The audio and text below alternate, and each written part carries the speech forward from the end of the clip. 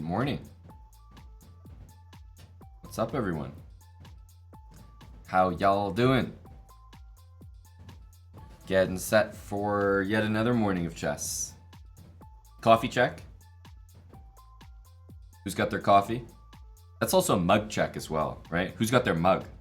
Who's got their mug for 30% off in the chessbrah store right now? Exclamation mark sale. Coffee check? Mug check? Good morning, everyone.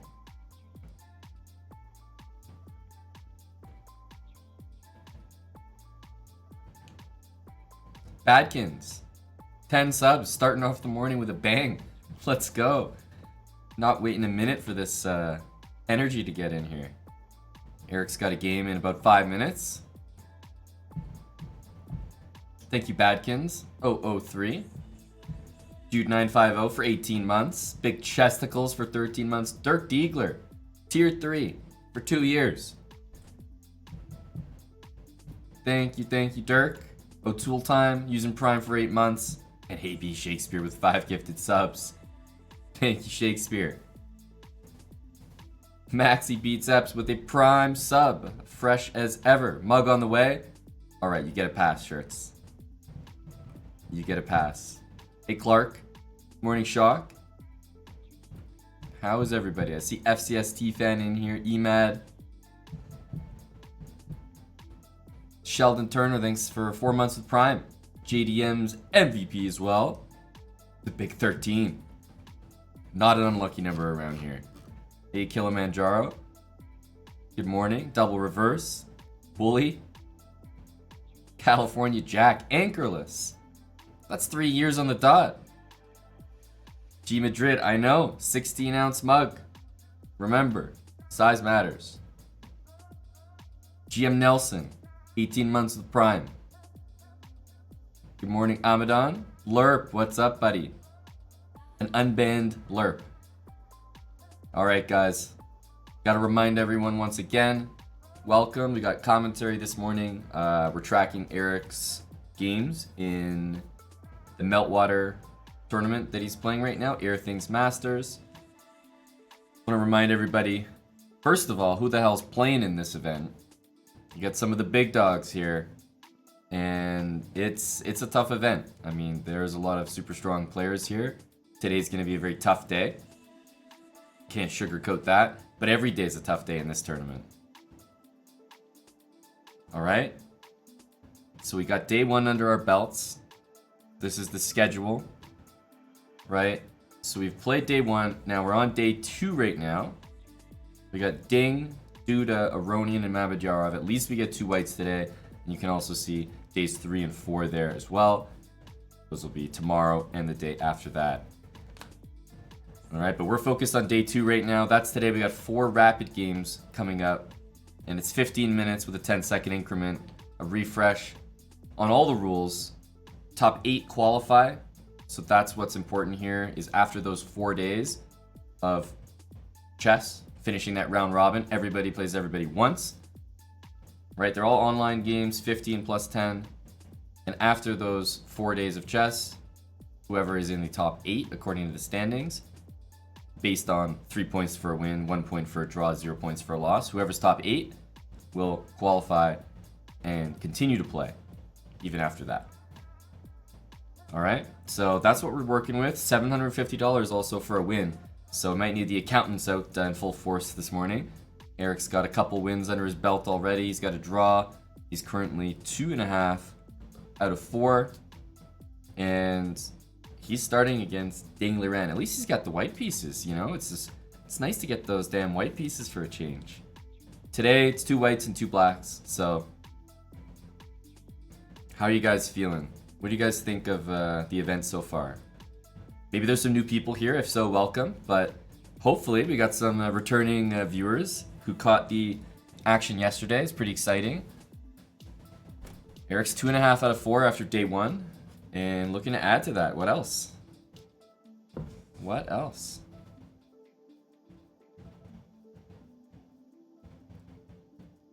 Good morning, Eddie. Latinum Blonde, thank you for the 500 bits. Thank you, Latinum. Pen MC is in here as well. Yeah, 928, 35 months tier 3.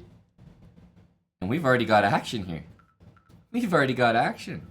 Thanks, yeah, 928. Tier 3 resub, and oh, it's so close to 3 years. Alright, Big Ding is coming with his Sicilian. Uh-oh. Here goes nothing. He's choosing the Sicilian. I was about to say that, Amadan. That's right. So, basically, I mean, Ding is obviously... all these top players are, but let's say Ding's very well known for e4, e5. But you have to factor in that, you know, from Ding's perspective, first of all, Ding is leading the tournament, right? He's in first place, clear, ahead of everyone. And, you know, Eric's also one of the lower rated players in the event. So Ding has chosen to play c5, which to most players, when they see this, you know, everyone can understand what's going on here. Ding is playing for something a little more than potentially the, let's just say, uneventful e4, e5 theory. So.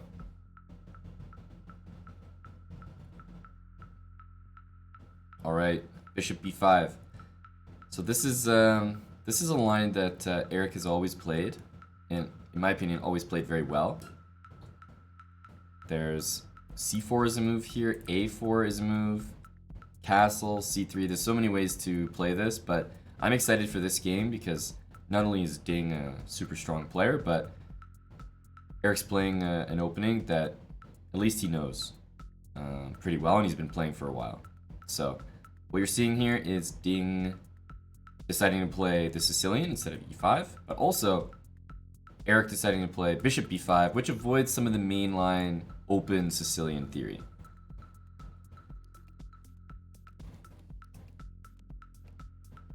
Hey, Armin. Ding and Eric, well, they've definitely played each other before, but it just depends what capacity you're talking about. You know, just an online blitz game, or classical, rapid, or blitz. I don't think I have the answer to all of them, but I know they've played a ton online. And I think they may have played potentially in some rapid before, but I don't think too often. What's the idea behind Queen E2? Well, this opening is all about getting D4 in, right? And basically, if White can get D4, whenever you play against the Sicilian, whenever you play the Sicilian and White goes C3, their idea is to go D4, so you must attack the pawn. No matter what move you play, like sometimes there's D5 available, Knight F6, you have to attack the pawn to sort of discourage White. So by playing Knight here, if White plays D3, okay, the D4 plan is a bit worse, like it's a bit slower, because you've already wasted a move. Bishop D3, not very good. Knight C3, impossible. Knight D2, impossible. So, you know, you're making White defend this pawn in a way that they don't really want to. Queen E2, all of a sudden the support for D4 is a little bit less, and maybe you're not sure you want to commit your queen that early. Doesn't mean Queen E2 is a mistake, but this is just how the theory goes, that whenever White goes C3, D4, you kind of have to attack this pawn and make White waste a little bit more time. Otherwise, they just play D4. For example, let's say you don't play that. White plays D4, and now you play this. Well, now White can go Bishop D3, and the pawn's already in front.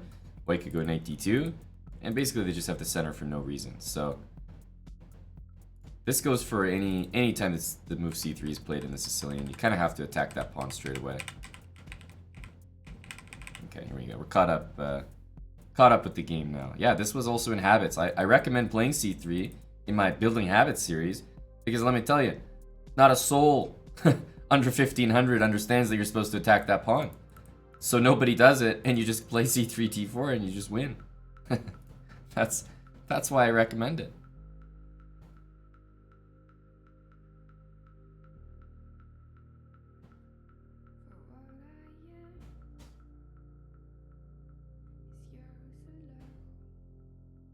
Yeah, habits against 2800s, exactly.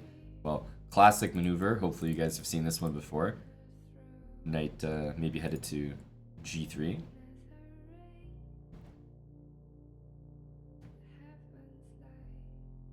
Do we like this? I think it's early. I can't really like or dislike this.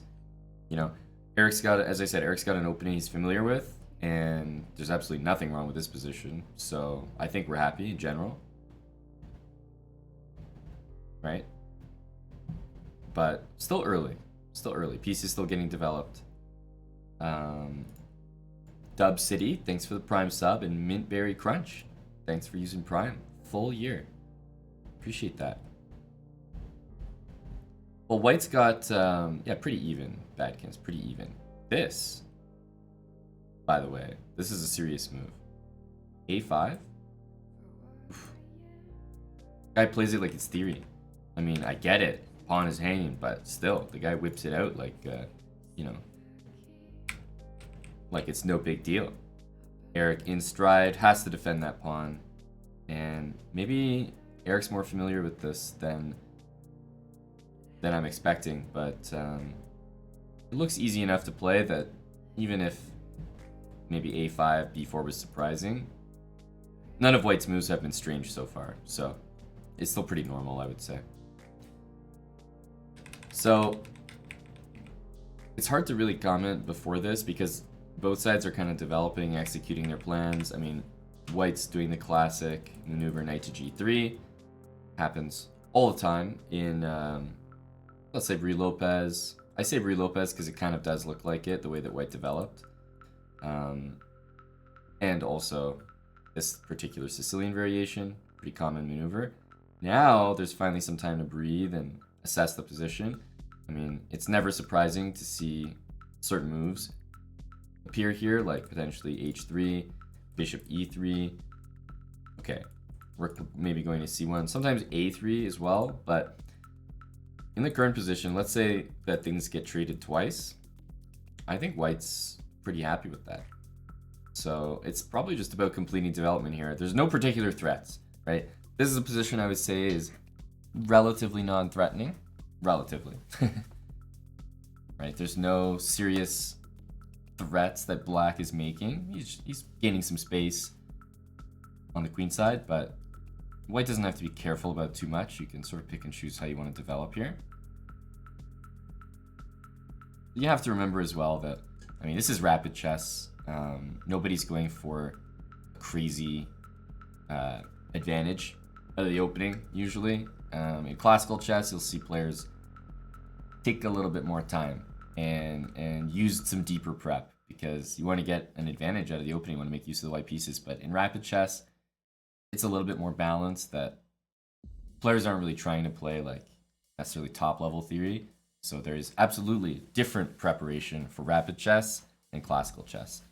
Things that maybe are not playable in classical chess, let's say unplayable, might be more playable in rapid chess, might be very playable in blitz chess, and might be winning in bullet chess, for example.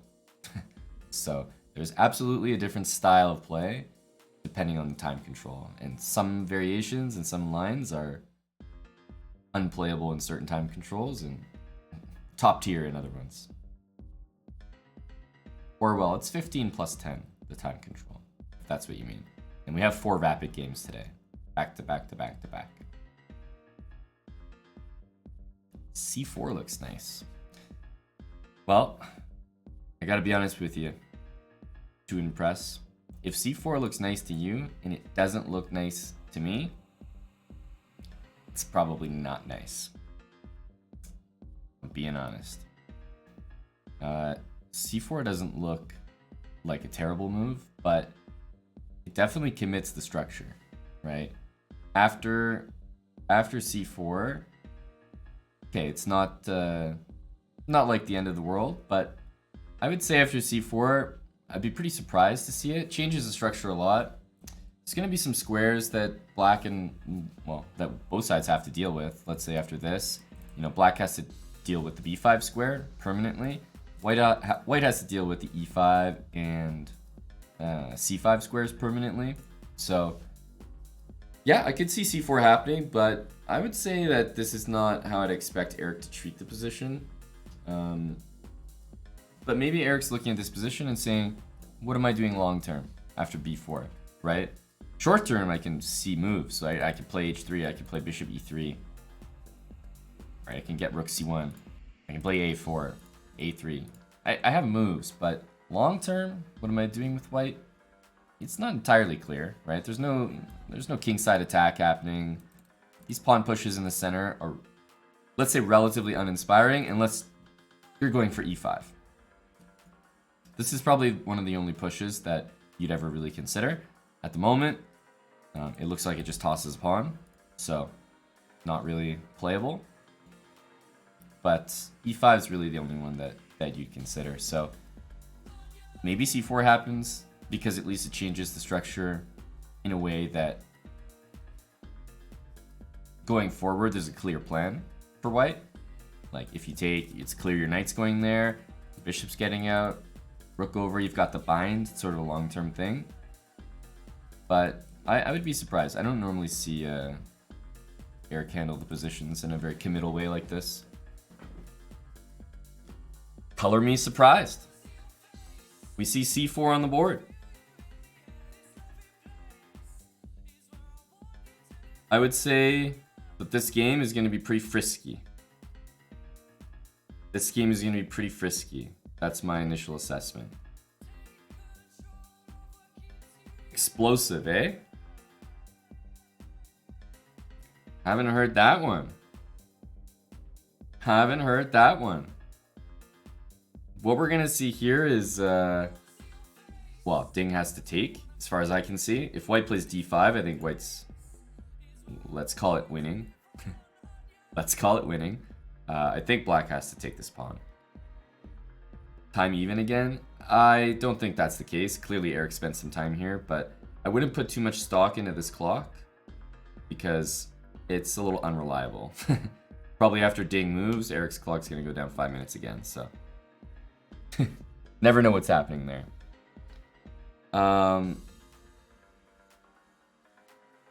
But c4, I think we're going to see this. If we don't, I'm trying to think of what other moves there are to play. But d5 is very concerning. For example, here, I mean, d5, e5 is really concerning for black because all these pieces now just suck. And white can focus on the king side. And if you take, playable for sure. But it just looks like if anyone's better, it's white. Like, of course, you've got all the pieces aimed at the king side. You've got all the space. So I don't think you can allow it. I mean, I think you have to take this pawn.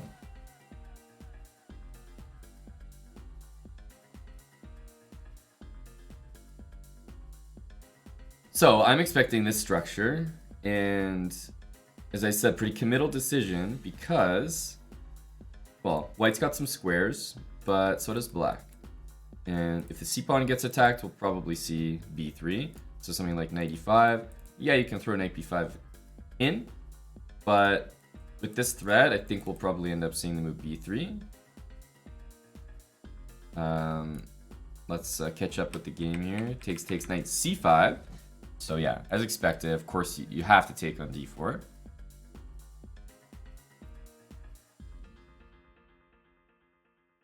Thanks, Hiva. Big resub there. 48 months from Hiva lol. Appreciate that, buddy. 4 years. 4 years sub to the channel. Some of you may remember Hiva. High Energy Finn. B-Strike, thanks for the 14 months. Prime, Vincent Gamer WCC 2026 with a gifted sub. Phenom Monkey with 67 months. 69 minus 2. You're getting there, bud. You're getting there. And PyTorch, thanks for 53 months. Tier 3. Jeez, those are some massive resubs we just saw there. Thanks a lot, guys. And welcome back. Morning commentary. Get your coffee out. We're doing some book learning together. G Madrid. 69 with 10 gifted subs. Thank you, buddy.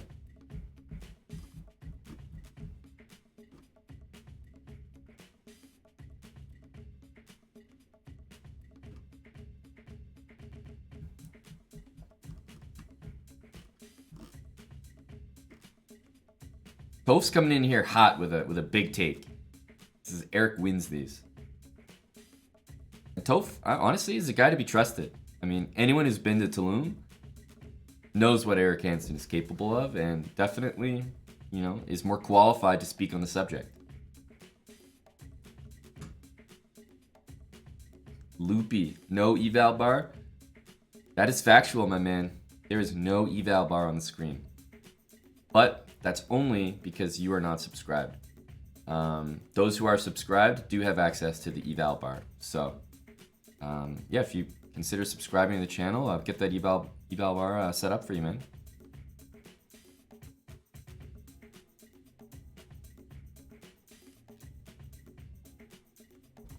I mean, all the subs see it, but they're not allowed to. The thing is, like, all the subscribers see the eval bar, but they're not allowed to post the eval in the chat because some of the non-subscribers will then be able to see that eval. And because it's a sub benefit, we do have to keep it kind of exclusive. So that's why you see some of the mods that keep timing out the evals in the chat. You know, we just have to keep that an exclusive privilege.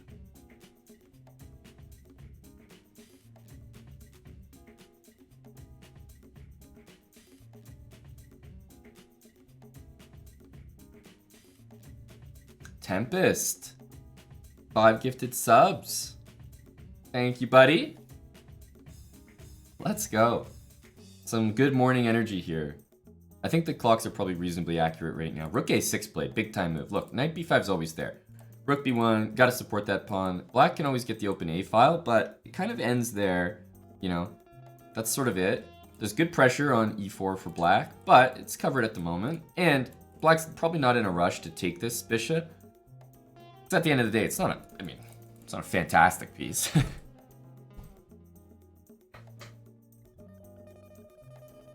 I think at some point bishop c2 might be considered. The reason I'm not sure at the moment is takes rook a2. But for example, something, I mean, obviously Ding is not about to play this, but let's just say in this position that white goes bishop c2, black goes like this, and goes rook here because you pin the bishop, and let's say you're threatening to take here. Maybe there's an idea like knight b5, right? And it's like, okay, the queen has to move, and maybe you go e5. You hit the knight, knight has to move, you know, you have to take, and I have bishop h7, and I win your rook. So some weird things in the position that you have to be a little conscious of for black before you go rook a2, like, just out of nowhere. And Eric's played bishop c2, and I think this move is entirely reasonable. Makes a lot of sense to me. Get that bishop off the square where the knight can take it. Guard probably the two most important things in the position, which are b3 and e4. These are the two targets for black, and that's clear based on how the pieces are placed.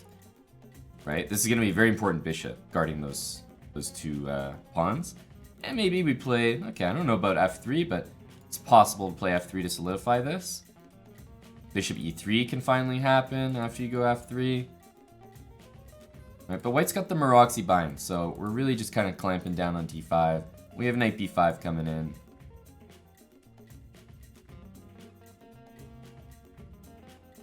Johnny Sniper, by the way, thanks for the 20 months. Weird Doc, 21 months with Prime, and Strike 69. Gift and a sub. Appreciate it, dude.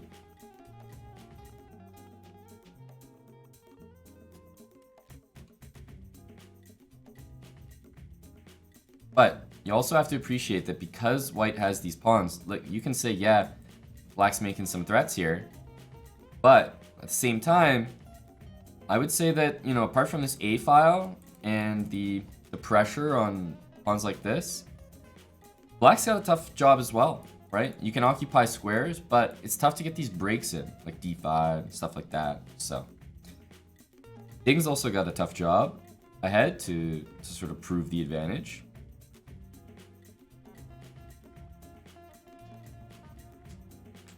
Well, I was sort of more outlining the possibility of e5, just as like a make you guys aware of the tactic. In terms of actual calculation, why not e5? Well, first of all, e5 right now, it looks like knight e4, so probably this, if I had to guess.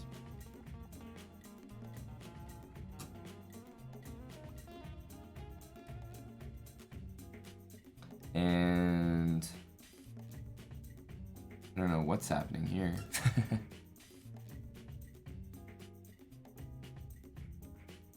This is definitely messy. There's stuff to take here. I feel like this looks good for white, if I'm being honest. Pawn takes here. Because you always have this. Maybe queen here is not the best, right? Maybe queen c6. But the point is that you need to move the knight, because if I go here now, pawn takes hits my knight, so then this tactic is non-existent. So I think it's queen c6 that's happening. So that's probably the reason. Knight b5, queen c6, and you've got this mate threat. So you can't play e5.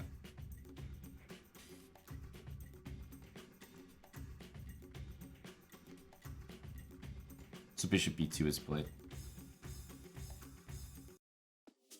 3-1-0 is a good system. Yeah, it's been tried in chess before. The thing with the 3-1-0 system is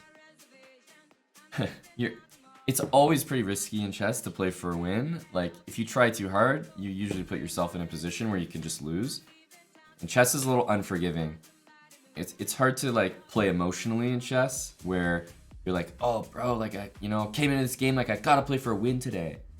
And just like play some really loose stuff, because when you play in that style, you usually just get a bad position, if I'm being honest.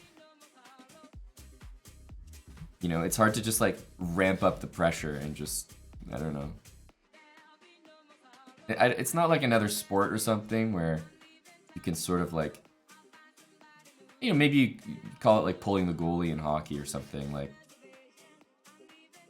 you get a clear advantage and a clear disadvantage, but in chess, it's very hard to force the position to go in a certain direction without making just immediate concessions.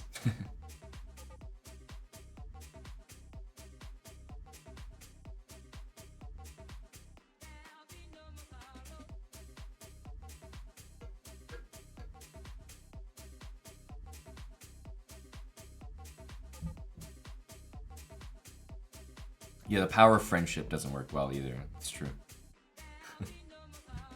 It's the friends you make along the way.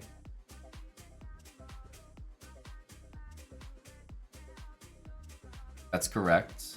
That's correct, bravo, Charlie Romeo. But by the same token, while bishop b2 removes the pin, so there's no e5 and knight there, you have to remember something else, that knight there was never a threat before bishop b2 because the rook was there. So you could say it stops that, but you could also say that it wouldn't have existed either.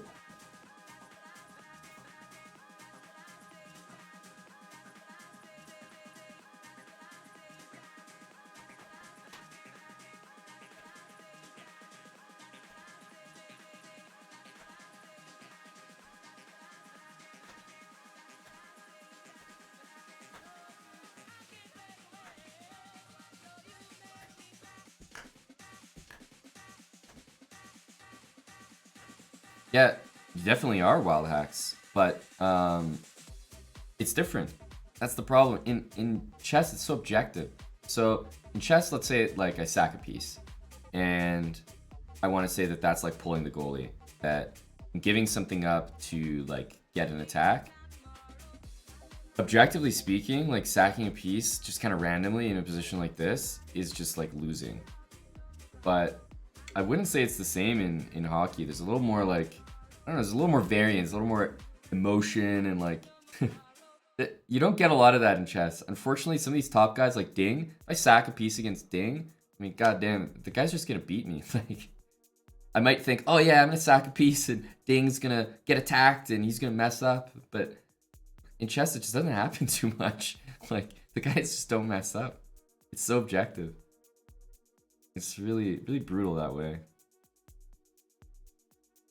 I mean, guys, someone's been watching the Habit series. Let's go. Look at these grandmasters. Whittled down to mere 800 level moves. I'm a big fan of Queen E3, as I was going to suggest it.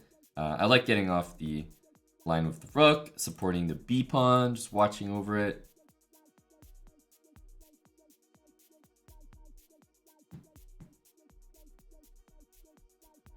I probably mentioned this like way too often, but I feel like we might have some people here that haven't heard it, so I'll say it again. Let's say that in this position, we look at the E pawn, and you know, there's 3 pieces attacking it, and there's 3 pieces defending it. If white were to stay in this position, then technically speaking, none of these pieces could ever move away from the pawn, like away from defending the pawn. So all 3 of them are tied down. And by playing something like rook e1 and having 4 pieces defending it with only 3 attacking it, suddenly every single one of these pieces can move away from the pawn. So the concept of overprotection, which you may have heard, a chess term, you might think like, sorry, but why would I ever protect something more times than necessary? Well, by protecting it one more time than necessary, you're not just freeing up one piece, you're freeing up every single piece that's defending that pawn, and suddenly all of them can move to a new square instead of all of them being tied down to that one pawn. That's why people overprotect things. And I know it looks weird to say it about this pawn, but this queen, although that pawn is defended 3 times here, there's a reason that it is, and that pawn is always going to need support. Like, Eric has 4 pieces that are somewhat carrying for the B pawn, and there's a reason. It's a very tender pawn, and it helps to have more pieces defending it so that all of them can be mobile. That's right, GM Nelson. Absolutely. Great analogy.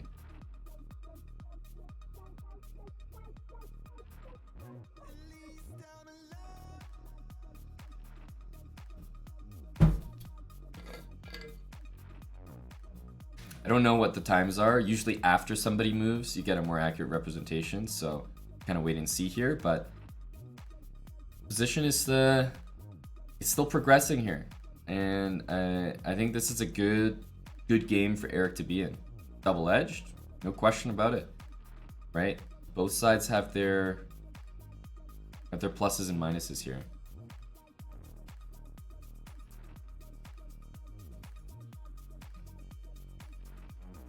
Rook d8. I mean, this pawn is always going to be tender for black as well. Knight b5 unleashes a lot of pressure on that d6 pawn. Yeah, there is a 10-second increment.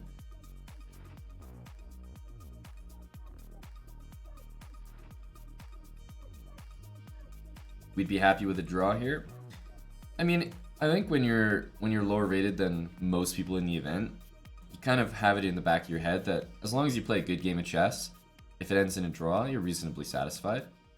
But you also have to appreciate that Eric's a strong enough player where if he has an advantage, he's not going to be happy with a draw, and it doesn't matter who he's playing. So it depends on the position. But drawing ding, of course, it's a great result. Both of those are correct, Jumpy. Yeah, both of those things are correct.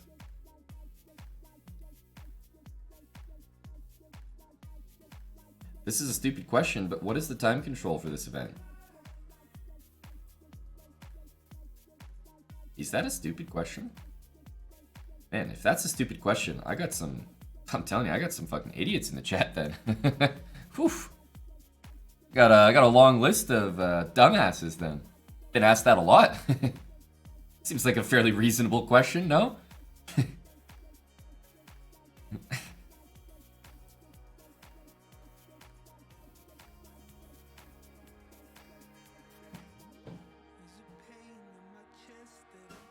I have not played Ding over the board, no. Time control is 15 minutes with a 10-second increment. So 10 seconds, they get extra every single time they make a move.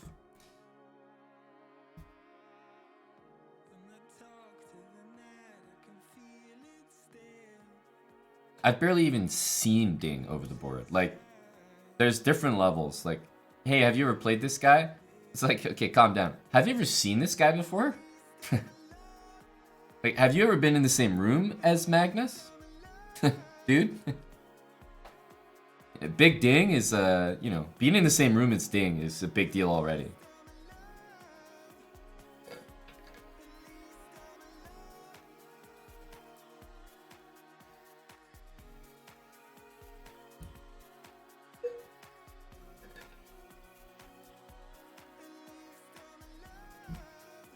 That's right, robbers. 2.5 out of 4. You get a half point for a draw.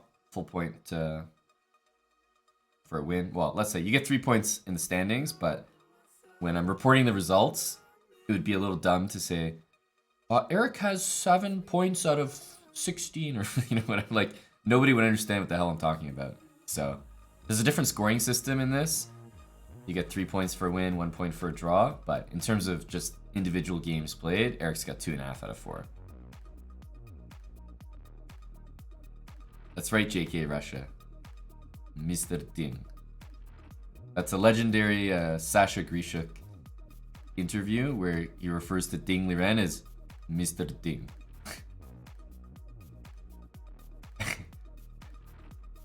Mr. Ding. Yeah, this gamer Vincent is injuring people here. He's taking names, by the way, but he's just crushing dudes.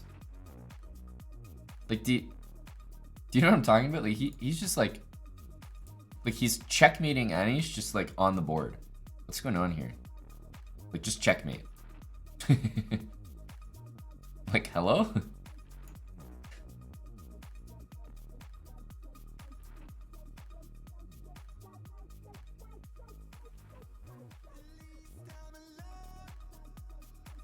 So it's tough to find moves, tough to find a plan. There's a reason I haven't been commentating too much on the position.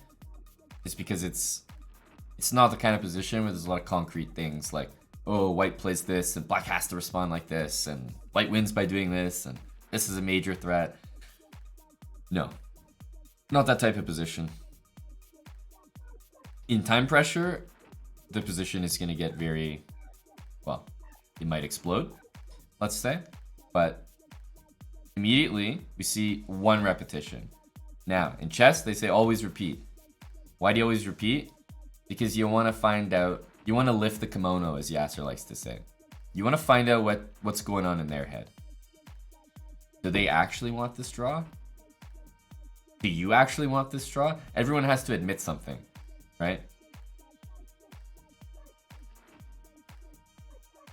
So right now, we've seen this position, right? So we've seen this position once. We see this position once. This, and this. So if black goes here and white goes here and black goes back, that's a draw. But both players have to, you know, keep testing one another. It's very common in chess. You know, you repeat and you sort of tell your opponent, hey, bitch, you want to draw? Admit you want to draw. Get on your knees and tell me that you want to draw. And then they do it. They play the move. They repeat. And then you don't give them the draw. And then you're like, okay, now I know that you're on your knees and you want that draw. Let's continue playing the game. Very common. It happens all the time. And it's a real psychological tactic that grandmasters use all the time. They do it for increment. They do it for increment when they need the increment. I guarantee you that it took these players more than 10 seconds to play these moves. So they're not really doing it for the increment. They're not gaining a lot of time by doing it. Near the end of the game, absolutely. When they're down to seconds, the extra time that you get per move, very valuable. But right now, this is purely psychological warfare.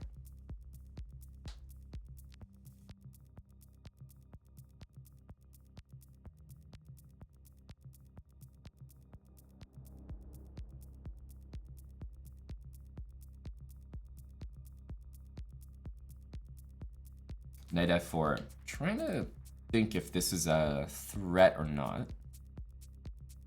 Right, so let's say, you know, random move. Sometimes you can play moves like this because you unveil a double attack on two pieces. So maybe something like that is playable after a move like knight f4.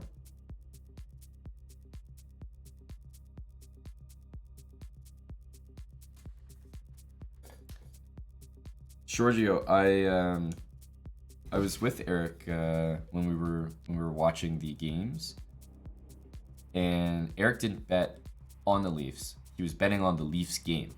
So he bet on St. Louis, and St. Louis won. So that 1750 from 2.5 out of 4 has been propelled into a lot more than 1750. So you can see the impact that winning a game in the Airthings Masters has on one's financial situation. All of a sudden, you spin $750 for a win into a lot more.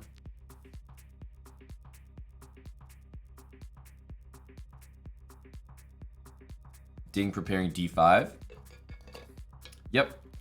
Ding preparing d5. But at the same time, Eric is pretty ready for this move. Like, I get it. There's a lot of things aimed at the d5 square. But if d5 was ever to happen, okay, number one, there's a threat right now on the bishop. But look at Eric's knights. Like, if d5 happens, it's white's bishops and pieces that are going to come alive. So I think Ding is a little frightened of playing d5 himself right now, if I'm being honest.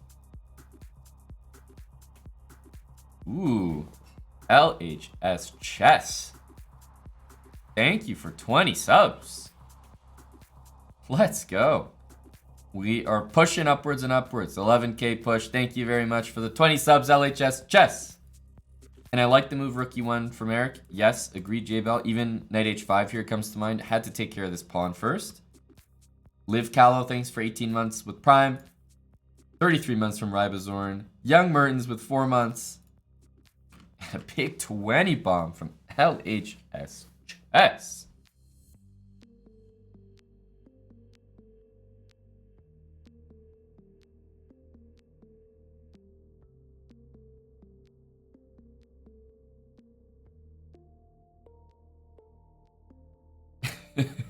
It's a very funny comment. Yeah, 928. For those that don't know, the Airthings Masters, like the point of the name of the tournament, obviously, is Airthings. And I think it's some company, I don't know, they have something that like measures the quality of the air where you are or something like that. And so there's like a statistic about which player has the highest air quality. And I'm not sure how Eric's air ranks compared to the tournament. LHS Chess is popping off. We got some good air over here. We got some 10,000 bits added to my air. I'm feeling great about it. I'm feeling great about it. 10,000 bits from LHS Chess. 20 subs and 10,000 bits. I never knew pleading the fifth and missing the question entirely could be so financially lucrative. You asked? You asked if I want bits or subs and I didn't answer, so you gave both. My goodness. My goodness. Well, far too kind, buddy. Thank you. Thank you for the support. I think Eric is following your footsteps, LHS. The energy has been delivered in the chat, and it immediately transferred to energy on the board.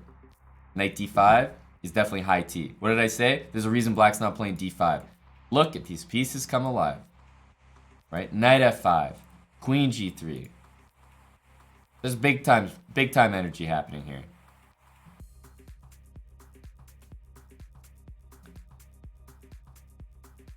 At some point, one thing to keep in mind is that rook takes b2 can always be played. Now that Eric has sacked material, rook takes b2 might be an important move to give back a little material, but also get rid of that extremely dangerous bishop. And there's a reason that that Ding took that pawn on d5 with the bishop there. Going back to the d7, did not look very appetizing. There were a lot of pieces headed his way. Clever combat. Thanks for the gifted sub, followed by Juices Loose with 5 gifted subs. This is an online tournament, yes. Okay, clear that the queen has to move, but remember guys, if you just put your queen on a random square, there's gonna be rook takes, and rook takes b2. You're gonna lose material. So queen's got to go somewhere where either number 1, it guards the rook, or number 2, it guards the bishop. So there's not a ton of squares to choose from here, actually.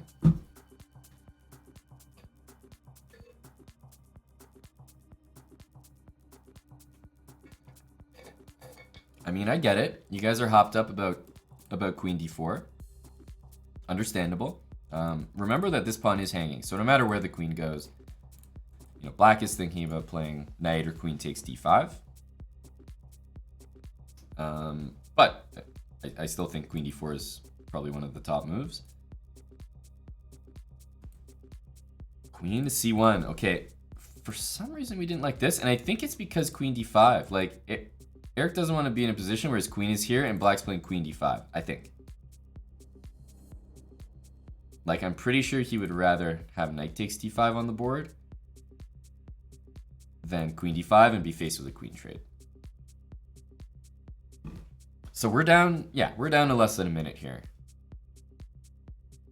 Looks like maybe Eric has about a minute and a half. His opponent has 30 seconds.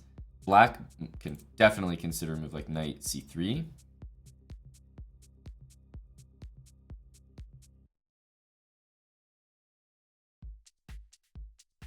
Yeah, because that'd be great for us. I think that's why g6 was played. G6 is played with a purpose, though. If white ever threatens something on this diagonal, knight c3, plugging the diagonal is going to happen like quick as a flash. So I don't think Ding is... I think he's basically got this in his back pocket, or so he thinks. Knight e4, takes, pins the knight to the queen. And this is the move that I was mentioning earlier, guys. When Ding needs to bail out, what is he going to do? He's going to sack the exchange. It's just going to happen. It's going to happen. So this is a tense position because you've got a weird rook on b2. And it looks like Eric should be maybe taking and playing bishop d3, c4. My instinct is that, well, definitely we're doing really well. For sure. But my instinct is to take and go like bishop d3, c4. It also frees the rook up. And bishop on c4, guarding that pawn. I mean, oof, bishop on c4 is fantastic. It's like amazing piece. Black, on the other hand, probably wants to play h5 and bishop d4. Yeah, and he's going to do that. h5 to save the pawn. So the queen's not hitting it. And then bishop d4, and he's just going to try to like plug the position.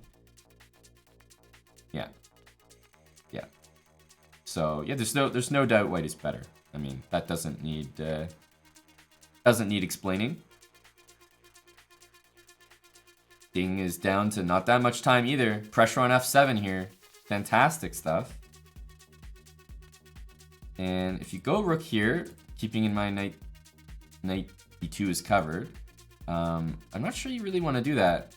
What would be nice are some moves like h4, g3, and king g2. Yeah, those are the moves we want.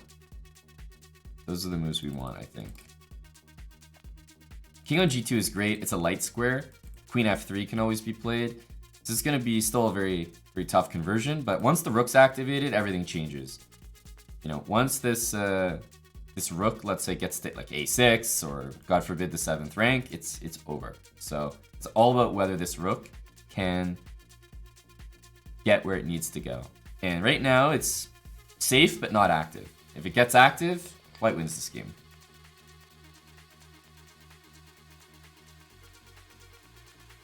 f5, super committal move. There might be some ideas like a queen trade, okay, like a bailout for black. If things get scary and black's about to get mated, believe me, he's got this in his pocket. This is a very tough conversion. Very tough.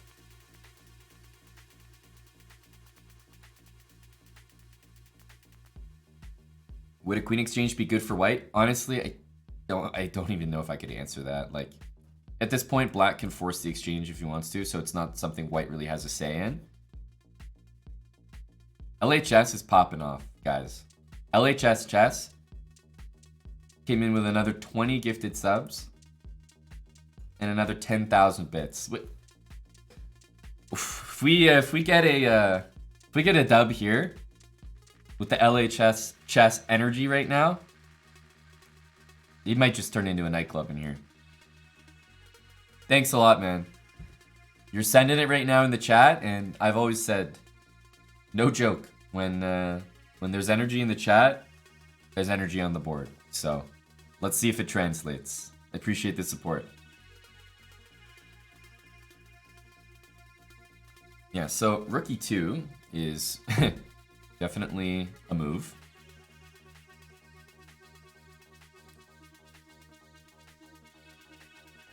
Yeah, knight d2 threatens this. And if the queen checks, this is getting a little sketchy, I gotta be honest. There's no queen f1, but bishop here, what a dicey position. However, if you take this pawn, rook e2 and rook e7, and you can say goodbye. So this might just be extremely accurate. You're threatening to win the game on the spot. That much is clear. And if you move this knight, there's rook e2 and rook e7. Knight e4 back is not, let's say, that is not a move Ding wanted to play. Definitely not. No way. Rook e2, and the chiefs are coming in. The chiefs are marching in. So rook here, probably it's that. Probably it's queen d1 after rook e2. And there's no bishop e4, so maybe Eric didn't like that. He decided to take, and now queen takes e4. Is that endgame winning? It looks like a pretty damn good chance. But if pawn takes, rook a2 might just be GG. So I think he probably has to go for the endgame. Yeah, he's got to go for the endgame.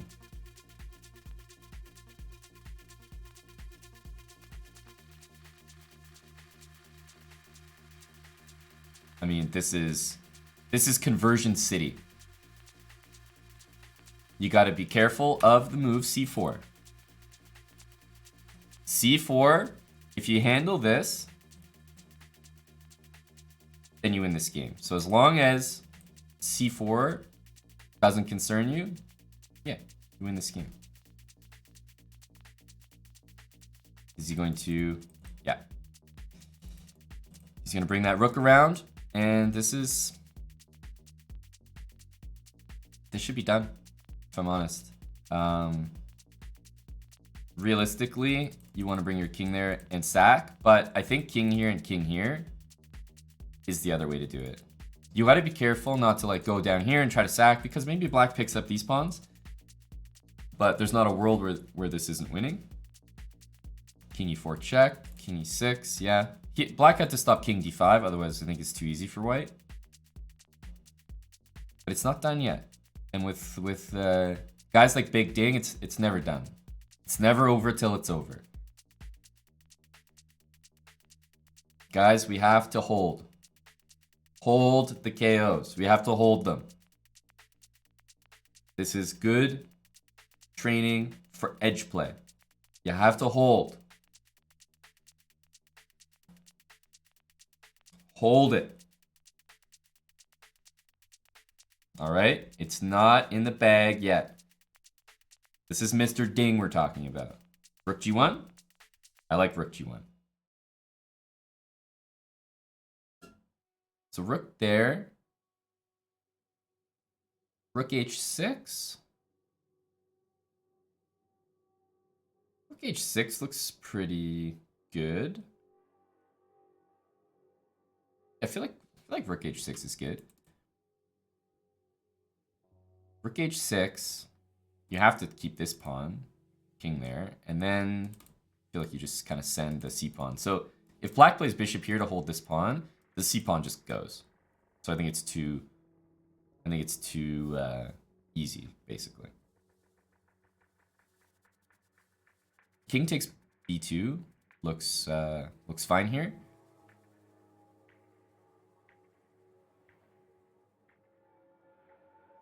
Rook e8, good.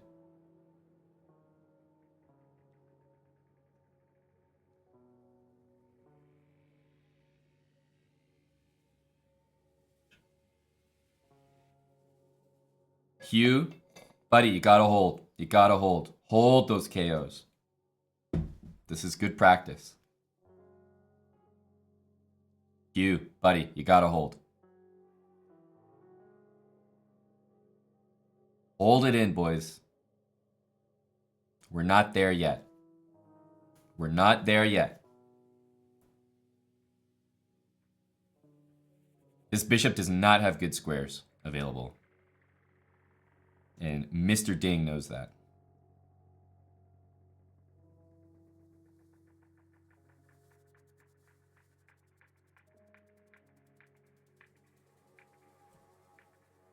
King takes h4, king here, h3, king there, h2, and then basically putting the rook behind the pawn is probably also an effective way to do things.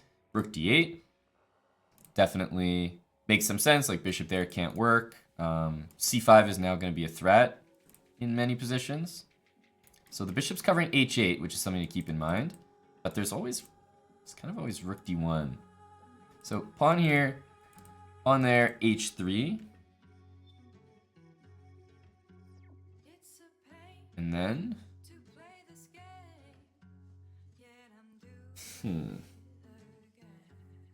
Getting the pawn to c6 is definitely great.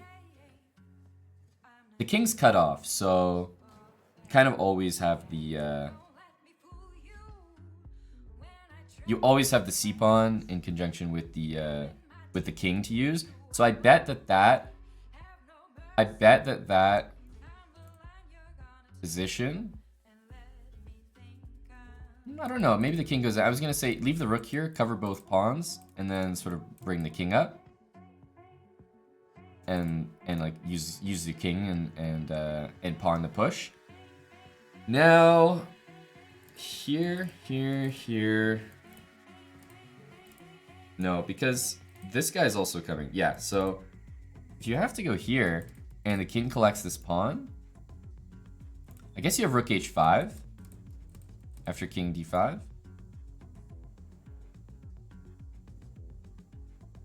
Is rook h5 important here? If king d5 then e4, you can't take because it's a check. Okay, here, but now king d5. Eric maybe wants to play rook h6. Or just king e3.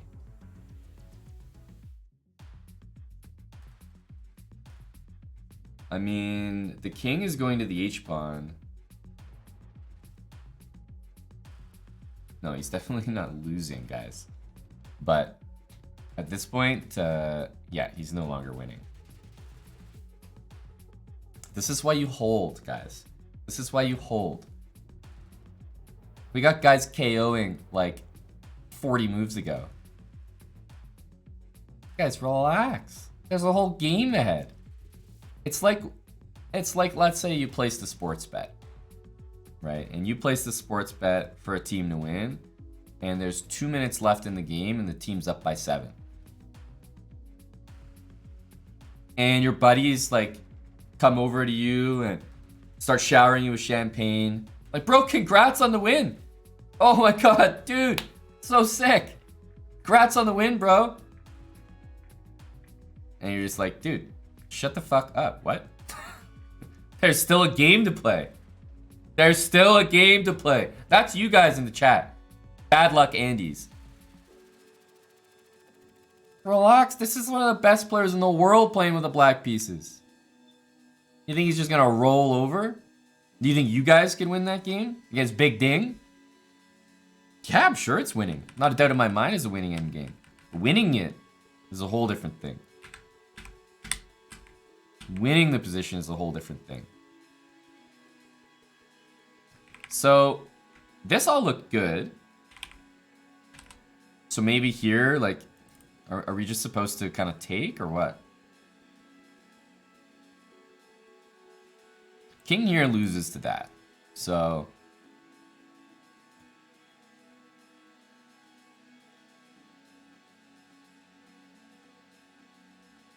like, yeah, it had to be just take and come back here. I think that's the prescription. Still can't go there. you can't go here, then the moves for black are pretty, like, they're kind of straightforward.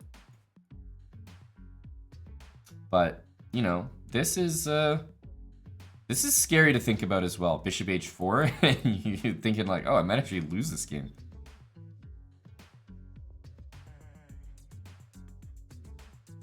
You know, this is a little scary as well.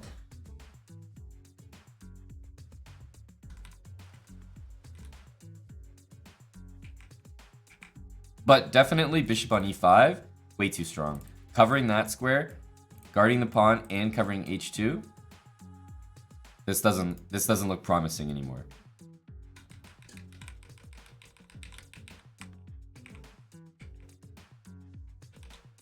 So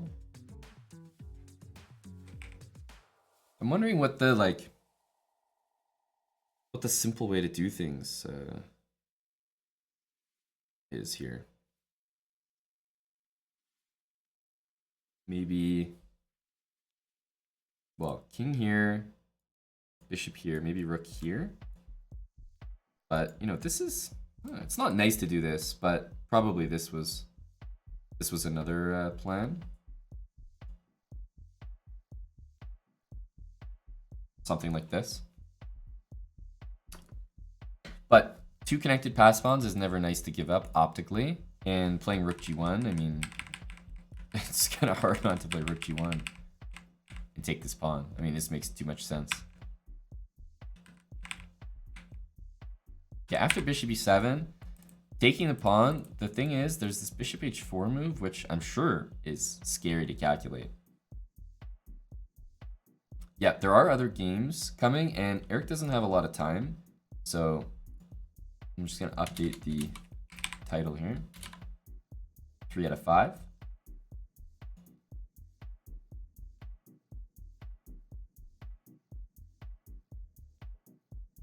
But it's hard to pick a specific move because king there, I haven't necessarily found a clear continuation. I'm sure it's winning, but nothing absolutely clear.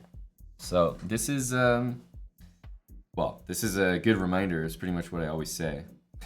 There's nothing harder than winning a 1 position, especially against a strong player, because you're like, you know, wow, I'm actually in a position to do this? What the hell happened? Of course, there's time pressure as well, but I think this one was a little bit more finding the correct plan for white, because it never really seemed to happen, and yeah. Draw. So, 3 out of 5. I think that you're seeing that Eric's here to play, though. Like, he's here to play. He's taken the tournament leader, 27.99 Ding Liren, to a completely winning position. He's going to overperform in general. It's not like a one-off. He had a good day yesterday. Started out today very well. This is his first game of the day today, so there's always like, hey, I'm playing in the morning, kind of rusty, nerves. And that all looks like it's out the window. Not winning this game. Hey, if your nerves cost you a half point and you still get a half point, that's a lot better than costing you a half point and taking you to 0. So he put points on the board in game 1. Could have put more on the board, definitely, but we're 3 out of 5 right now. And let's not forget, draw prints $250. So go, buddy. Collect that.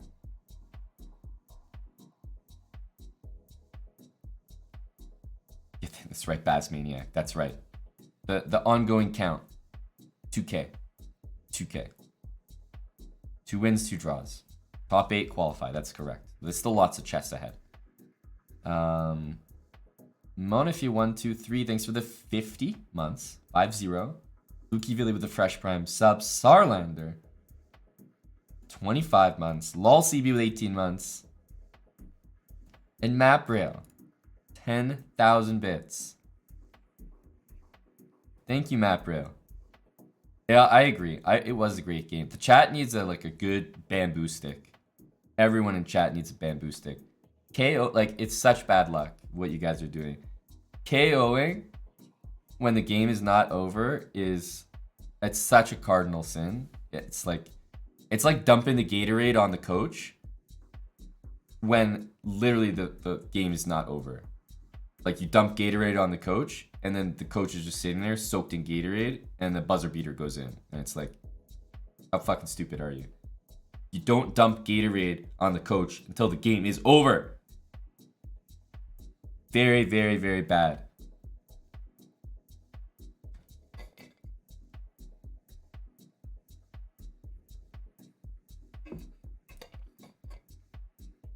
It's the chat's fault. I'm going to blame the chat. Eric, I think, was lucky to secure half a point because the chat was looking for him to lose somehow. Like KOing before it's over. Very bad, very bad. Next game is against Duda. Got the black pieces here.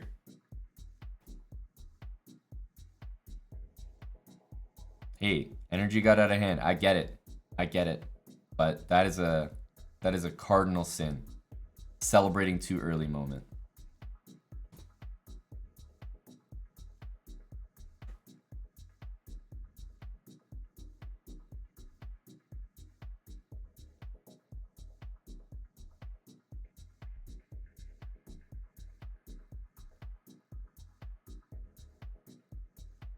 So the game should start pretty soon. I think one of the reasons it hasn't started already, I see some games have, for example, is because their game went so long. And I think if you play a long game like that, then the point is they give you a little extra time, so you don't just start your next game right away. And yes, the standings are probably wrong here, but at least this gives you an idea how people are doing in the tournament.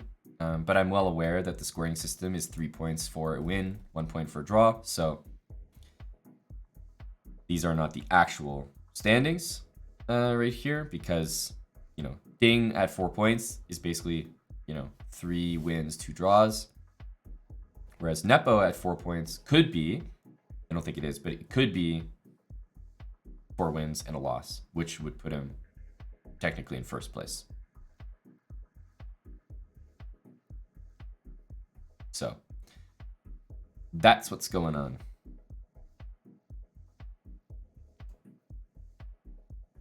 But yeah, Duda against Eric. I'm not sure if Eric's ever played Duda before. Hockey and Things, thanks for 8 months of Prime. Floppy Pond, 34 months of Prime as well. Yeah, Magnus is not having a good event. Kamer is having a great event. I'm not sure how Hans did last round. How did he do?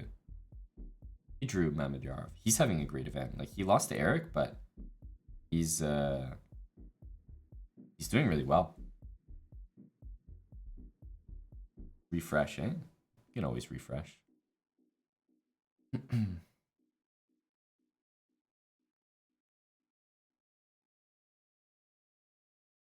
Not yet.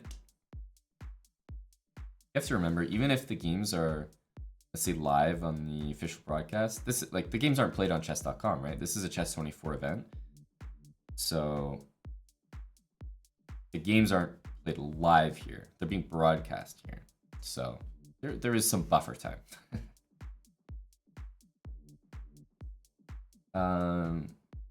Gishi 989, or as I prefer to say, G-Shy 989. Well, golly gee, thanks for the 8-month resub.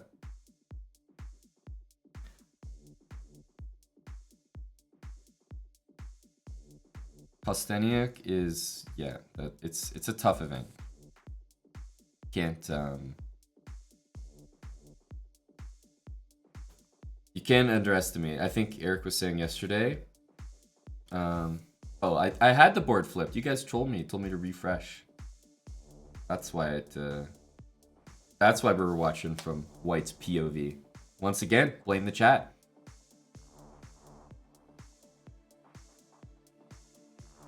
FCST fan, thanks for the gifted sub. Appreciate it, dude.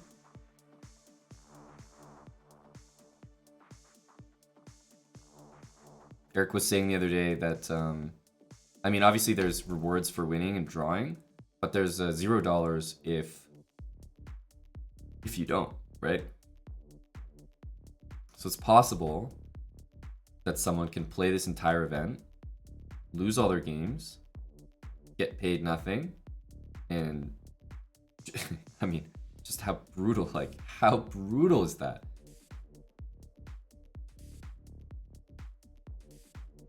Top 8 continue, GM Nelson, yes.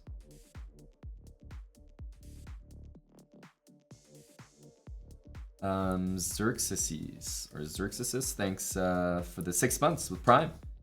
Just ordered chessbrah hoodie for 6 months. Much love from Australia. Hey, we got a lot of Australian viewers, man, so you're more than welcome here. Appreciate that. I am getting the updates. There are some people taking advantage of the merch sale right now, guys. !sale in the chessbrah merch store. 30% off. A good variety of items. Some hoodies, mugs, hats. And I also saw some people picking up HelloFresh. So let's go. We had two orders during the stream so far. We're at 77. I think we started at 75, so.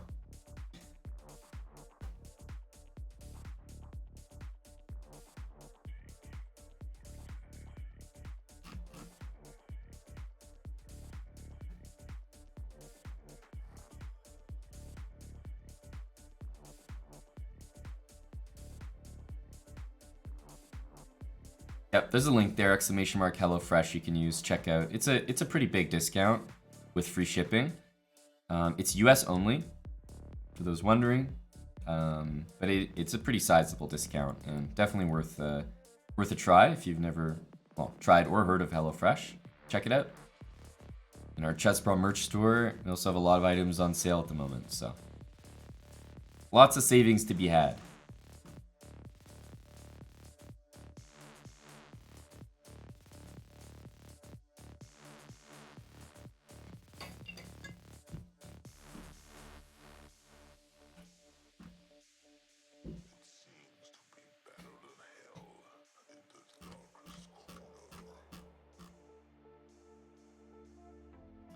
Eddie, you can just try a few recipes if you're talking about HelloFresh.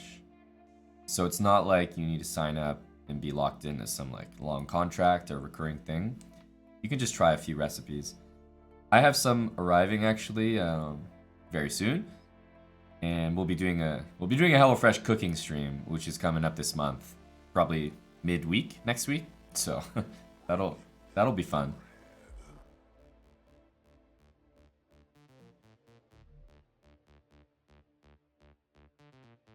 Meanwhile, I've just kind of let this game play out because it's quite theoretical, and a lot of those moves that we just have seen here have been seen before.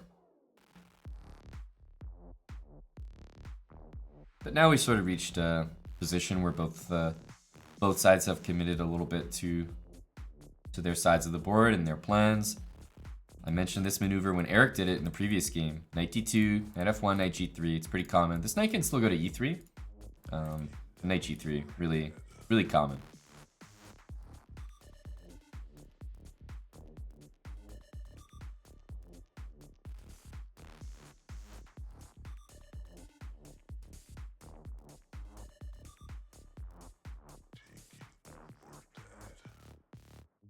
So I don't know if he'll play it right now, but g6 is a very common move when you see knight g3.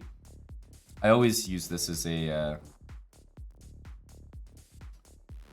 point to just remind people. Whenever you see the knight arrive on g3, same if black played knight b6 or knight g6, it's just whenever you see a knight on one of these squares, it will pretty much always be a good move to put a pawn on the corresponding square. So if there's a knight on g3, a pawn on g6 will be phenomenal. Just controls the knight, like plain and simple. Knight on b3, pawn on b6 for black. That's just how it is. It's usually a very good idea. And that's why you see Eric play it straight away. g6, restrict the knights.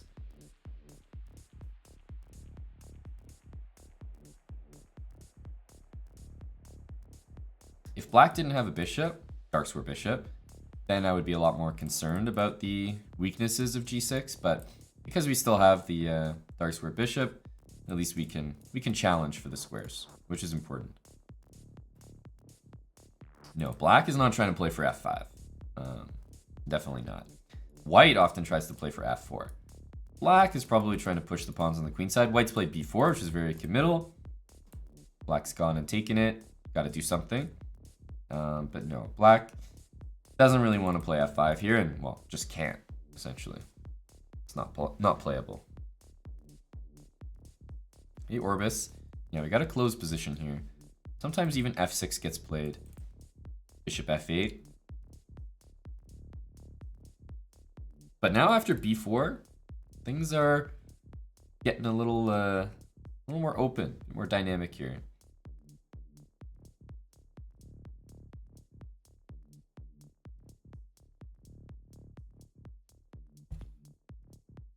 Oh, it's definitely a solid position. I don't think Eric's unhappy here. Kind of a good thing. I mean, one thing that you can't take for granted is that in every single game, I don't think Eric can really complain about the positions he's getting.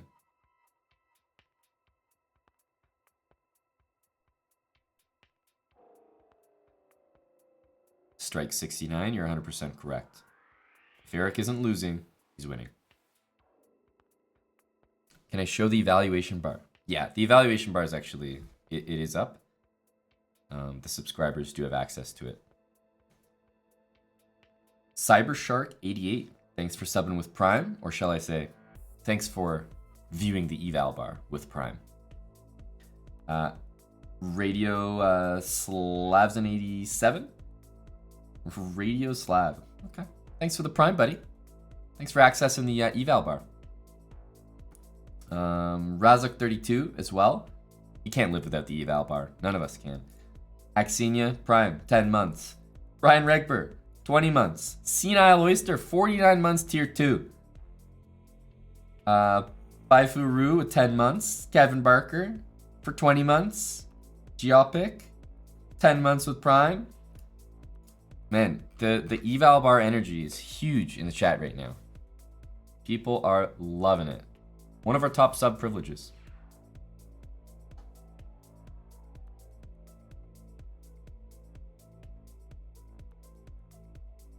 How do you subscribe with Prime? That is a fantastic question. Exclamation mark Prime. Let me help you out there. Everybody should be subbing with Prime. It's free money.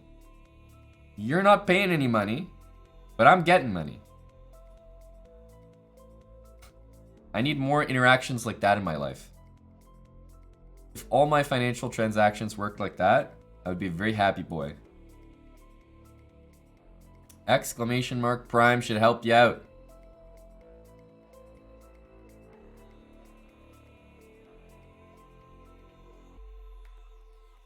Thunder Chicken, thanks for using Prime for 3 months, buddy.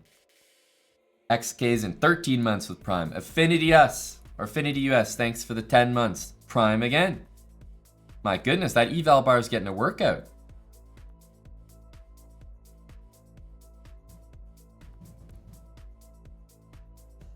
Meanwhile, while we were reminding people about the great thing that is Twitch Prime, the H-Pawn really ascended up the board here, didn't it? H4, H5, really snuck that one by me while I wasn't looking.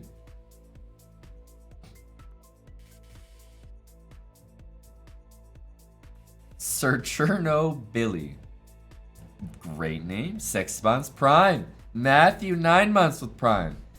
And Pickle McRickface. 5 months with Prime. Jumpy, the mugs are absolutely part of the sale in our merch store. Absolutely. And I think it's low-key the best deal in the store. The chessbrah mugs, got one right in front of me here, had my coffee in it. These babies, 16 ounces. When the ladies come over, right, making a cup of coffee, first question she's gonna ask, how big is it? You let her know. You're rocking a chessbrah 16 ouncer. Fuck it, do I need to say any more? It's also 30% off. It's also 30% off.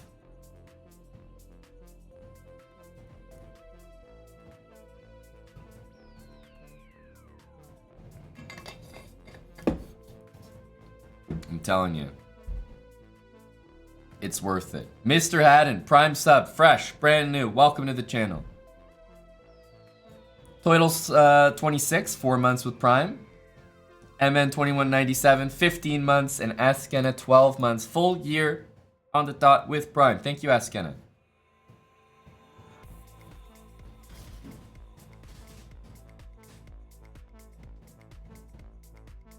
Shipping to UK is expensive? Well, think of it this way. Balls in mouth. Great username. Think of it this way. If you ordered a mug and it wasn't on sale, you'd have to pay a really annoying shipping charge. Oh god, so expensive in the UK, so inconvenient. But you were thinking about it. Now there's a sale, 30% off. Don't think of it as 30% off the mug. Think of it as me saying, hey, you know what? That mug you wanted? Fuck it, free shipping. For you only, free shipping. That's what's really going on here. That annoying shipping that you didn't want to pay for that mug, it's not there anymore.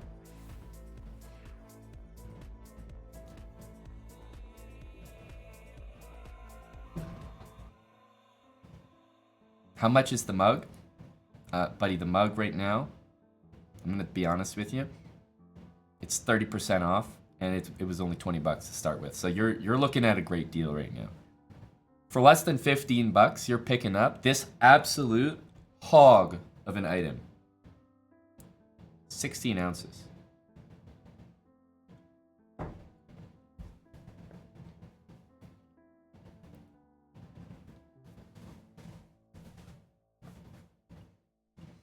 $20 mug? ... Bro, you can't afford a $5 sub. I'm not trying to sell a mug to you. I'm not worried about your business. I'm talking to the rest of the chat.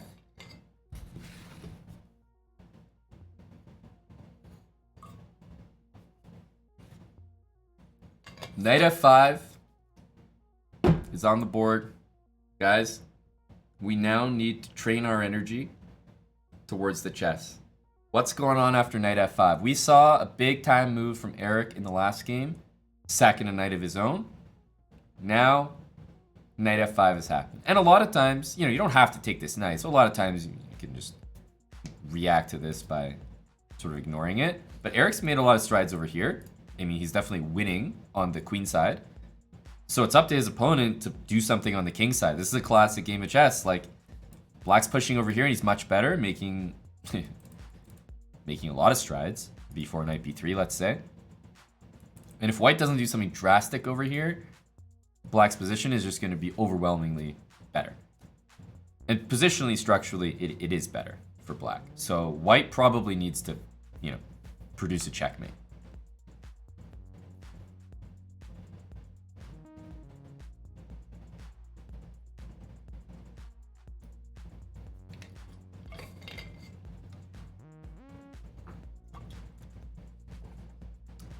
Just catching up with the chat here. Looks scary, looks scary. Agreed? No, hey, look, I'm not debating that.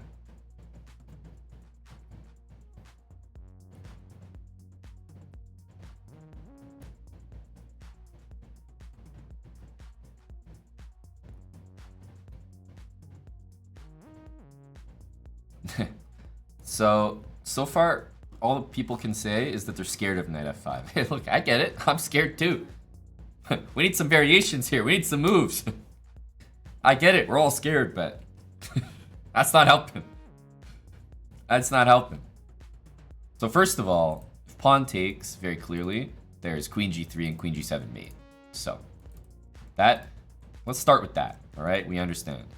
The knight can also be removed by the bishop. Right? And technically this pawn is hanging as well.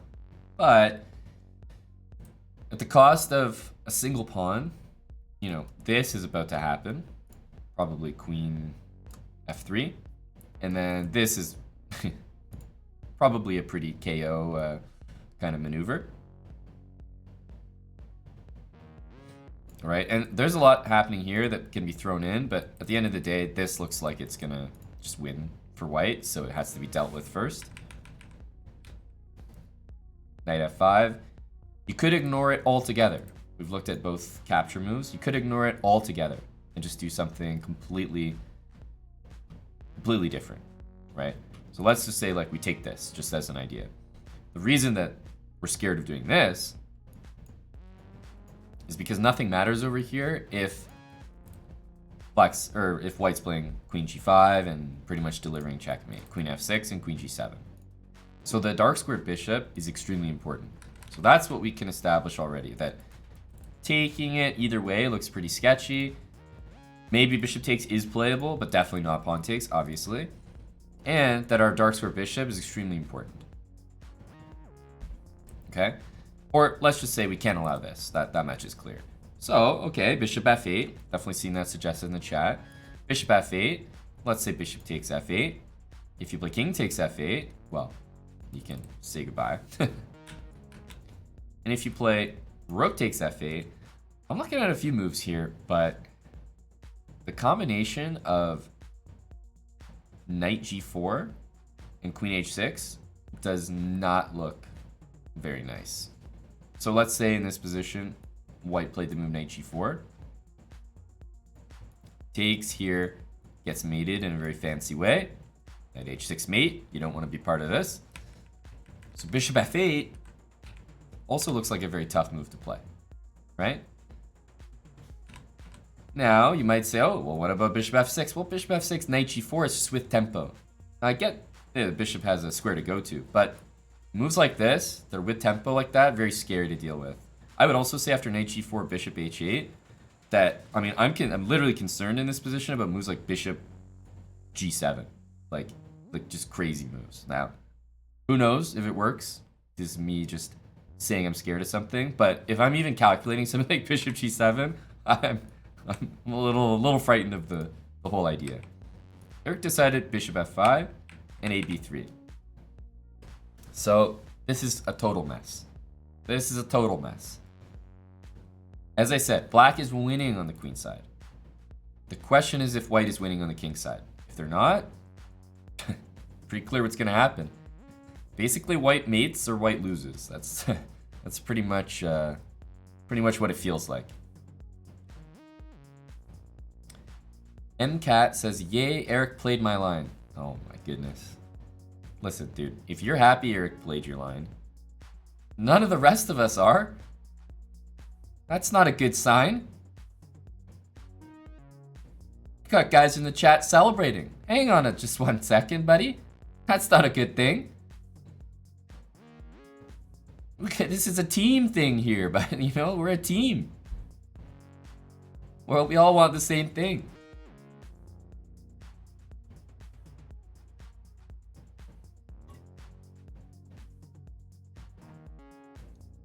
Knight c4 is coming with tempo.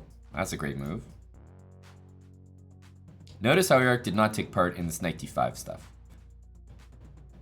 This knight takes d5 stuff, very sketchy. A takes b3, much better.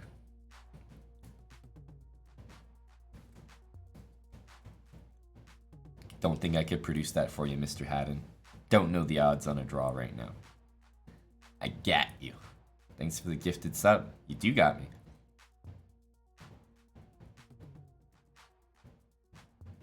Okay. Takes bishop b1. So white is sort of locking and loading that bishop. 8 apples. Thanks for the tier 1 sub. Yadogle7, 25 months. Official Supe, appreciate the 28. Patronize for 6 months. And again, I got you. Thanks for the gifted sub. Yeah, it's a very sus position. Doesn't mean it's bad. This is how chess is sometimes. Sometimes you gotta play a very tough looking position. And this is a very tough looking position.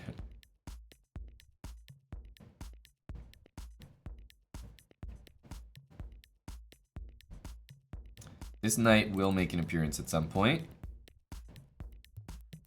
So I was thinking of g5 as well, just because it would be nice if somehow we could avoid this, but this is a little too concerning, I think.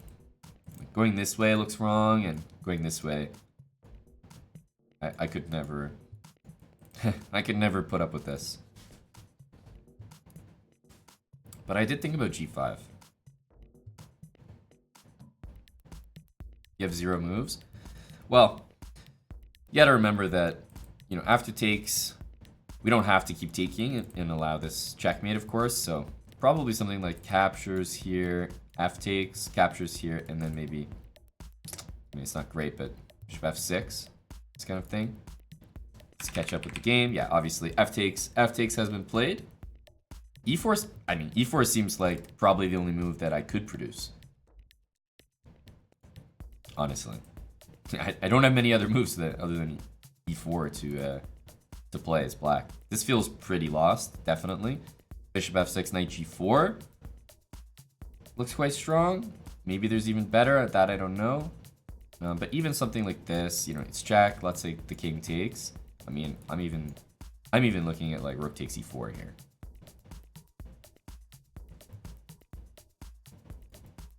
Yeah, and you can hide your king on h8. Maybe there's queen h3, queen g6. There's just so many moves. Like it's definitely tough. And this was me playing bishop f6. Maybe that's not the best move. Obviously, knight g4 comes with tempo, so it's not great. But you're kind of strapped for choice here. Yeah, rook e4, rook a1. There is rook e7 there. Eddie, even though the bishop's pinned, it still gives a check. But I'm not sure if that that doesn't mean the line is good or anything. 8 apples, thanks for the 500 bits. Yes, no, we're here to support.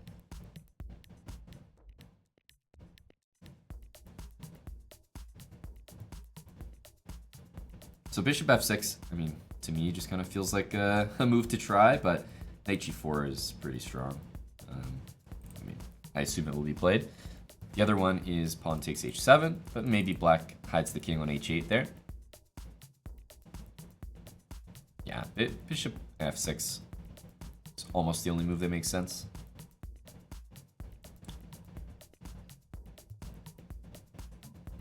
Eric's king had, yeah, its entire shelter ripped off.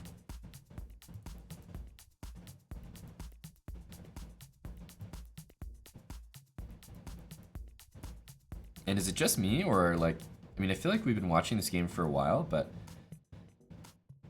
both of these guys have like almost 10 minutes on the clock. It's just me, or is this game going like a lot slower, it feels like?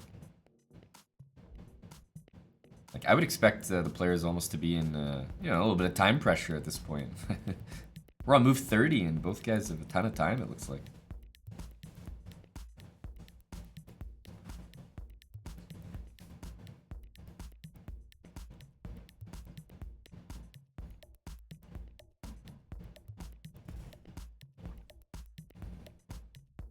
Yeah, the increment for sure. Plus 10 every move, it definitely adds up.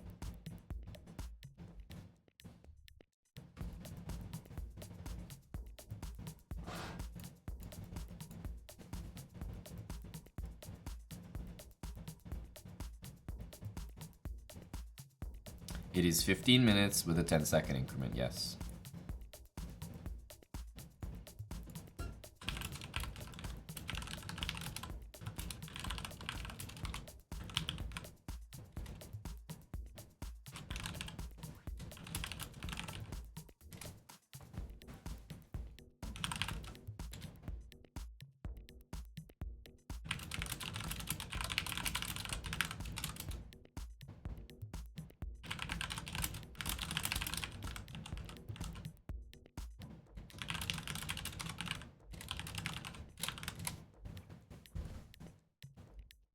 Is Eric up shit creek right now? I would say it's probably fair to say yes to that. Eekster, thanks for the 2 months with Prime. High five, 39 months. Also using Prime.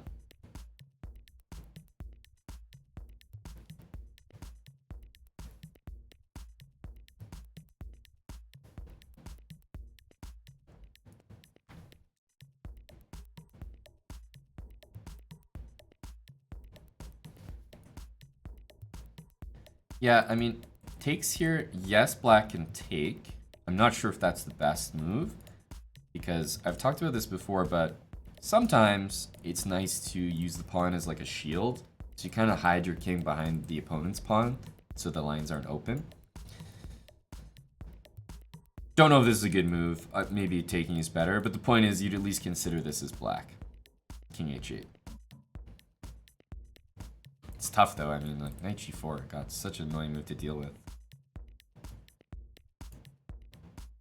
He's trying to exchange bishop's a good idea, but trying to exchange literally everything is a great idea. The less pieces on the board, the better. We are getting assaulted here.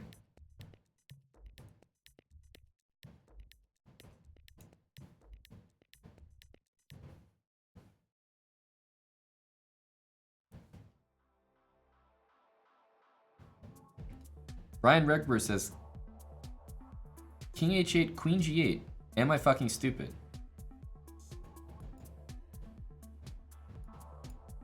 Yep. You're fucking stupid, Ryan.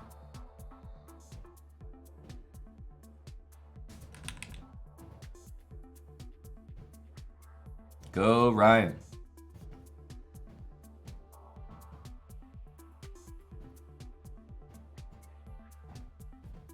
He's still thinking here. How is white not even down material? Yeah. Knight f5 was a really strong move. It was.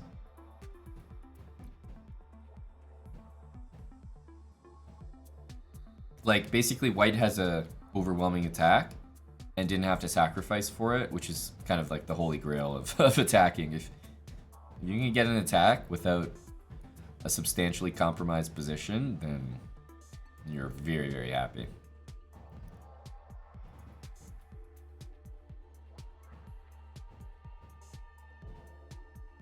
Yeah, knight g4 is like a very expected move.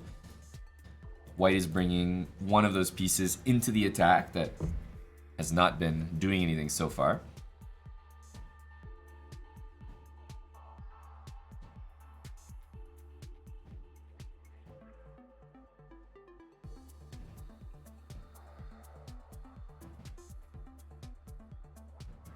Bishop g7 looks like it can be played. Like take and king here, something like this.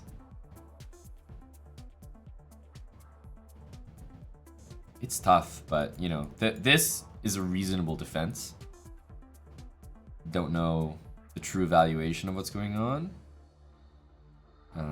but the subscribers do because they can see the eval bar.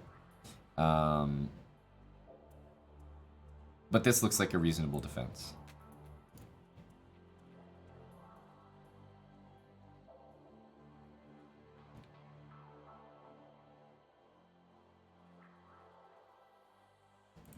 Yep. Go, Eric. Again, I mean, white could be looking at a dominating advantage here, but you can still, I mean, you should still play the best moves. And I don't know if that's the case, but they certainly look like they might be the best moves so far. Bishop f6 and bishop g7, and probably after taking, going king h8, looks like pretty reasonable stuff from Eric.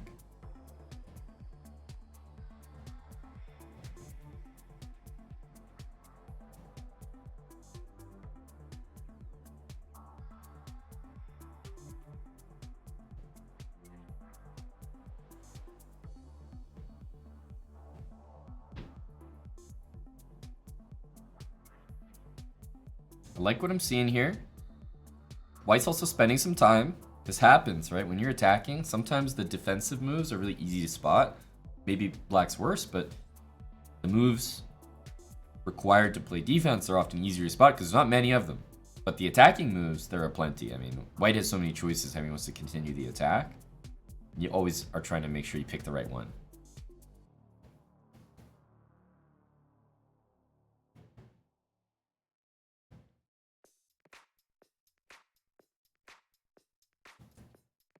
GCK24, thanks for the half a year with Prime. Dobby Yao, Prime as well for 5 months, and a brand new Prime fresh as ever from Grow Money. Welcome, guys.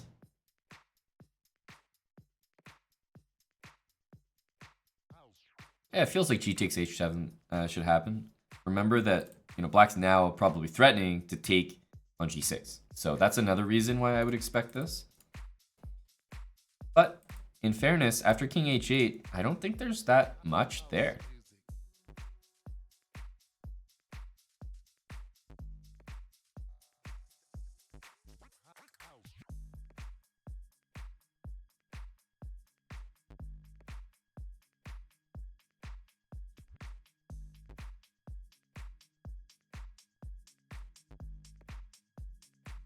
You made it to the championship leagues? Hey, that's a great reminder. That's a great reminder. I think we can find out whether we got promoted from Crystal. Because I didn't have time to play. And there were some sweaty guys coming for me. And I'm still talking about the chess.com league. So yeah, maybe just a quick check to see if I got knocked out of Crystal. So this was the last it was this morning. But these guys are at 1500, and I think they knocked me out. Let's see. 0 days, 1 hour. I'm holding strong here, but this is way too sweaty. You see this? I might have to stop the commentary and play some chess games. I got some lads chasing me here in the Crystal division. It's very dangerous in here.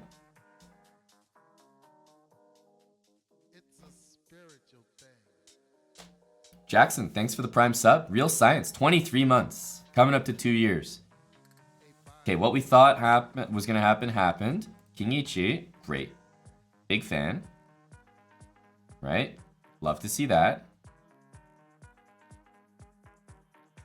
And white's maybe going for something here, but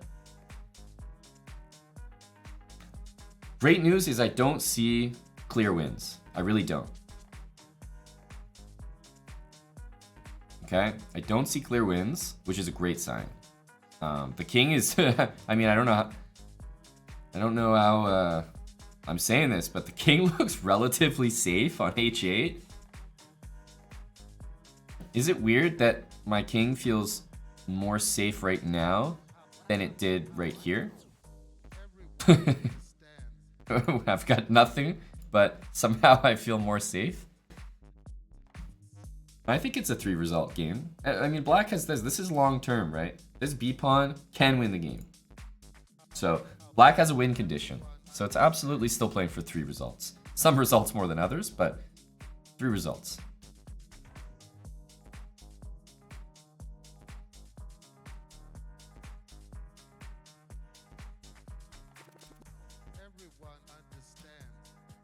Would it be too much to take the pawn on c3? I don't think so. I gotta be honest, like, what is white threatening? This doesn't look like anything. Let's say, like, what's going on here? Like, you're taking this pawn, but I mean, like, for checkmate, you're not threatening anything. And you don't even have to take that, you can just sit here. So, it's interesting. This is one of those games where it's a little frustrating as white, and Duda is probably gonna have a good understanding here, but as white, you're launching this huge attack. You know that it's very successful. And then you get to a position like this where you're much better. White's definitely better. But you don't have a way to finish the game by attacking. So you kind of have to pivot from what was just a launch everything attack to, okay, I have a better position, but I have to win it in a more conventional way. Maybe I have to take a step back from just throwing pieces at the king and just say, wait, I have a better position. Maybe I go after this e-pawn, right? And sometimes it's very hard to switch from like attack, attack, attack to let's calm down and just play chess.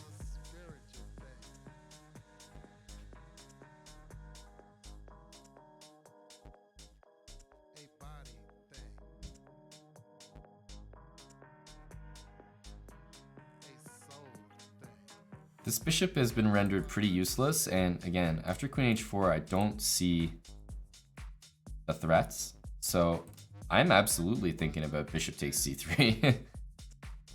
The better way to do things would be to have a knight capture on c3, Like, I know you can't have everything in life, but let's say if you could, knight on c3 would be way better than the bishop. I'm now trying to think of like, what can black threaten? What are the threats that black can make? This knight looks pretty tethered to this pawn. It's not really a threat here, but queen d5 is let's say queen d5 is a threat. Also stops something from going to f6. The knight on c4 looks great, but it's kind of sitting there as well. So there's not many pieces that black can actively move. It's probably the bishop and the queen, mainly, that can do things. And for white, it's kind of the same thing. This rook can't get up into the action. These pieces don't seem to be making any credible threats.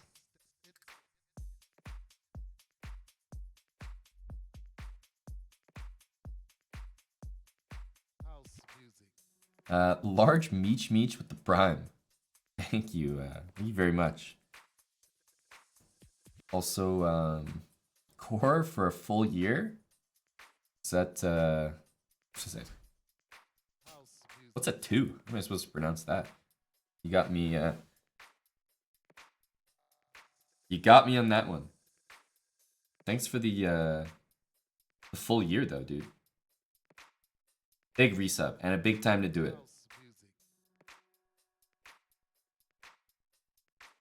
Do players gain elo for wins? No. No. Bishop d4. Okay. I would say this is a pseudo threat. Remember that after white wins this pawn, there's not exactly something happening after.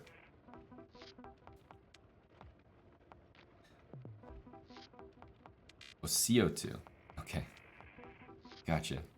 Well, thanks for the reset, man. It's remarkable how safe black's king is behind this pawn. It's a good lesson on why you do not take pawns like that. In this position, taking the pawn versus going king h8 is literally life and death. Like, it's night and day. It's so different. You probably lose the game on the spot if you take that. But king h8, you're playing for all 3 results.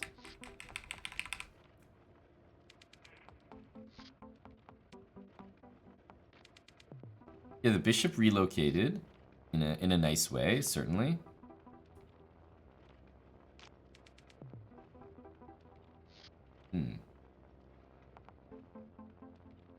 You can't take on d5, right? Just to actually put a threat on the board for white. There we go. Taking, playable, but then after a pawn takes, your knight has to move, which you don't really want because it's been defending this pawn the whole time. Takes though. They might get concrete. Knight d3, rook e4. Because you still have to make a move here in the position. It's not easy. I wonder if it's ever worth it to play b2 just to get that one step closer to queening, so you kind of have some more threats down the line. Yeah, I mean, knight d2 attacks the bishop. I'm wondering if I'm really like supposed to take that though. Let's say knight d2, I go rook d1, just as an example. I guess you guys are saying you want to take the bishop, but I'm not so sure that I want to trade this knight for that bishop. And if we're not taking the bishop, then I'm kind of wondering what we're doing after knight there. Okay, so this is what I was sort of hinting at with my last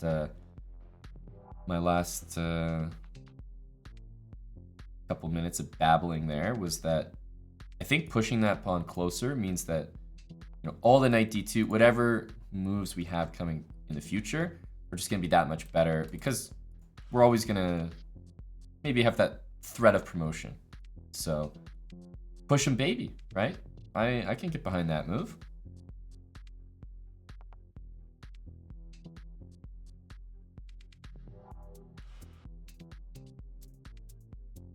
What's Duda's time? I mean, it says it's very low. I just don't know. I don't know. You can't put a lot of faith in these times. I think Duda has very low time. I just don't know if it's like 10 seconds.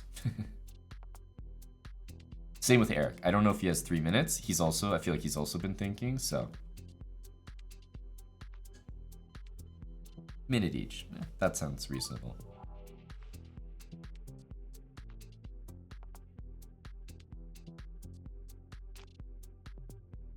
Rook e2. That seems like a very useful move for white, by the way. It attacks this pawn, just keeps an eye on it, ties the knight down. Also watches this pawn. And I know you're thinking like, dude, it's literally defended so many times. It's just that overprotection thing that I was mentioning earlier. So white understands that that is the most tender square in his position, and he's overprotecting it with everything he's got.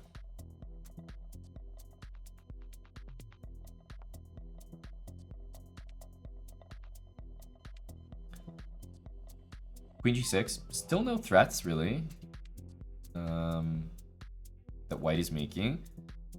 In the meantime, perhaps knight d3 is an option now, because now that pawn's defended. Knight e3, removing the knight from the b pawn. That looks like a very serious move. I believe it's a good time to take. And do we go knight d3 now? Is knight d3 a move? Well, knight a4 could be played, but knight d3 feels a little more a la tempo. Because now, if knight takes c4, do we play knight f4? I think that's the plan. We're threatening checkmate in one. We're also threatening the rook with check. And we can take this back. Right? And if white takes here, then you take and threaten the rook. And once again, we're ready to promote.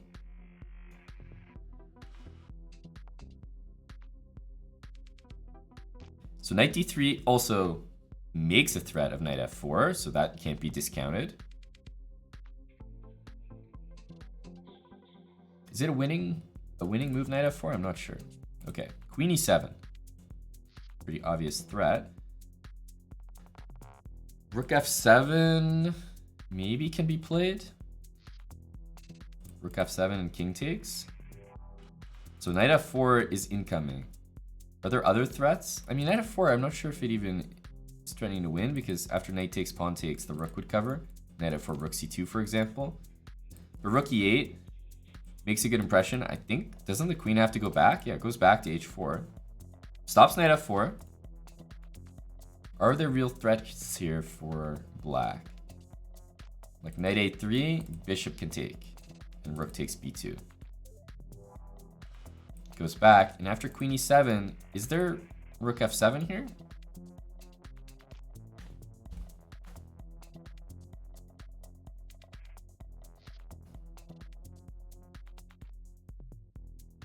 Because I'm wondering what white's doing after like king takes h7. We're still, I guess we're not really threatening that because of bishop e4, but it's not like white can do anything. This is a wild game, right? Defensive masterclass. Yeah, takes knight f4. This was always the plan. I thought this was why white couldn't play knight c4. To my eyes, that is, I mean, knight takes e2. Now the bishop is hanging. But no, knight c4 and knight f4 was always going to be the case, and now we can play queen takes and knight c3. That's on the board. And that's over. Now you can KO. You see how that works? We wait for the result, and then we KO. That's how it's supposed to go.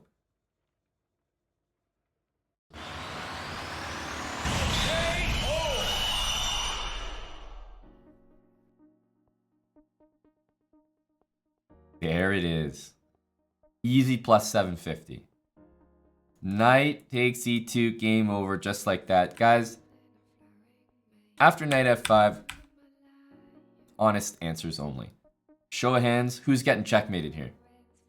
My hand's up. I'm getting mated here. Honest answers only.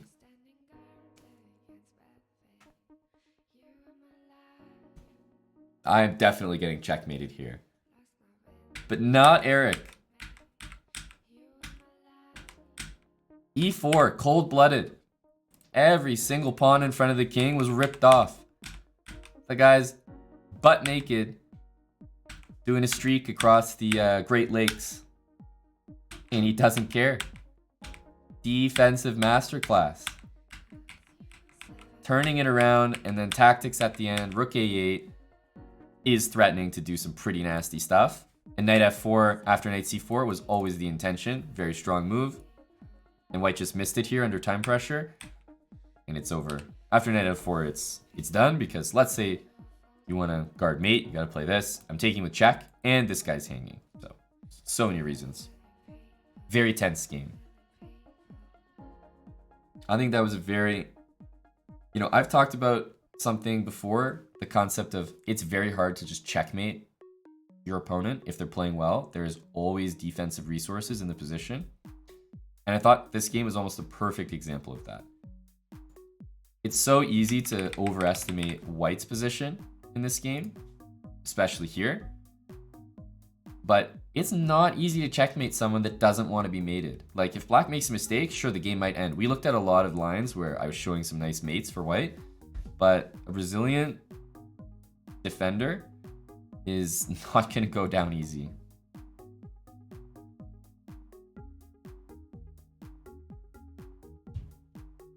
Oh, we got the chief in the chat. There he is. Go, Eric. This was a beautiful defensive display. That was a very exciting game. And it really popped off. As soon as knight F5 happened, black was crushing on the queen side, and white was sending it on the king side. And I think some people earlier were also pointing out, like, look, if Eric doesn't get mated, he's going to win this game. Because he's dominating the other side of the board. So this was a fun game. Let me catch up. Danger Cats, thanks for 16 months. BC33, 15 months.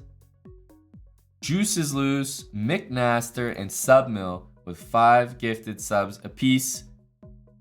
Curtis with $50. Thank you, Curtis. That was an absolutely sick KO.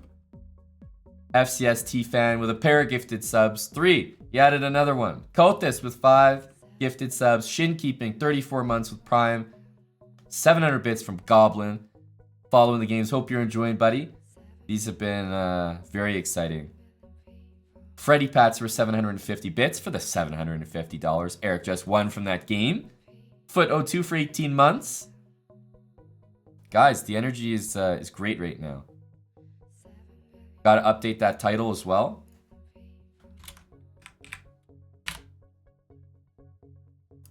Guys, the accountants in chat, how's the bank account looking after that one?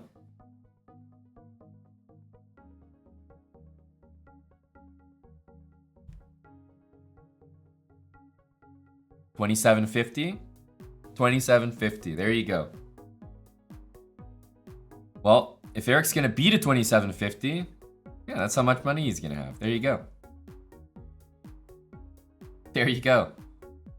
And I think there's still a game going in the last round, but for the most part, here are the standings. I know these aren't the official standings because they do have that 3-point system, but it gives you an idea how well Eric's doing. He's got 4 points in total, so let's say 3 wins, 2 draws, and 1 loss, which is a great record.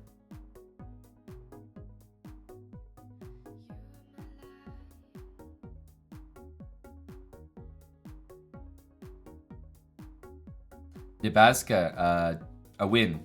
This was the game we just saw. Crazy game.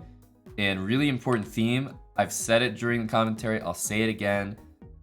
Eric probably wasn't even calculating king takes pawn here. But going king h8, using that pawn as a shield to actually keep things closed. Eric's king was actually incredibly safe on h8, and that's the reason he won. Safe king.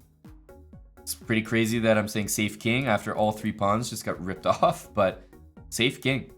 King on h8, using the white pawn to defend himself.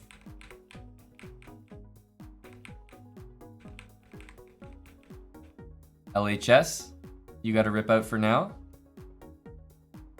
You got bank banned. Oh, till tomorrow. Sorry, I thought you were saying till tomorrow, like you got to leave. LHS, let's just say you've maxed out today. You maxed out today. Enjoy the rest of the games. There's still 2 more.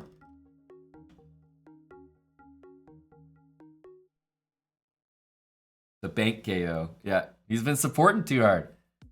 Jumpy, thanks for the gifted sub. Apetkov, 17 months with Prime. And yeah, I hope you guys are enjoying the chess. I'm here doing the commentary and I'll be doing it every day. So I'll be back tomorrow, 12 p.m. Eastern. We still have 2 more games today to look forward to. Eric's playing, I believe, Levon in the next round. Yeah, Eric's playing Levon in the next round. Some very exciting games. Win, loss, or draw, doesn't matter. I think all the games have been pretty exciting. Fun to analyze. Fun to sweat it out with Eric as he plays them. We have the white pieces in the next game. But guys, I've been enjoying it, and I see the Prime subs coming in. I've seen the orders. Some people ordering from the merch store, taking advantage of the sale. I need a few minutes break, and I'm gonna take a quick one before we come back with this next game. So I hope you guys don't go anywhere. I'm gonna refill my drink. Everyone take a couple minutes. But we've got another big matchup coming up against Levon. I hope you guys are enjoying the commentary. I'll be right back. Thank you, Atos Nusk, with the 10 gifted subs.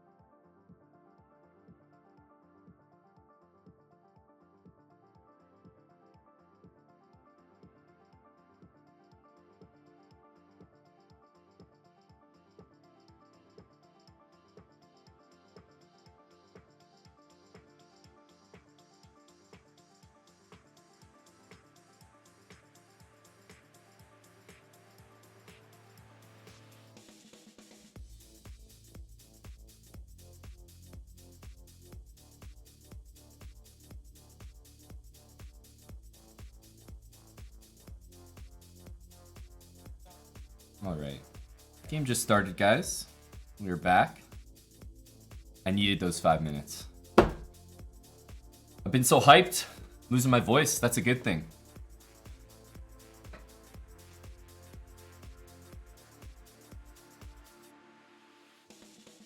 Alright. We got the white pieces here. And... okay. Well, Italian game, which is interesting from Eric. I would have thought maybe that he'd go back to bishop b5, but it's obviously not like he can't play this stuff. Has Eric ever played Aronian? Yes, Eric's played Aronian in this event before, like not the same one, but this tournament's part of the the Meltwater Magnus Tour, and Eric's played in one of these events before with some strong players, and I'm pretty sure he played Levon in that event, and I'm pretty sure he was white against him as well. Pretty sure he was white as well. Oh! Whoa! Guys, did you just see those bits come in? That was 100 bits from It's Rohirrim. 100 bits from Rohirrim. And 25,000 from Java Bandit. But a full 100 from Rohirrim. Holy shit, man. That's fucking nuts, dude.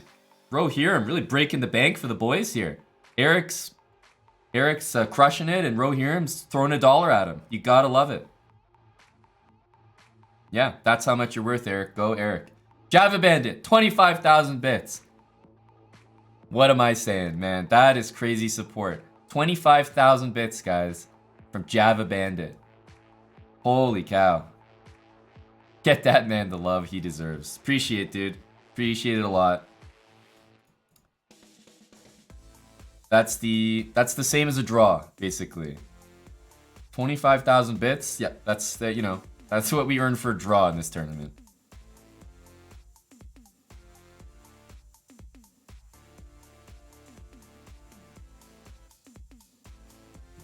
That's right, Chess Ninja, exactly. But yeah, Java Bandit, he's earning it. What can I say? The support's appreciated, but Eric's playing like a madman right now. So I just hope you're enjoying the commentary and the games. I mean, they're very exciting. Obviously, it's nice to be doing well. But even the wins, losses, draws, they're all like exciting games. So I think we're very lucky. We're being treated. Eric's playing some exciting chess. If you guys were watching me, it'd be like losing a slow endgame to a strong player, blundering a piece, playing the London. There's a reason we're watching Eric and not me. He plays exciting chess. We had a 10-month resub from You Cheap Bastard. Not so cheap, are you, though? 10 months? Appreciate it.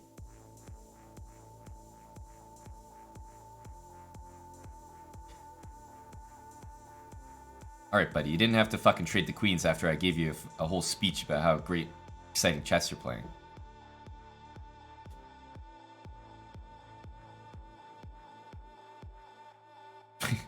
Really making me look bad here.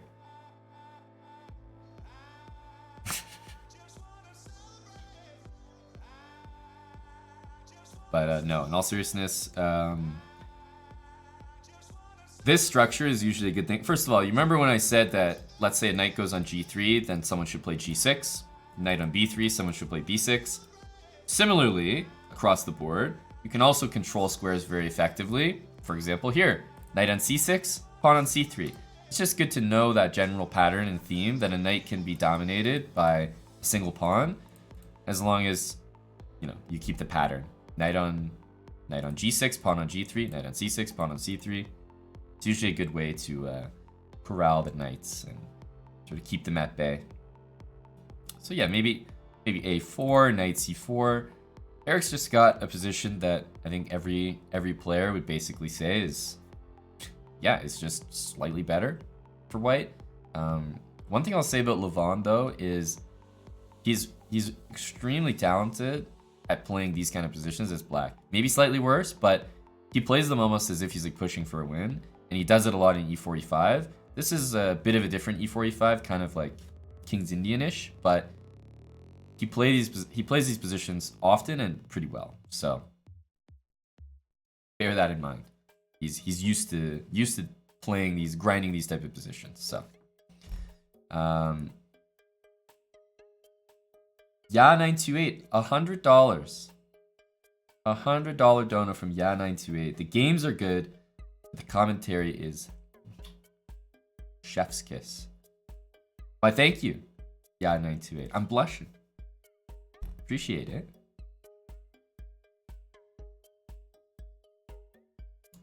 Big Laz, thanks for the gifted sub there. AB Shakespeare, 13 subs. I think that puts us at a nice round number there. Thank you very much, AB. Speaking of chef. Did Eric put lots of work into prep for this tournament? I can honestly say he did. And you're seeing the results right here. A couple days ago, I think we were watching some reality TV in the sauna, betting on Australian football and staying up till 7 a.m. watching Olympics. So I think you're seeing the fruits of Eric's labor really paying off here.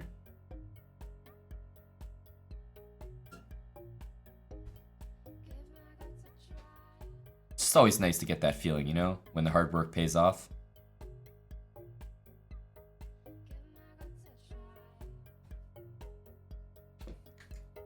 And yes, some people have been asking about Levon's flag, which is no longer the Armenian flag.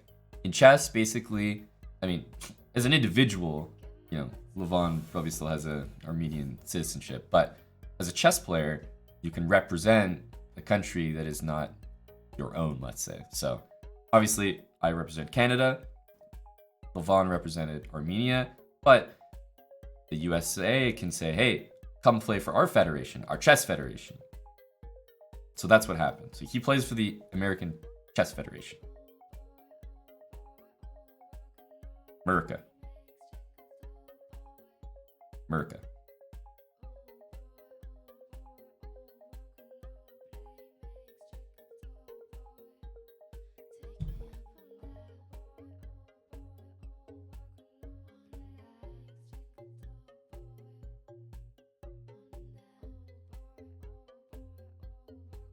His country wasn't giving him a lot of support. Yeah, I've heard that as well.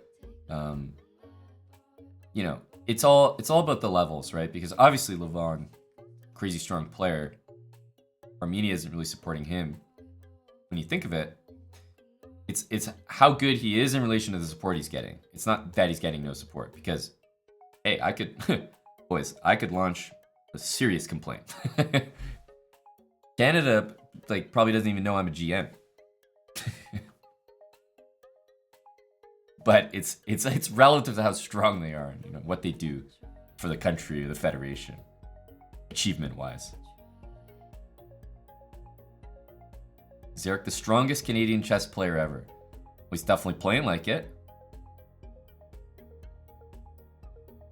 Yeah, Levon is like a legend in Armenia, like a serious legend, like big time famous.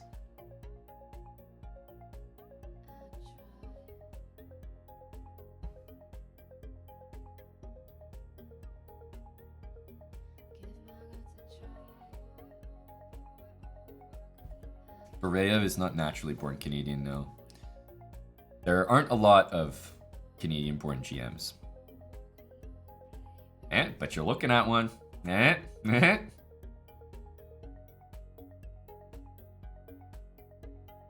Homegrown, baby.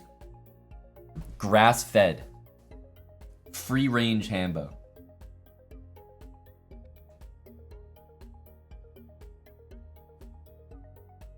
Java Bandit, that's the thing. I was saying, like, dude, Levon, he's good at playing these positions. All of a sudden, it went from a position that,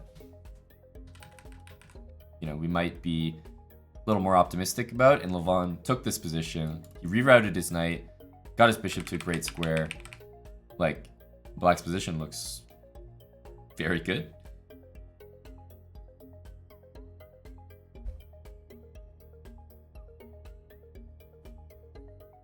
right? And, you know, it's not that White's position is bad here, but look at the time difference. Eric's clearly thinking a lot more. Levon is comfortable playing these kind of positions. I can say the one thing that hasn't happened at all in this tournament is Eric has never been ground down by a stronger player in a long game in a sort of more like positional fashion. You know, most of his games have been pretty explosive. Even the game he lost, I think it was a pretty exciting game. It just traded down into an end game, but it is kind of demoralizing when that happens, that a strong player just kind of like, you just feel a little bit helpless when you're playing against them sometimes. So I'm not saying that's what's happening here, but I'm saying it hasn't happened to Eric in this tournament, and it definitely would be a little demoralizing if it were to happen. I find those are always like buzzkills when I play tournaments, that when you have that game where a stronger, you just feel like you never played the game or something. You're like a little bit worse the whole time, and you know, you never want to play a game like that. So Eric's been really on a tear, and he's been playing some exciting games. So what I'm pointing out is that it can be a bit of a mood shift to suddenly have to play a very slow, methodical, like kind of maneuvery game. And sometimes it can throw you off when you're kind of like full of energy, up tempo, and then suddenly you just got this kind of position in front of you.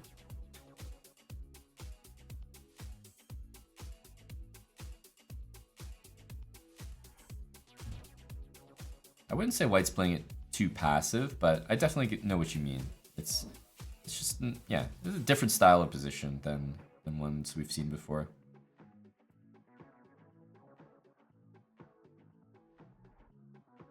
Brotherhood Johns can afford the prime, but not the mug. Betty, that's life, isn't it? We, you know, we consume what we can afford. Everyone has their place. Don't sweat it, man. Brotherhood Johns, that mug will be yours someday. Thank you for the prime sub.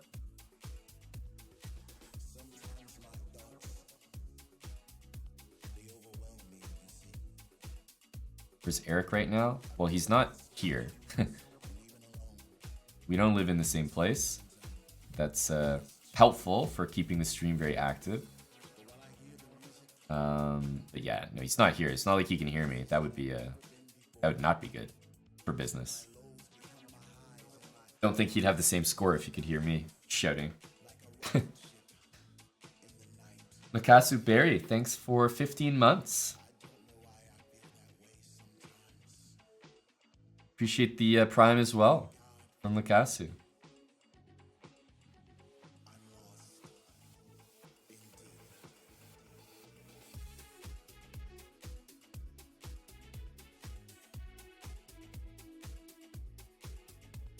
No, Apet Gov will be in the same spot. He thought he was on the stream? Yeah, he came over.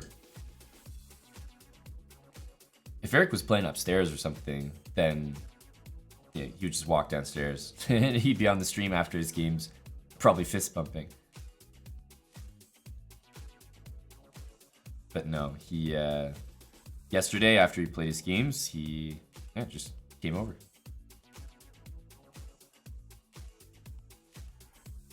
For the in-person recap. Barry Lester, it's happening. We're moving to Toronto in a week. So we're packing up shop here in Calgary, and yep, out in a week.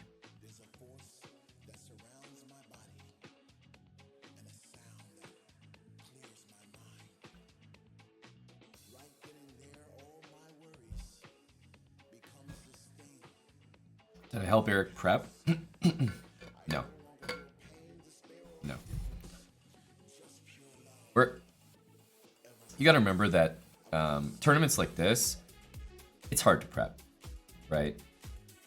If you're prepping for strong players like this, what you will find is that you will analyze their games, you will see all their games, you'll see their openings, and you'll realize one thing. There's a big difference between, well, there are many differences, but there's a big difference between preparing for a top player, which these all are, and preparing for even somebody like 2300 or, you know, maybe a bit less, or anything below that, is that there's going to be a huge diversity in the amount of things that they can play and play well. For example, take random person in the chat, they play chess, and they probably start all their games with e4, and against the Sicilian, they probably always play a certain line, and against the French, they always play knight c3, and against the Dutch, they always play g3, you know, whatever it is. You have pretty much a main setup that you play against all things. So if I'm preparing for you, I'll look up your games, I'll see the database, and I'll be like, oh, I know exactly what they play, so I'm going to prepare something against what they play, and I'm going to use the engine, and I'm going to prepare something really good, and it's going to be awesome. When you prepare against Levon Aronian, you see the database, and it's like, oh, he plays g3, knight f3, c4, d4, e4, f4, and b3. Cool. Cool. I'll just prepare for. I'll just prepare for one of those, I guess. Like, it's not fun. You can't prepare for that. These guys can play anything, and they can play anything well. So when you're preparing for events like this, you're not preparing for specific players usually. You're just preparing yourself, mentally mostly. You're looking over your own lines, the stuff that you play, making sure you know that. You're trying to get good sleep and sort of be healthy. But I think that's really the extent of preparation when it comes to events like this. You're going to be as prepared as you are chess-wise for everyone else, like pretty much before the event, during the event, and after. And it's not really going to change that much.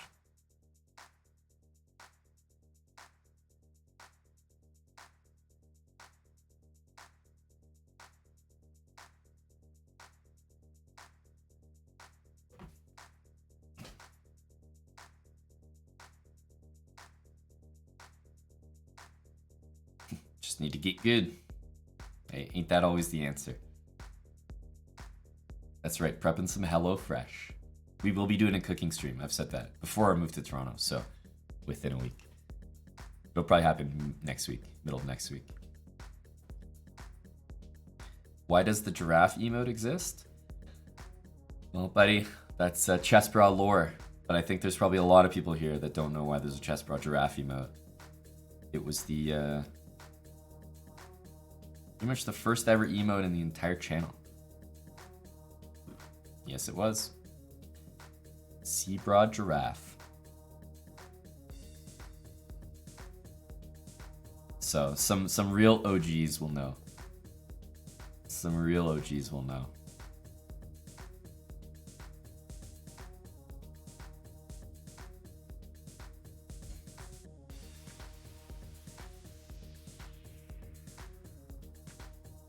Yeah, I haven't been commenting too much on the game because, gotta be honest, there's not a lot going on like that I can comment specifically on, just because the nature of the game is a lot of maneuvering, slow moves. Eric's given up the bishop pair, and I think he's done that because of necessity, not not preference. Feels like more necessity. Although, if Eric can trade the bishops, which, hey, you know, this is the pro tip whenever you're playing a chess game and your opponent has the bishop pair. I say this all the time, but it's kind of a hack to just always make sure you're doing something smart. Whenever you're playing someone and they have the bishop pair, you will have one bishop on the board, hopefully, and not just two knights. Whatever color your bishop is, trade it for whatever color is the exact same in your opponent's position, and that will 99.9% be a fantastic plan. One of the best. That will always be the case.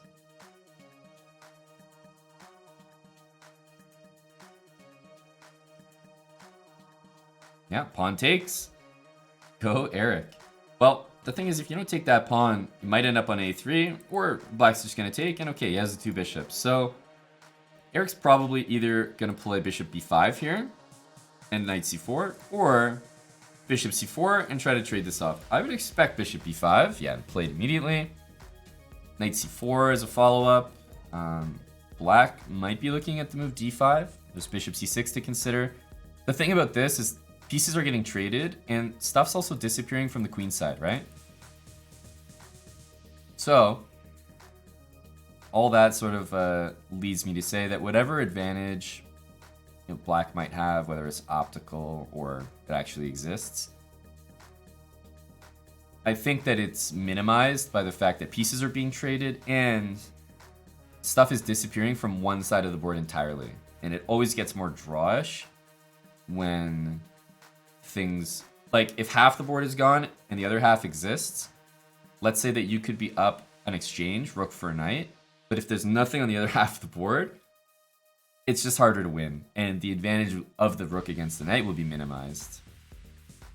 Advantages and imbalances are always accentuated when there's like two different sides of the board to play on. It just means there's more targets, more shit to do.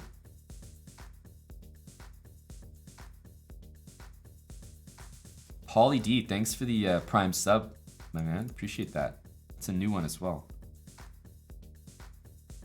Yeah, c4 makes some sense. The only thing about c4 is you take the square from your knight, so you got to be pretty damn sure that you don't need your knight there. But c4 is a great move because I think an interesting plan might be knight b3, play a5. Let's say your pawn starts to become under attack. You play a5, black takes it, and then you bring your other pawn to a4.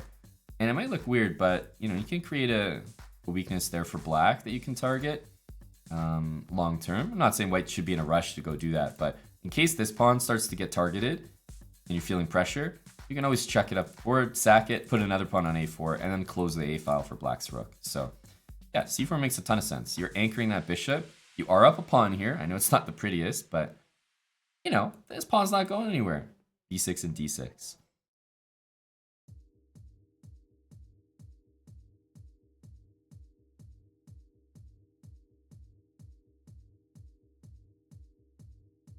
Why not put the knight on d5 like this? Hey, that'd be great. If I could get this knight here, I'd be happy, right? No question about it. So you're saying why not? I'm saying, hey, I never said we couldn't do that. It's a good idea. Eric's gonna do your idea in a slightly better way. Instead of going to b1, right, and blocking the rooks, we'll go to f1 and go to e3 and d5, right? So same idea, but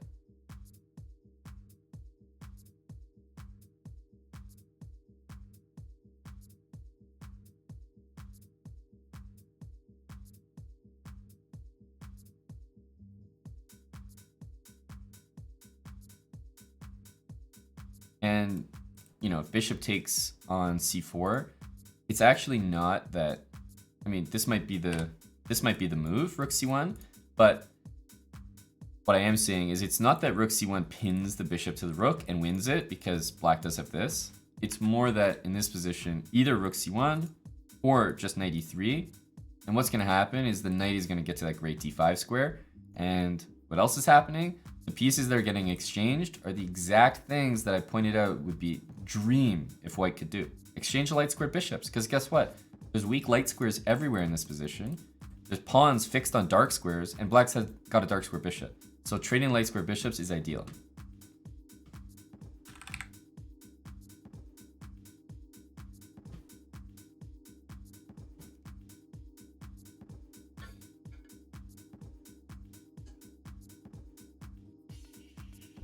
Trading the light square bishops is so important that Eric is like, dude, take my pawn. I'm like, please take it. Please trade these bishops somehow.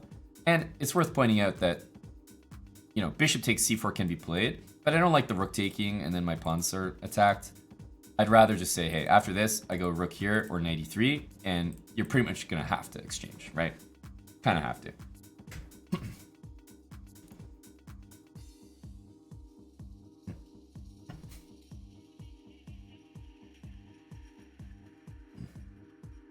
Eric's looking great, in this game and just today overall.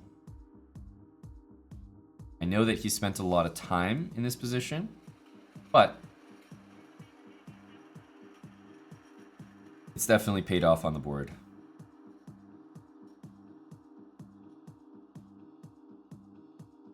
Bishop d7. So again, white wants to trade this. Like, believe me, white wants to do that, but doing that would leave the pawns really weak. So Eric knows that he wants to do that, but he'd much rather have black take on b5, do it under his terms, basically.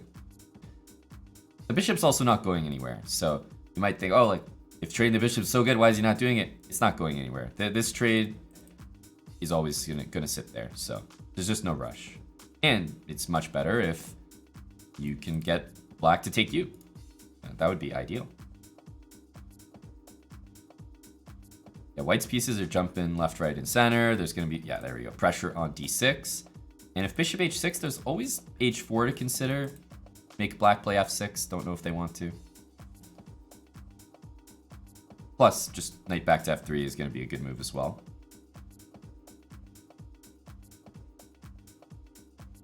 Yeah, knight d5 will happen at some point, Vic, for sure. Knight e7 obviously made again, you know, played to deter that, but it's very hard to see what black does that's very frightening for white to deal with, right? Because white always has basic plans like double the rooks.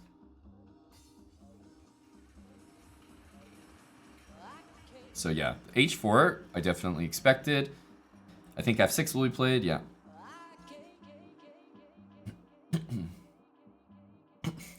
So knight f3. You could take this bishop now and go knight e6, but that just looks like you're asking to get your knight trapped. I don't trust it. So I feel like knight f3 is just kind of simple and good, but it's worth calculating takes in knight e6. Maybe if you want to put the knight in there. Oh, sorry. The other thing that's important is that if you don't take and you go back, black's probably going to do this. Or maybe even take and do that. But the point is that this light square bishop was about to deny the trade and get back to a pretty good square. So that's why Eric took it. He wanted to take it before it wasn't possible to take it, basically.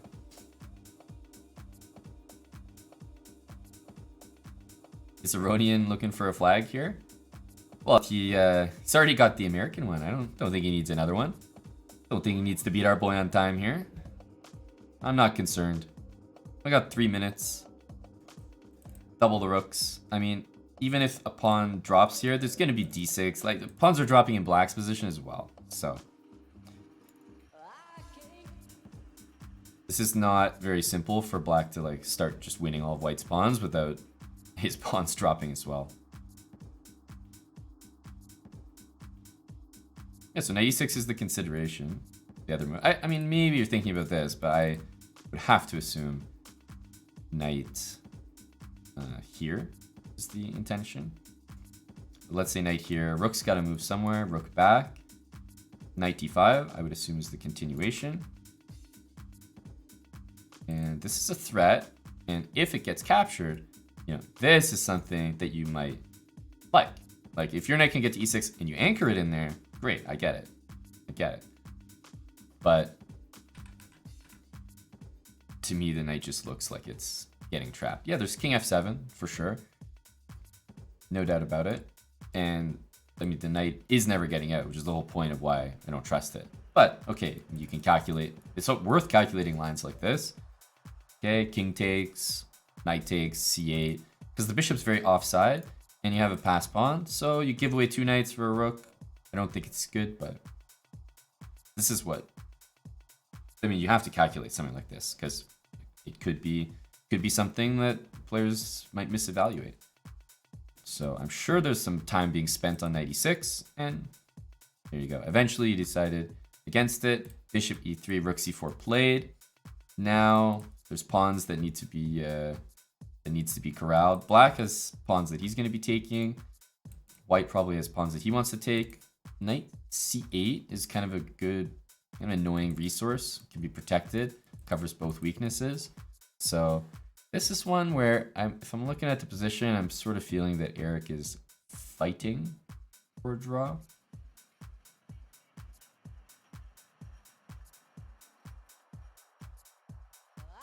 But knight c8 looks like the move. Like rook b3, knight c8.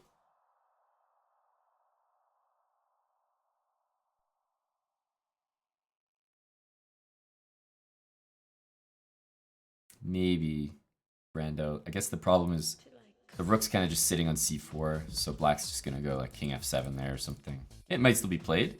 Better to be active than not. Rook b3, knight c8, a5 takes rook b8. But we're not really making a threat there.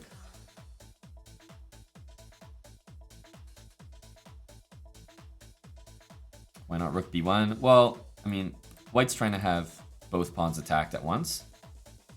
Black has a choice here, but you know, if they want to take everything, but knight c8 looks like the annoying move given the time situation as well, kind of like defending everything. But rook takes e4 and rook takes a4. Like, black is collecting a lot of pawns here and might end up a pawn in some endgame, where there will still be good drawing chances for white.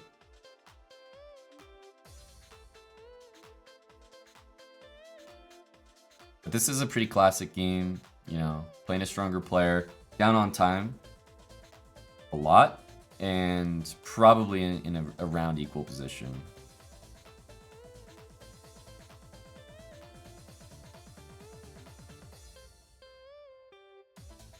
Interesting that king f7 was the choice. Yeah, he wanted to play d5, clearly. So right, he has so many pawns to take for free, and instead he's going king f7 and d5. Yeah, just GM things. Where will the white knight maneuver? Well, I would imagine the knight would sit very well on e3. So the thing is, knight takes, knight e3 is a big threat, so that's why Eric played this move. That's why he didn't go like rook b2, for example, because he would lose his rook. Rook d2 can be played, and here, nah, it's a bit sketchy. e4, yeah, you don't want to play rook d2, do you? Yeah, probably not. Especially with 20 seconds, I don't think you want to. So this is a pawn that I imagine Eric has come to terms with losing. So I don't think, wait, he's defending it, but let's say he's not counting on holding on to this guy. It's not like this is a dangerous pass pawn that he can keep. So I was worried about this, but after king e6, there's knight d4 check, which is why he feels a bit better playing it. But at some point, the king should move, probably, so there's no knight check. Discovered attack on the rook. And I imagine this knight also needs to reroute. It's kind of bad right now because all the squares are covered. This knight really needs to, well, e3 looks like a good square, but just in general, it needs to move. Is this losing or holdable? Definitely holdable. It's going to be either a knight endgame with 4 against 3, which is probably just a draw, honestly. But even though I say it's a draw, I'm talking about objectively. Like, with an engine, it's draw, you know, perfect play. But in practice, there's still good winning chances for black, in my opinion, here. Definitely good winning chances, especially you got to factor in the time. So if you consider the time and, you know, Levon with huge time advantage, maybe one extra pawn in an endgame, which is not clear yet, by the way. He hasn't won that pawn. There's still chess to play. But if you factor in all those things, I think black has reasonable winning chances. Knights are tricky. But I think Eric's played it well. I mean, he's been a little bit worse. He might end up down a pawn, but he's got good drawing chances. Aronian knows he can win that a pawn in a lot of lines. So let's just say he's not in like a big rush to play like knight b4 and take it, because he might lose some coordination and maybe white gets the rook behind. So he's not in a rush, put it that way.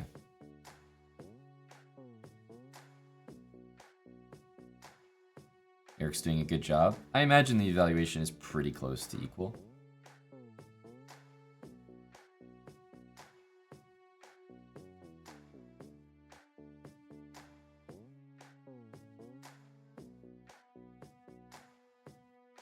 Knight is not good. Totally agree. It needs to improve, and it will. There's a few caretaking moves that needed to be played first. Rook b2 just means the knight can never move somewhere and just attack it. Knight g1, knight e1.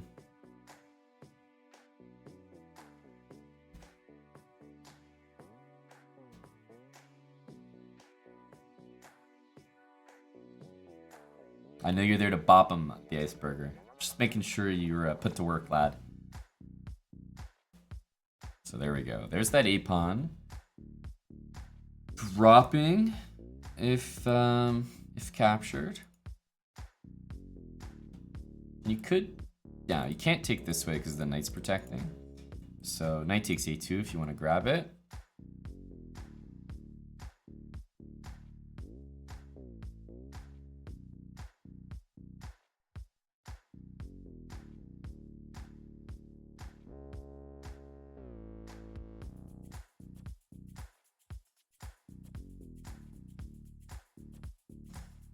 Knight is rough here. Black has the ideal setup against it. Those two pawns are killing us. I think the knight is probably best on a square like that, or maybe a square like e4 where it can jump around, but it's a good little bit away from from getting there. Maybe knight e1, knight d3, knight c5.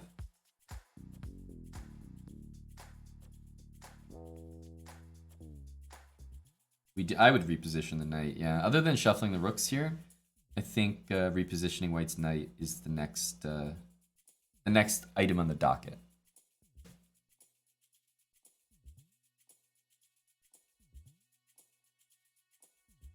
Rook e2 to threaten knight d4. Well, number one, rook e2 isn't possible. And number two, knight d4 is just kind of an empty move. Like, I move my king and you gotta move your knight again. King f5. Big Levon is coming. Big Lev. Yeah, black would like to keep a rook on the board for sure to increase his winning chances.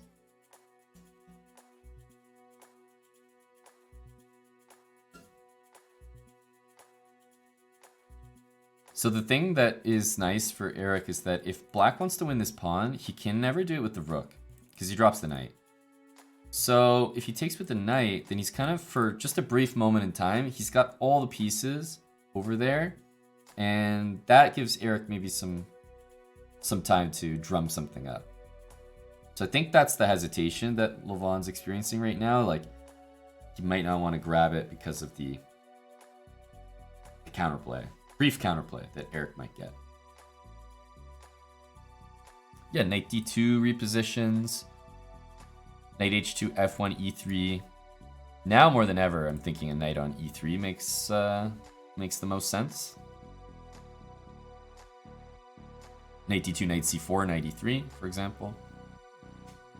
But yeah, we're obviously going for a draw here, that's for sure.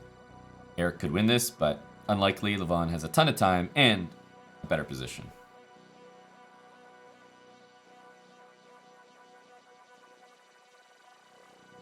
Knight h2, f3, and g4, you have to be extremely careful of. I know it looks like, oh, you're getting a check, but like this plus f3 and g4 is probably a way to lose the game just on the spot. There's not like a tactic that you're missing, but when you're down a pawn in a position like this and you're trying to, let's say you're trying to convert the position as black, you're hoping, you're praying that your opponent is gonna try to do stuff. In chess, one of the hardest things to do is to do nothing because it feels unproductive. It feels like your opponent is like getting the upper hand, but it's often the correct and best defense. There are a lot of endgames in chess which are a draw because someone does nothing.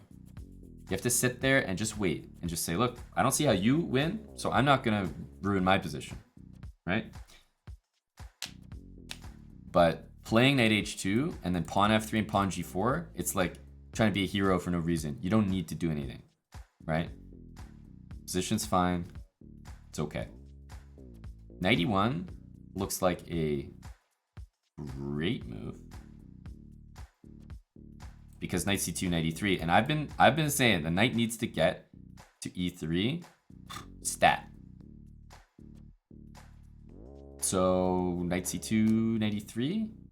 I feel like rook c3 almost has to happen because that looks almost a little scary for black. It's good to turn around. Yeah, it's almost the mating net, Amadan. So yeah, either some knight b4 or rook c3 had to be played there because you can't let this happen.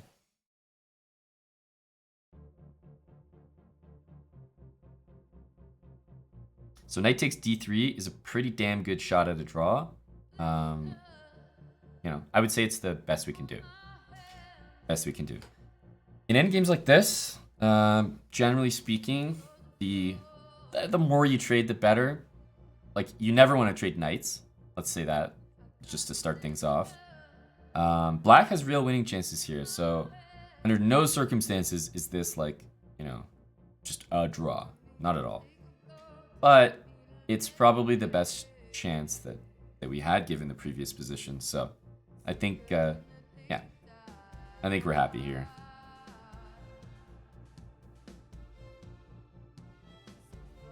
Why was rook c4 not played? Well, I would probably go for something like kind of the same thing. By the way, here maybe knight a6 needs to happen.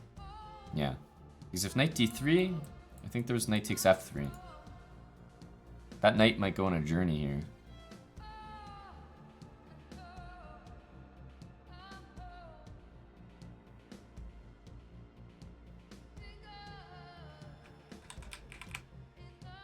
Here, I think knight b4 check is just kind of a move under time pressure.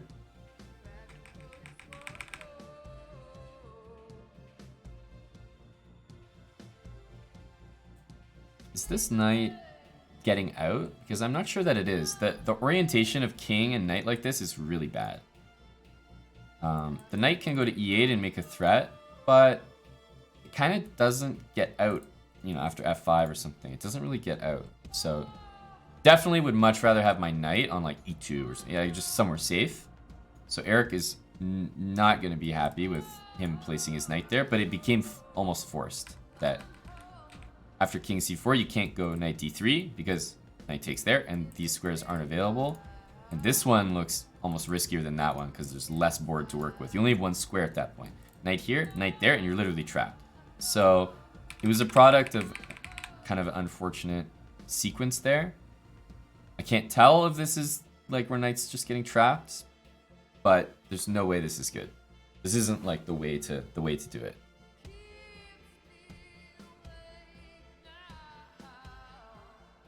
Might still be a draw, like might be fine, but for a human to put your knight on a6 like this, away from your king, you're just always worried about it getting trapped. So, like here, isn't it trapped if Eric goes back? Like if Eric goes back, then it's king here, knight here, and the knight is trapped, except black's king can't go take it. So it's a weird position where white can probably just shuffle, but anyway. Yeah, okay, so knight is still bouncing around here.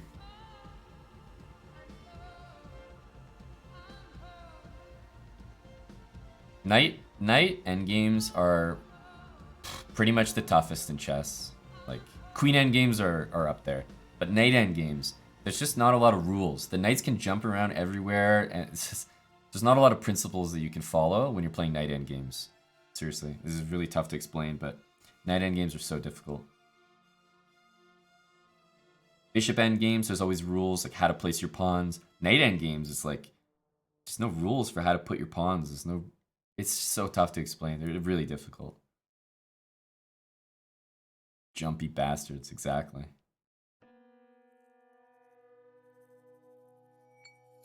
So, the same remains true. I mean, we're worse here. No sugarcoating that.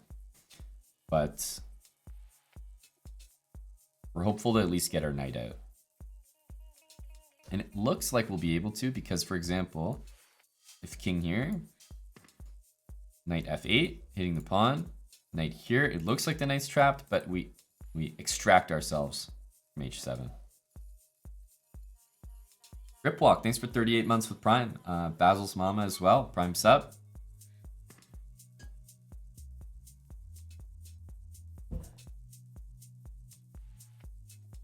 The knight is offside. VAR confirms. I think that benefits white. An offside knight means you bring the knight back. That would be fantastic. That'd be good stuff.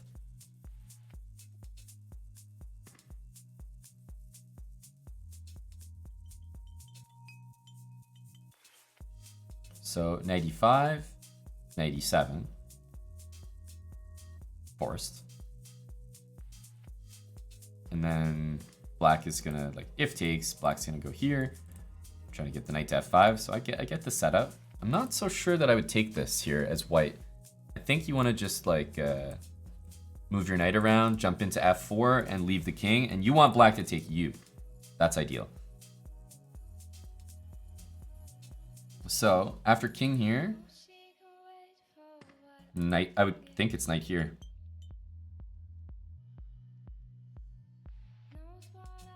And if white can get the knight to f4, very happy.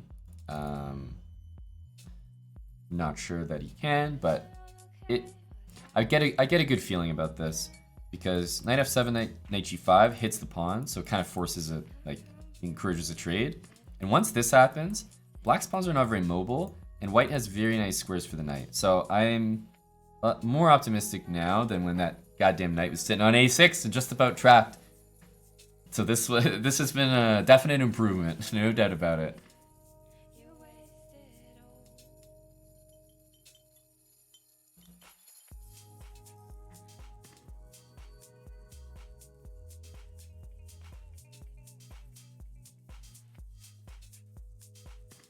Because what black would love to do is get a check on the white king and like force him to go back. But it's not that easy to accomplish. Okay, so that is an obvious repetition. So that move doesn't work, is basically what Eric just said. Nope, I have an knight h8, dude. So I think Levon realizes he has to take this if he wants to even try to make progress. So if knight there, I think he's going to go knight d5. But yeah, it would be nice for Eric to get here, but no doubt about it, like the drawing chances went up significantly. Eric just really needs to shuffle the pieces here. But I think you still have to shuffle mindfully. You can't just like autopilot this. And knight f2 is a mindful move, more so than knight there. Okay, definitely knight h3, I would think. King e3 as well is possible. Yeah, it's definitely better now than it was before, no doubt about that. You still do not ever want to trade knights though, so keep that in mind. But even if black puts a knight here and attacks this pawn, I mean the king just sits on f3 and defends, which is pretty comfortable. So Levon is absolutely going to try to win this, but now that the knight has reached the optimal square, f4, it just kind of sits there, attacks this pawn, and if you push the pawn, you lose that pawn. So I think this is very tough for black to win now.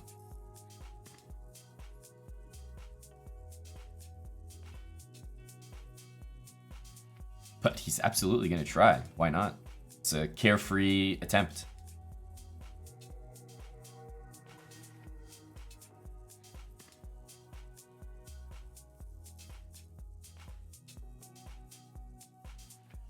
Yeah, and that's right, Spenny. We do have that plus 10 second increment, which is super helpful.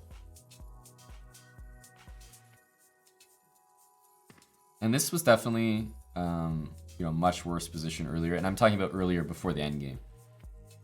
It was trending downhill, and Levon was kind of, as I said at the start of the game, Levon plays these positions so well. I said that right in the opening. It's kind of his wheelhouse.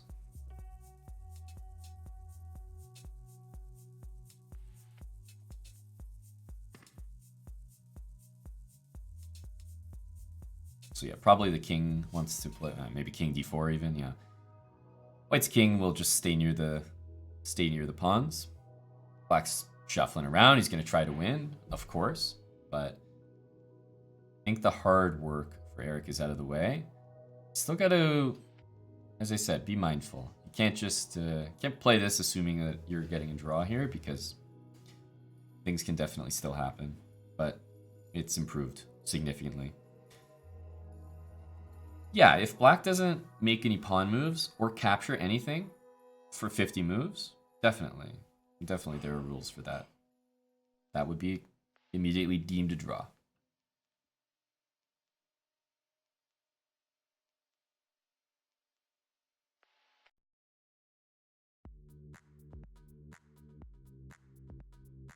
Is there any way the knight could go to g2 and sack on h4? Wow, that's such a wild question. I don't even know what to say. No? To start off?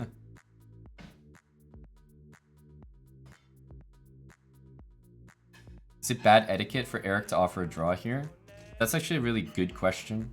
A lot of people, would probably consider offering a draw. It's very bad etiquette. Very bad etiquette. Definite no-no. Definite faux pas to offer a draw here, especially given the ratings. So if someone's higher rated than you, you generally defer, number one. And Levon is clearly making moves here. So he's like, he's making moves. He's not shuffling back and forth. He's making moves. He's actively making moves. It doesn't matter if he's given up in his head. He's making moves here, which indicates that there's some level of I want to still try to win. But definite faux pas to offer a draw to a higher rated player who's got an advantage on you and is actively trying to win.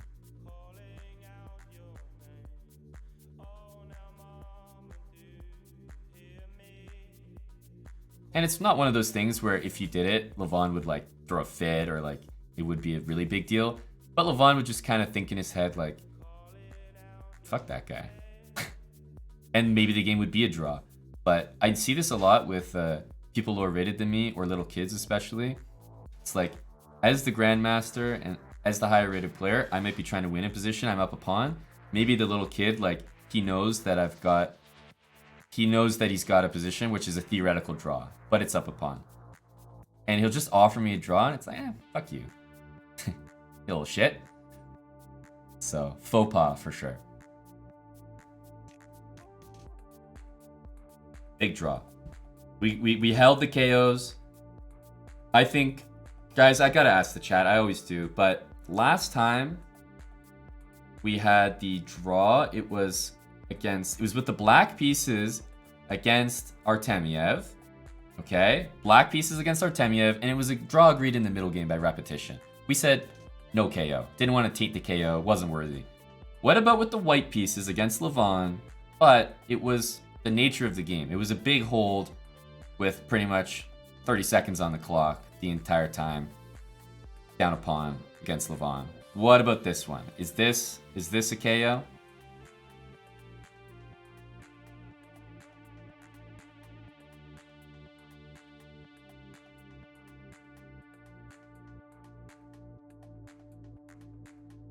It's a split vote. There's some yeses, there are some nos. I could see both sides here. But I am going to say that it's very easy to lose this game against Big Lev. And I think the draw is a bigger result than you guys are giving Eric credit for. That's a KO.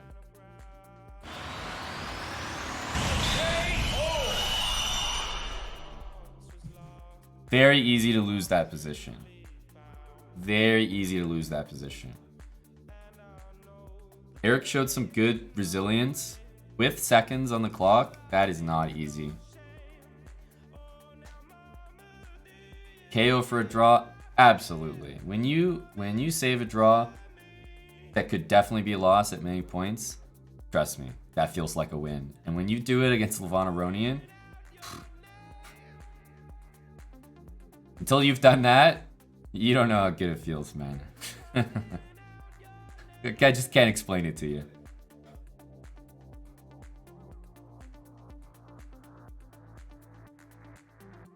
That is a plus 250, yes. That was plus 250. Accountants, where are we at? That's plus 250 for the draw there.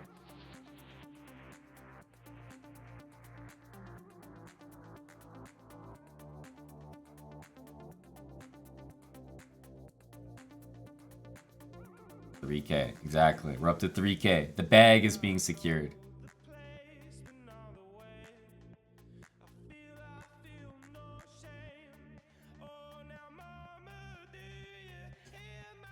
The $3,000 bag. And there's still one more game today, guys. And the final game is against Mamedyarov. Alright, we got the black pieces against Mamedyarov. That's going to be the last one today. Probably starts in maybe about 5 minutes. But I just can't help but continue to be impressed. The chess we've seen today, I think, is even better than day one. And I thought day one was great. But Eric's done a little bit of everything. Do you guys remember before that Levon game I said one of the most frustrating things is to get ground down by a stronger player in a slightly worse position? And that's almost what just happened. So it's really, really crucial that we got that draw. That keeps the momentum, that keeps the confidence high, momentum going. I think that's is a really, really big result.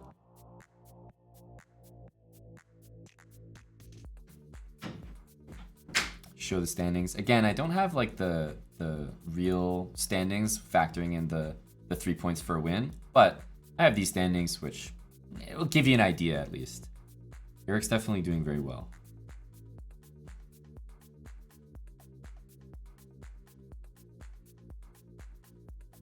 Magnus, by the way, has been winning. Like, he's been putting together some wins in the background, lurking. We haven't noticed, but Magnus kind of had a slow start, and he's been racking up some wins in the last couple rounds.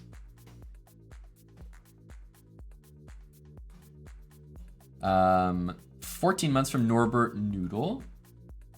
Ratb3411 with Prime.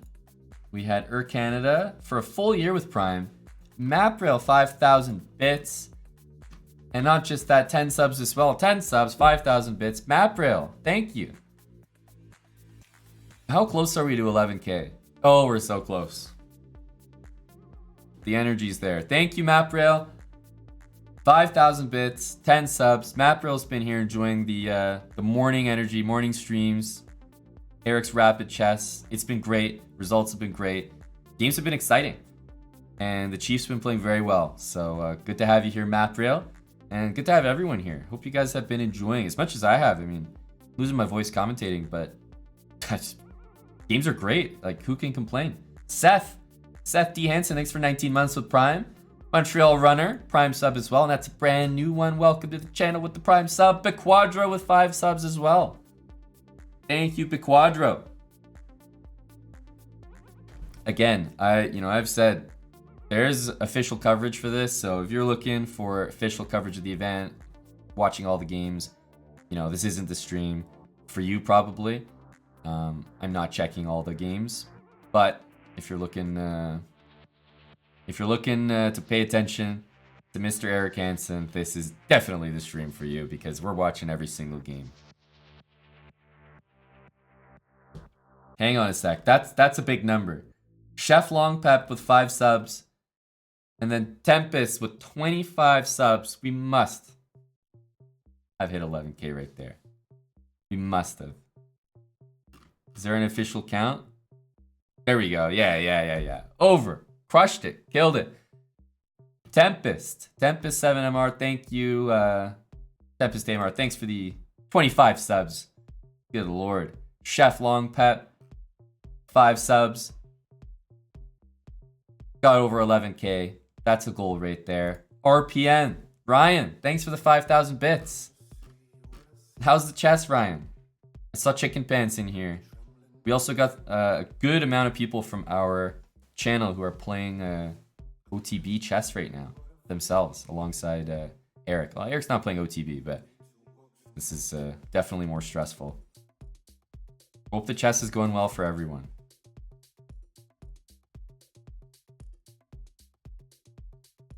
Got Buddy Brando in here. Yeah. What have you thought of the games, Brando? Pretty exciting stuff from Eric. He has a fun style to watch. There've been some very, very crazy games. I assume that you've probably been liking them. Some big attacks, some sacrifices. He's defended big attacks and he's launched them himself. But I think there'll be ones you'll enjoy, especially his game against Pragnananda. If you want to check that one out. I think that was back in round 2.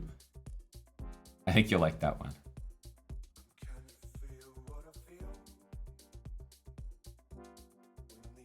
What tournament is this? It's called the Airthings Masters, but it's part of the Magnus Carlsen Chess Tour. Meltwater.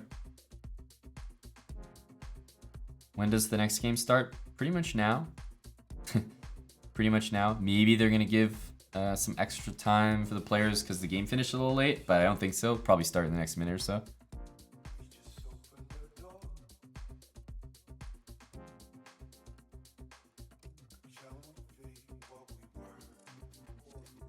Yeah, if you go to chess.com/events, you'll see the tournament listed there. So that's where I'm watching the games. Chess.com/events will produce this page right here. And then you'll see it right at the top, Meltwater Champions Chess Tour. And then you'll be able to search like by round. You can go and see all the games, but yeah, we're here round 8. Got to update the title as well. There we go. 4.5 out of 7.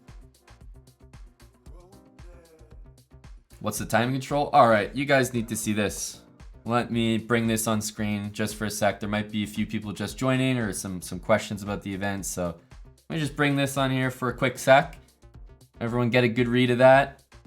These are the things you need to know about the tournament that Eric's playing right now. Format, time control, points and prizes. All right, so there's 4 days of chess.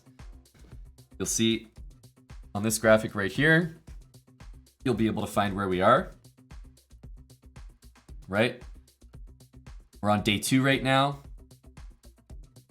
and we're on the final game against Mamedyarov, but there's 4 days of chess. There's 16 players, 15 games. You play everybody once. We're on day 2 at the moment, about to end day 2, 1 more game. And then day 3 features a game against Magnus. That'll be tomorrow, 12 p.m. Eastern time. Hope you guys tune in for us doing it all over again. 4 games tomorrow, and then 3 games on the final day. And then after those 15 games, then we evaluate who moves on to the next stage based on who the top 8 players are in the rankings. So half the tournament, half the players continue on in the tournament, half get eliminated. And yes, if Eric qualifies, absolutely Amadan. He plays another day. He breathes more life. Well, today there were 2 games with white, 2 games with black, so it was pretty fair. We can complain about yesterday, but probably not today. Probably not today. Today's pretty fair. Yes, there is a next stage, but we got to qualify for it, right? Comes down to top 8. Be really fun if we got to the next stage. Suzuki Vitara, gifting a sub there. You caught Guns Blazing on his 1-year anniversary. Wonka Bar, thanks for 21 months with Prime. And Bozo Actual with the 9 months using Prime. Exclamation mark Prime.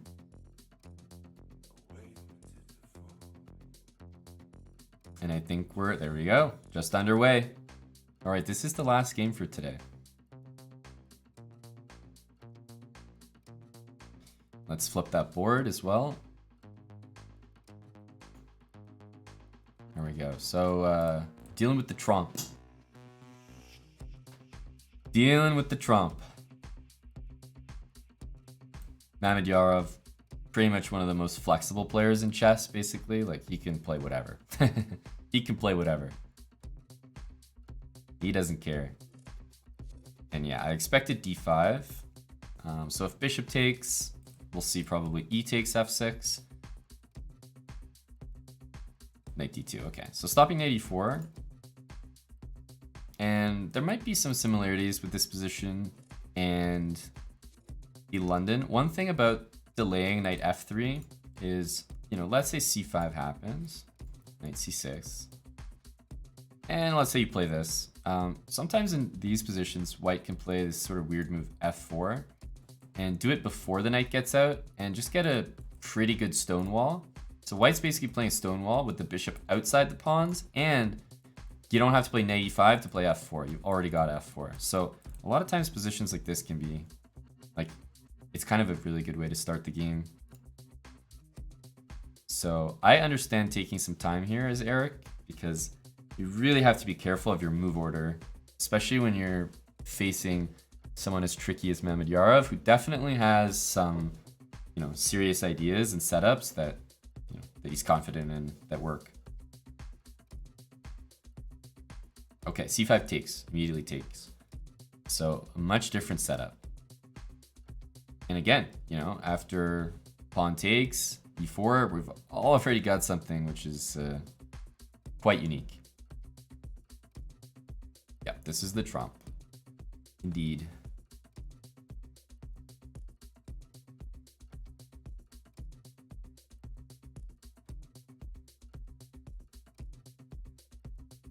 So, I mean, pawn takes knight takes would definitely not be the move, by the way, for black. So let's say here, knight takes e4. You know, let me just produce the best possible way to lose the game as quick as possible.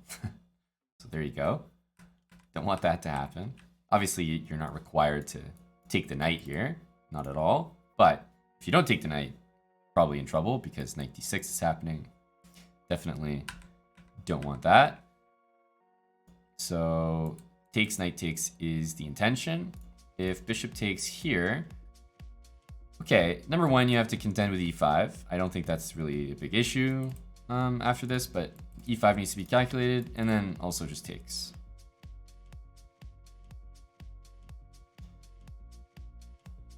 This is the last game for today, yes, and there'll be 4 more games tomorrow morning. Starts at the same time, 12 p.m. Eastern.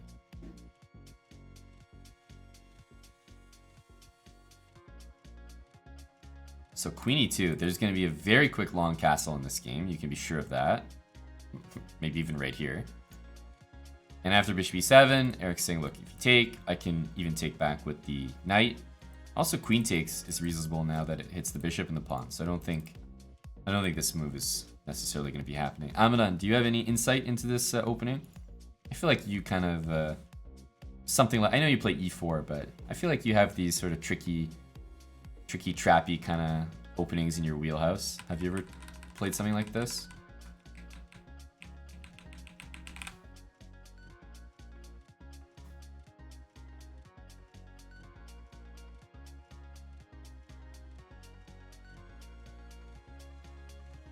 F4.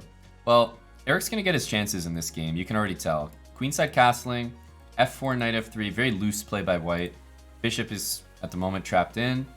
So, white playing in a very unorthodox style at the moment.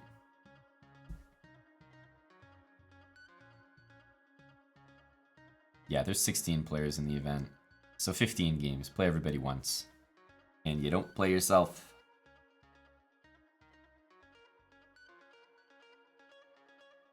Yeah, queen a5. I assume king b1. And okay, it might even be possible to play knight takes e4 at that point. Yeah, king b1 has to be the move. Yeah, Mamadjarov is kind of playing risky. It's his style though as well. But yeah, he's playing very loose in this event.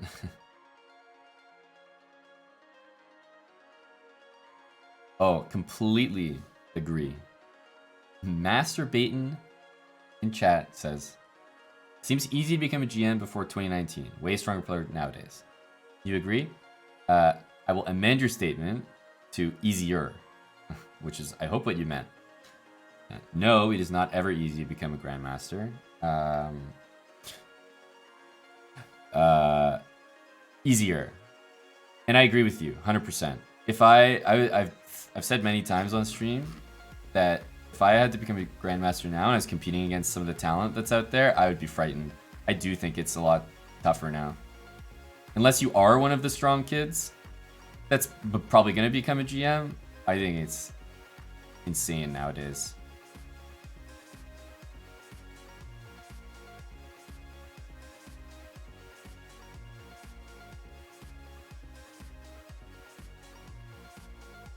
What do you guys think of the position? It's going to be fun. There's going to be a big attack. Mamadjarov's playing loose. We know he's going to probably send it. Like if Eric plays h6, for example, I could see Mamadjarov playing h4. Just to start that conversation. I don't know if h4 is good. Maybe it's total BS. But I just feel like that's the style that he's ready to play right now.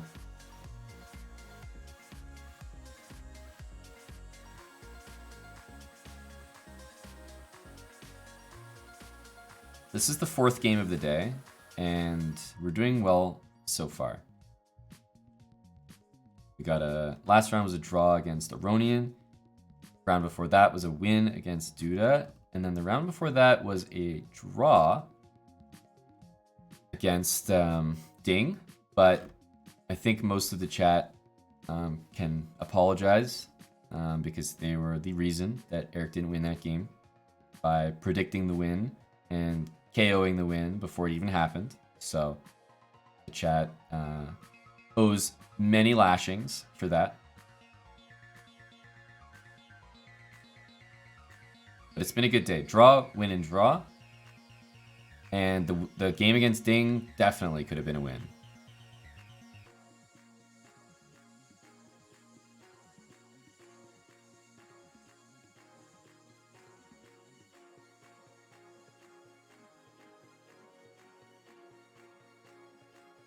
How would you follow it up, though, Abadan? Let's say position like this.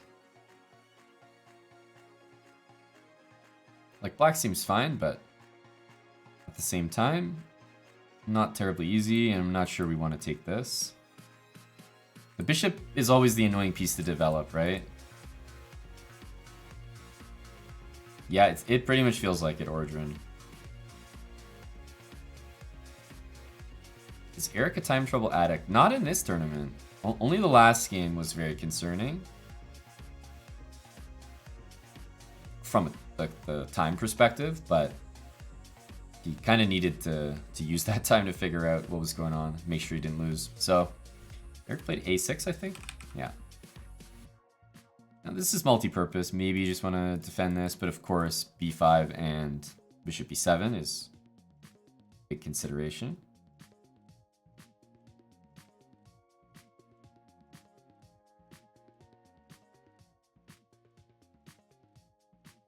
Yeah, Green Jaguar, but I think it was a little more because of the time the position got kind of bad, because I think Eric was doing fine in that game.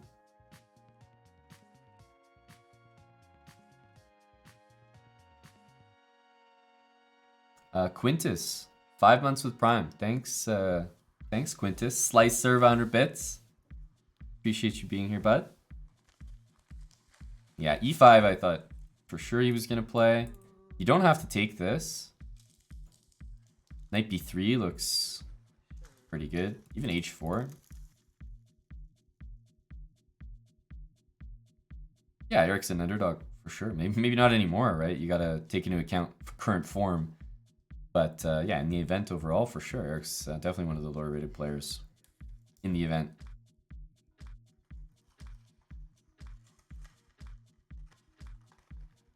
Do you think we earned a draw last round because of the 25,000 bits or the 100 bits?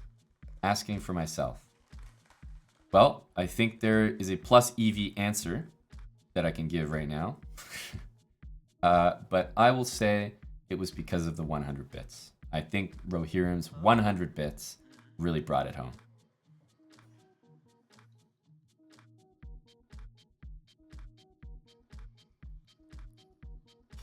Queen a4. Okay, knight b4 is now an actual threat. Actually, I think more like taking a knight b4 looks like a threat. The funny thing about this is it doesn't actually threaten a mate in either direction because the knight can block. So let's say white does nothing. But if black goes here, you actually lose the bishop. And none of these are actually mate. And you did just lose a piece. So kind of sketchy. And imagine you play this and white goes like that. Like, what the fuck are you doing, man? This queen is a disaster. Disaster.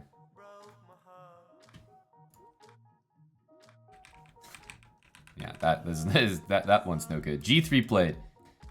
Bishop looking to finally develop. White's playing in a way, by the way, that can transition from an attack to just a regular game. Mamedyarov does not need to checkmate Eric to win this game, right? This is just knight coming to d4. Positionally, white is also doing very well. We got another 100 bits. Yeah, draw minimum guaranteed. To upgrade to a win, I think it would be in the order of the 25,000. But the 100 definitely gets you to draw territory for sure.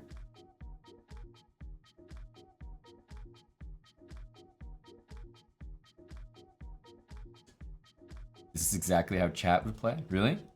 For which side? Or both? You guys just play a perfect game? The multi-talented chat.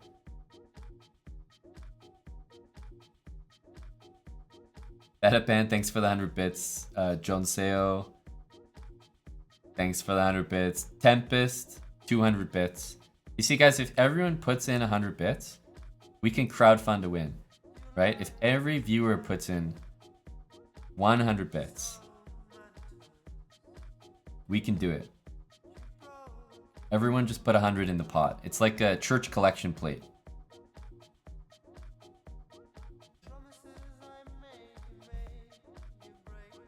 Eric losed? Nope. Eric didn't lose. Thank you. Everyone's putting in. Yeah, coming around with the collection plate here. Monty Pesto, Matt Braille, Farty Party, Flipside, Hey Marnold, Amadan, Orbis, AKD. Oh, Tier 0 and AKD, those are 500 each. Very generous. We can maybe upgrade some of the church facilities, like the gym. Crowdfund the win, exactly. We also had Matt Braille, Freddie Patzer, Latinum, Fat Ben, Super Scrub, Dark Shear, Hush Eternal. Thank you guys. Just $1 in. Just a dollar out of your day. We're doing well. We're doing well. These all go towards the guaranteed win. Thank you, Champ. Terminal ADD. Trouble with chess base. Juice is loose. Prongs, Badkins, K-Web. This is great, guys. Just $1 in the hat, you know? Think of it as your good deed for the day. Nicola, thank you for 100 bits.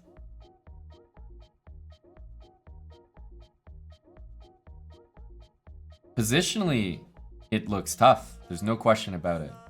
This might turn into a potential pawn sack down the line. You know, knight here. The queen is doing a very operative job. Even knight f5, maybe it's playable. But rook g1, apart from potentially bishop takes, will be enough.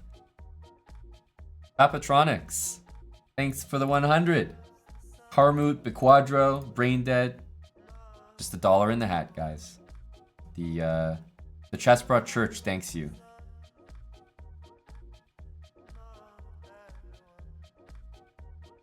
Farty Party, thanks for 1,000 bits. Mick Naster with 500. Strike 69 with 100. It all goes in the hat. Oh, Jay Pesky, with all the donations from the chat, I think there's good energy for that. 100 bits for Disgruntled. Terminal ADD. Bucko Bonsai 200. Just a little bit in the hat. Askena, appreciate it. 200 bits. Jadoob, 100. Xerxes, thanks for the 100. Terminal with another 100. Yeah, just Pastor Hambo here, just preaching the good name of chess. Bishop d3. For every 100 bits, I think Eric thinks an extra 30 seconds. So maybe we should stop. There we go, he made a move.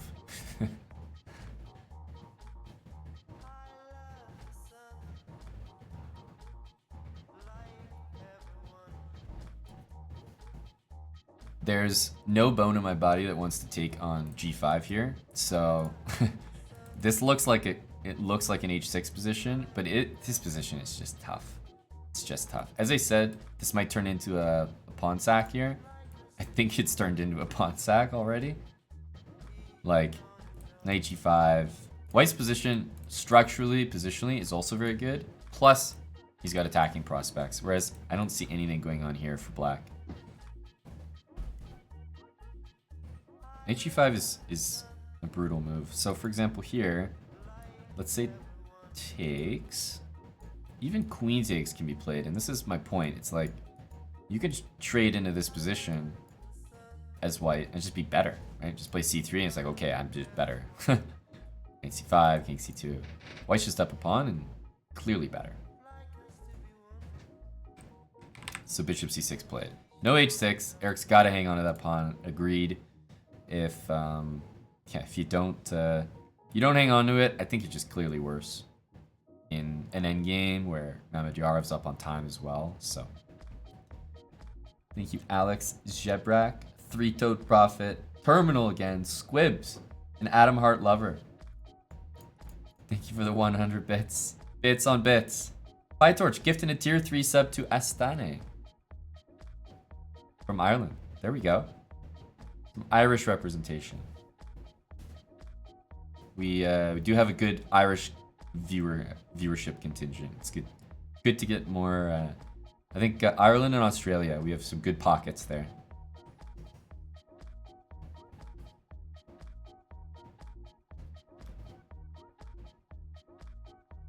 That's right, Sleazy.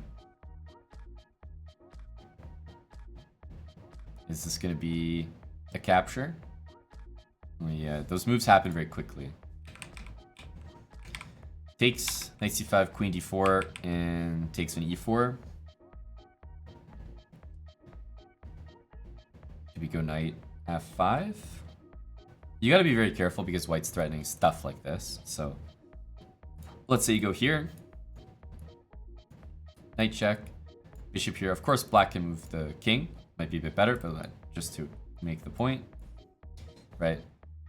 Something like this is something that you always need to consider. Now, in this case, 3 pieces for the queen is, and especially considering how rough the position looked earlier, absolutely something Eric will take. So I wouldn't expect Shaq to do it. But whenever the bishop is sort of in the way of interposing a rook and queen in the position, you always got to pay very close attention to that because there might be a discovered attack, discovered check that will win material. Ados, Biquadro, J Pesky, thanks for the 100 bits. A piece.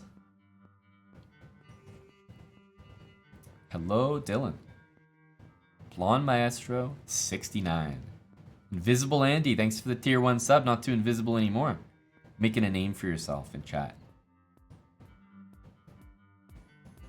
White is offering an endgame, yes. But it's an endgame down a pawn, and white even has the space over here, so it's not looking pretty. Knight f5, though, seems like it puts some pressure. Remember, this knight is pinned to the rook, so there's a little bit of pressure here in the position. Knight e3 and bishop takes e4 are ideas. And what did I say? Careful of bishops facing queens, or interposing rooks facing queens. So yeah, this pretty much had to happen. Let's back up. The moves are kind of coming in all at once. So knight d6, if knight takes, this is what I was mentioning. This is definitely no good. And if you don't take, I assume you do this. So that's what happened. And then white took the knight. Again, this is uncovered. And I think queen b6 was the last move played. So what the hell's happening here? Bishop takes, king takes, queen takes h1. White has got 2 pawns and a monster knight for the rook. So definitely better for white. It might not seem like it, but yeah, that's definitely very good. The pawn structure is also ideal, but I think if you're Eric and you kind of had a rough position there, you'd rather be in a spot like this where you've definitely got a chance. b7 is hanging, f7 is hanging. Yeah, but rook d7 does take care of all of that, so I would rather be in a position that I don't really like and have the exchange, right? At least it's something. There's at least a win condition for Eric, so all results are still possible. Rather than just be like down a single pawn. And, you know, that almost feels more hopeless. Yeah, a3, look, that's just habits right there. I know it's on the other side of the board, but that's baseline habits. I think white could really consider taking this, by the way. Definitely could. But yeah, this is just habits. Get the last rank taken care of on the castled king. Exactly, Amadon. As Eric, you take it. There's not much you can do. Mamadyarov's more of a queens on the board kind of guy, so not surprised there. Double rooks. Yeah, this is always an idea. I don't think you can ever really take because you're not just down you're not just down rook for a knight and then you sack it back and, you know, you're down 2 pawns as well. So you get the knight, you get 1 pawn, but then you're playing a queen endgame down just a single pawn, which is a little bit rough, actually. So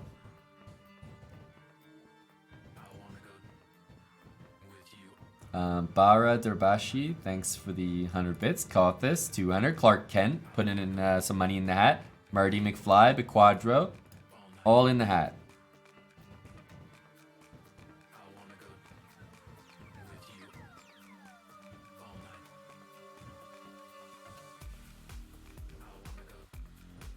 Maybe Butner. Maybe this pawn goes here and Eric plays king h8. Genius move. I can see it happening. What is Black's plan here? Unfortunately, bud, I got nothing for you. Black is in a tough position. It's just difficult. Like, Black's worse. You can't sack the rook back, and you can't really undermine things. Like, yeah, f6 is maybe worth a try. Take, but you're still not undermining the knight. I think the only way to get active is f6 and f takes e5. So maybe it's going to get tried, but that's about it. Is there any chance at all? I would say very, very minimal. Like, if a draw was offered here, Eric would take it on the spot. So, can Eric win this game? Yes. Is it very likely? No, I'd say it's very unlikely. There's probably percentages on like white win, draw, and black win. And black win is a very, very slim part of that pie.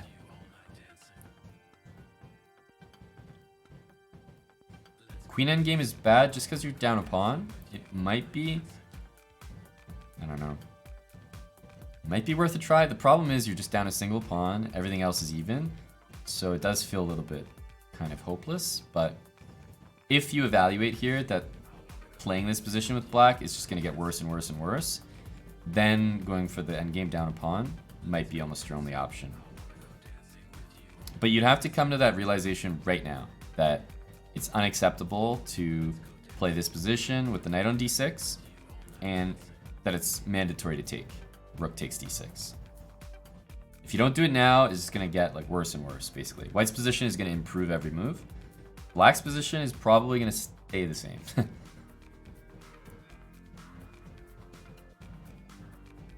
Why can't he sack the rook? He can't? What do you mean, why can't he? I'm not stopping him. My hands are up. Terminal ADD and Bit Quadra. More money in the hat. Thank you. The Church of Bra. Yeah, queen endgame down a pawn is just like, when you're playing queen endgame down a pawn, then you can tell yourself, okay, I should basically literally never win this. And you're only playing for a draw. So that's why it's kind of tough. When you play it an endgame with the exact same pieces, just down a pawn, that's the only difference, then you're kind of telling yourself, okay, my best case scenario is a draw. Whereas if you leave the rooks on the board, you're probably harboring some hope that they might get active one day. Okay, well, after queen d1, it is no longer an option.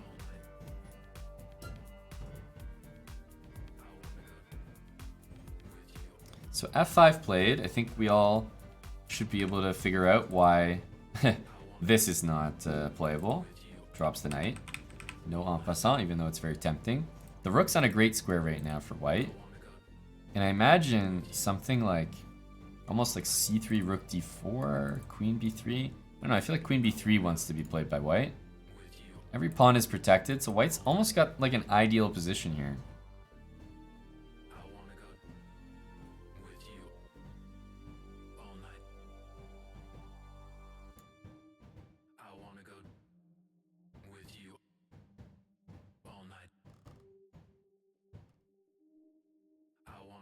If only en passant was forced. Okay, he does c3. This was... Yay, I got one. That was my move. King a2, queen b3. King f8 to e7. I mean, you can do it. You're just not making any threats. And your king is probably going to be less safe on e7 than, for example, h7. So, at least, you know, it's not much, but maybe there's a chance of this as a plan. You have to be very careful of a move like king h6. Good tactic to know. Knight f7. Right? And if you take here. So king h6 you can't quite do. White can't move the queen or the knight. White can absolutely move the queen. The knight, I agree with you. White shouldn't move the knight here. But the queen, definitely.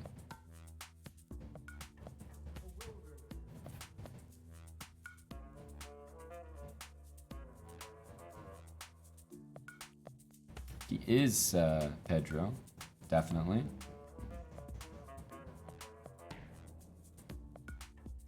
Call me by my name. Wow, an alpha. Big Beku. 100 bits into the collection plate, and the demands are coming out. Kosteniuk 0 points. Dude, it's rough. Sometimes it's just not your tournament. Kosteniuk, another loss. And does she have any points? No, she has no points. She's getting paid $0 so far. You get $250 for a draw, $750 for a win. And if you don't get any points, you don't get any dollars. That's rough. That's a real sad right there. I definitely hope she scores some points. Just not against Eric.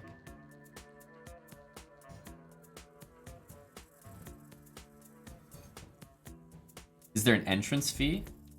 No. No. One thing that you can, when you guys in chat all become grandmasters, you should basically never have to pay an entry fee anymore. That's one of the things as a grandmaster. You should never deal with entry fees for the rest of your life. Bliss. Total bliss. But as Eric was saying yesterday,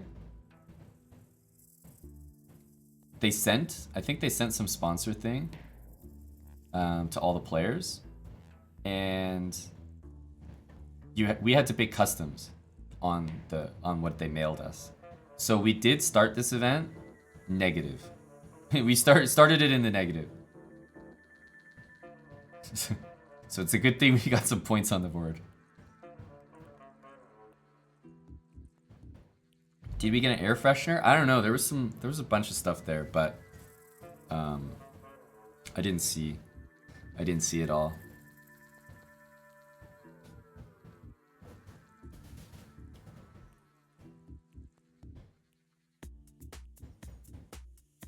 Jacques 412. Why does Amon play in these competitions? Well, dude, we're talking about Alexandra Kosteniuk. The talent that she is. And I'm saying that she has 0 points in the event. And you're asking me why I'm not playing? That's why I'm not playing. I don't want to be put on the chopping block. Score 0 points. I can't have you guys laughing at me like that. Guys like Unemployed Nuke really gonna have a field day. I can't give you that much material.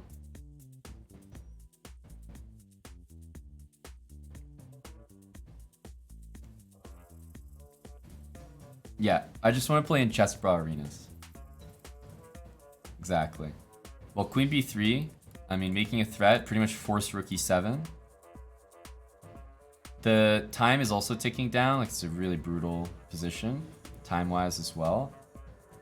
There might be some knight discovery that needs to be observed soon.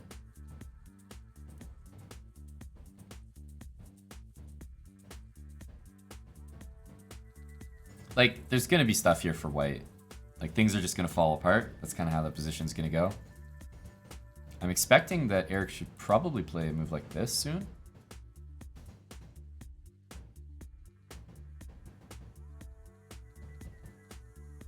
Exactly, Mr. Keem, and that is 100% why I can't play. I can't give material to guys that hang out in the sauna, you know?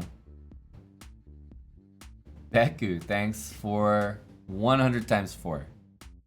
4 separate contributions, of course. Repeat the position? Unfortunately, that's not Eric's decision. He would definitely repeat if he could.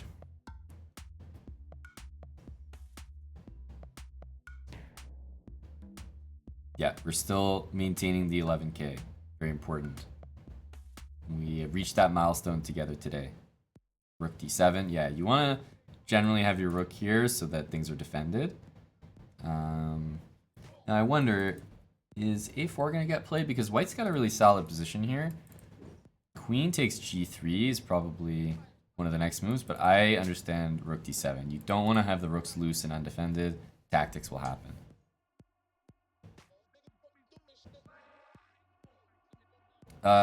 in terms of holds, I know that we held against Levon. Very impressive. But if Eric holds this position, I will be more impressed. I will be much more impressed.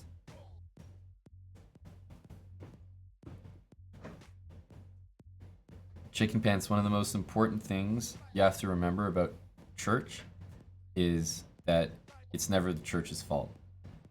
If Eric doesn't get this win, it's because there wasn't enough money put in. If he doesn't get this draw, there just wasn't enough put in. It's never the church's fault. You just have to keep donating to the collection plate. We're repeating. I don't think our buddy Shaq wants to repeat. So I would not expect that to be the case. If Shaq takes a draw here, it's definitely going to be up there as like one of the lowest T things I could imagine. Like, it's probably one of the worst chess decisions ever.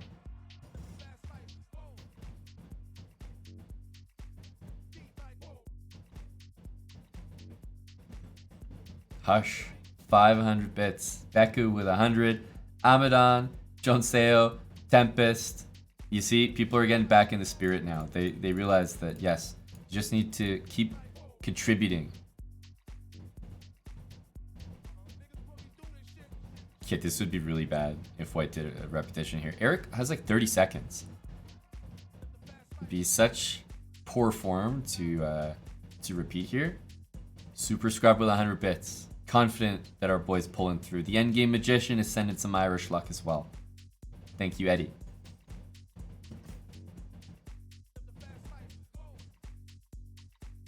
I like what Eric's doing, though. He's just got the queen in there. He's got the king. What did I mention when we were trying to hold against Levon? One of the hardest things to do in chess is nothing. It sounds stupid, but it's so tempting to just try to create things out of nothing, out of nowhere. And what really needs to happen sometimes in chess is you earn your draw by doing nothing. And, you know, if Eric all of a sudden goes like A5, B4 or something, he might just lose quicker. Doing nothing is actually very difficult and absolutely a skill. I think we have ideas like Queen C6 and maybe Rook D5. Trade Rook C5 and Rook D5. I'm getting great feelings about this. This is making me tingle. Also, keep in mind this is hanging, although I don't think Eric is planning on taking that. Surely it's got to be Rook D5 here. Oh yeah, I think this is great.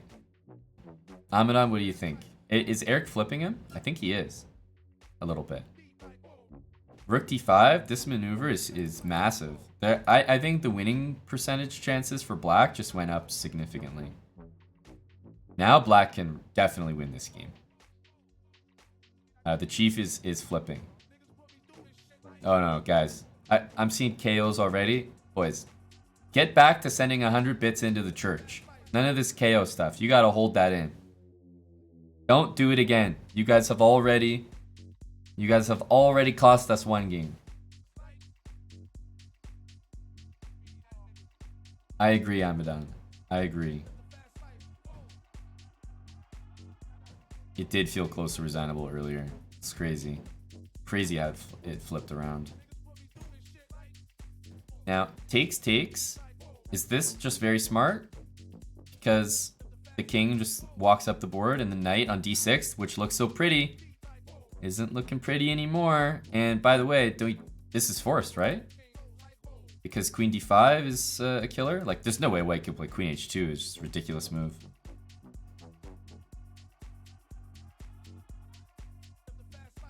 Yeah, queen h2, maybe even rook h1.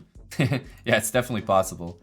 But the point is, like, no, the position is just lost at that point. Queen h2 is a joke, of course, but let's say here.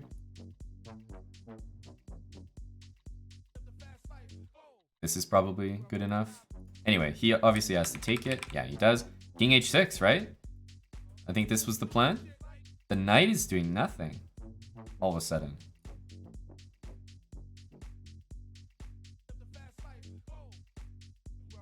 Here comes the dad bod. Let's get some emotes. JK Russia, I love it. You're first to the punch. We need some dad bods and some dad bod slides because that's exactly what's happening here. The dad bod is looking to say hello. Just shuffling his way into the position. King H5, King G4, and hey, White's doing the same thing, so everybody's shuffling here. But the rook should be able to hold the pawns pretty well. Mamedyarov is playing very loose right now. Very loose.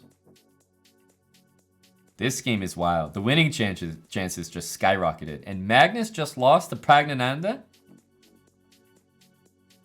Jeez, what's going on? This tournament is wild. It's 3 pawns against 3 pawns. What the hell is going on? Black is definitely in the driver's seat. Definitely. This was a total flip. We have the energy now. By the way, there are players in the world that I would consider like resigning this position. Not actually, but pretty close. This position it feels so bad. And Eric flipping this is like unheard of. Rook c5, rook d5, and this flip. And look at the position now. It's insane. It's insane to think that we're in this position from what we saw earlier. Guys, it's over. He won. What in the flying fuck was this game? Mamedyarov just resigned. Holy shit, what was this game? Guys, did I not say earlier? You have to trust the collection plate process. The church is always right. You guys donated 100 bits each. And look what we produced. A win. That's definitely a KO. The church always wins. I don't know what in the fucking Uno reverse card just happened. But 3 connected pass pawns for black. Like, imagine laying odds on this. You would get paid like 1,000,000 to 1. Look at this position. You're telling me here that Eric's going to have 3 connected pass pawns in an endgame and be up material? Especially after this? It's a joke. There's no way. And look at the final position. What the hell is this?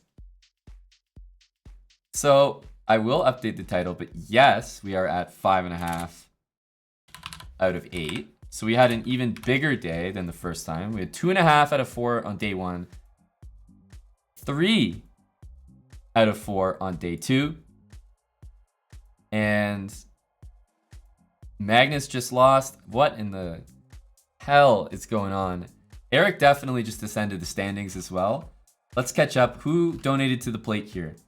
Super Scrubs, Strikes, Endgame Magician, Kothis, Nifa, Beku, Amadon, Juices Loose, Endgame Magician, J Pesky, McNaster, AMC, Goblin, Prongs, Iceberger, Tempest, FCST Fan, Pete Moore, Hush, Goblin, Tempest, Andy, Kitten Rage, Aslaf, Endgame Magician. Everyone got into the church collection plate there. Farty Party, thanks for 1,000 bits. Beating Mamedyarov like that. Market Van 98 with a Prime sub. Marcelio, thanks for the 4 months with Prime. Kothis with 5 subs. Submill with 5 subs. 100 bits from Silino. Or Cielvino. Clavino. Lipic for 4 months with Prime. Juices Loose 5 subs. Prime sub from Hicto? Hicko. Wow, that's a hard name to say. HCTKKO. Buddy, you got me on that one. Vigo, thanks for the 2 months. And Beku with 300 bits. Yeah, you left 5 minutes ago, you missed it. Eric flipped that around to a win, dude. What in the fuck just happened? Platinum, 558 bits. Appreciate it, Latinum. That I don't know, Amadon. But you gotta give it up for Eric. 3 points today. He didn't lose a game. He should have beat Ding. He beat Mamedyarov. He beat Duda. And he drew Ronian from a worse position. I mean, how many people, not even some of the people in the event, can say that they've done that? That's a pretty impressive day. I think there's a good reason why our chief is getting invites to events like this, and he can put down performances like that. And yes, people have been posting, but what is our update? Accountants, how's our bag looking? That was another win. Put that in the win column. Keen Bean Bean, thanks for the 3 months with Prime. Freddy Patzer, 750 bits. There we go, $3,750. Keep banking it. Keep banking it. Might have to bet that on the Flames. Probably on the Flames against the Minnesota Wild coming up. Big game.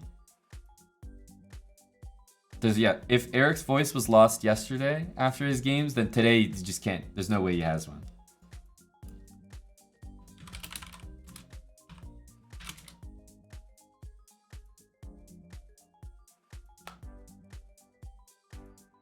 Yeah, the perf ain't bad either, hey?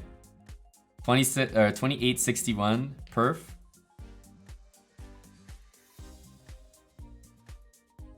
Yeah, Flames looking red hot with Toffoli as well.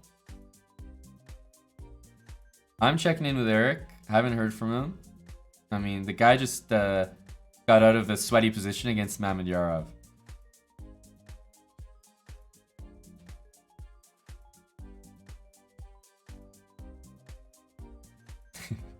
Why am I not playing? Because if I was playing, I'd be the guy who just messed up this position. With the white pieces. That would be me.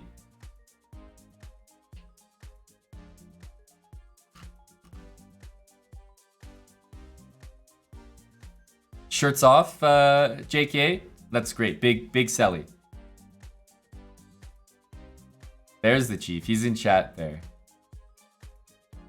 He'll be on the main broadcast. Ooh, Pog. Is it just Chess 24, by the way? I think so, eh? We might have to do a little voyeuring, guys. We might have to do a little spectating.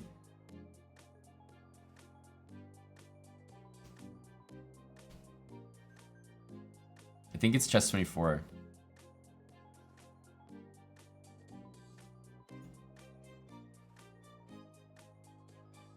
And yeah, Pragnananda just beat Magnus. By the way, let me just check that game real quick.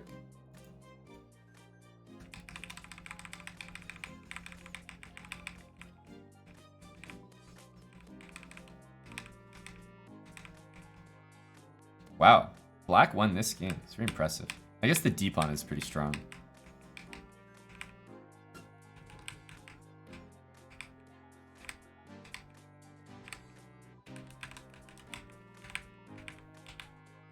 Wow. Very impressive.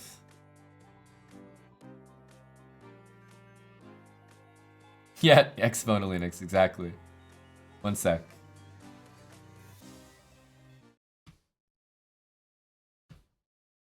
Can't complain. Yeah. It's been a very good day for you, right? How do you feel about your play today? I thought I was gonna have a very bad day because in the first round I had such a winning position against You guys hear it? I don't know how I managed to find a way not to win that, but Quiet, eh? usually I don't recover very well after I lose a winning position. So one sec.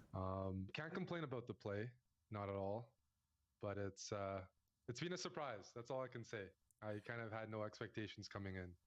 Okay, I gotta change something. One sec. Third place right now, and you've met many of the highest ranked players. I mean, how are you feeling about the way this is looking for you right now? I haven't had a chance to follow any other games. My games have gone That pretty better? much until the hours. So Is that louder? yeah, I honestly have no idea where Okay, I am in the there you go. standings, but the new format, 3 wins, 3 points for a win, is favorable to guys like me that win and lose a lot. I don't have a very high draw percentage, so I can't complain about where I'm at right now. Yeah. Has it affected your tactics at all, or is it simply a format that just fits your style very well? You either way go for these fighting games and these wins. It's possible it affects my opponents more than myself, because I think I play like this anyways, but a lot of the players are going to be motivated to try to beat me. I'm not only pretty inactive these days, but I'm one of the lowest rated, so I wouldn't be surprised if a few players are pushing a little harder because they need to score wins, and if I looked at the tournament list, I would target myself. So I think it's affecting them as well, which is helping me, at least. Wow, look at our And guy. Eric, you're on fire. How did you prepare for this event? As you mentioned, you're pretty inactive these days. Maybe How did focusing you on the stream. prepare? How did you prepare for the event against such world-class players? Yeah, I wish I had a good answer here. I've been watching the hockey Olympics every night, which is I told not a you. very good time zone for waking up in the morning. But other than that, I just tried to be a little more active online in the past month. But I'm actually moving 4,000 kilometers in about a week, and it's a really big move all the way to Toronto, and I'm in the west of Canada, so I'm trying to balance that and play this tournament, and it's a little hard. But I guess one of the things that's been an improvement for me is I have a bit less pressure on myself than last time I played this tournament, because in August when I played last year, I messed up a lot of good positions and I had a lot of pressure on myself. And now that I played that tournament, this is my second time, I feel a little more relaxed. And for the most part, I guess to answer more specifically, time trouble. I'm still getting in time trouble, but that was something I was trying to avoid by being a little more active recently. Turns out I still get in time trouble, but it's been better than last time. So that's been one improvement by being a bit more active with Blitz and Rapid recently. Well, and you are currently also in shared second place. If I told you that best before looking the man on that tournament, screen. what would you have said? Our boy. I wouldn't believe it. It was I wasn't planning, and I'm still not. I have to adjust my goals now. But originally, I wanted to do better than last time, which was easy. I only had 1 win. Now I have 4 wins, I think. So I've already got my first goal down, and everything here is extra. But I am starting to get a little ambitious, I guess, based on the tournament standings. Very cool. And what would it mean to you? We know that you have both a career as a chess streamer and also as a chess player. For your motivation as the chess player part of your career, what would it mean to actually qualify for knockouts in this very strong tournament?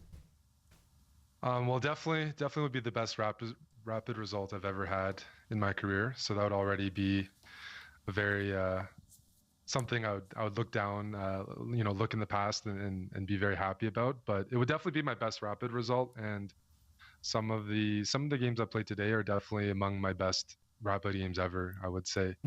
I was really happy with the way I played against Duda today.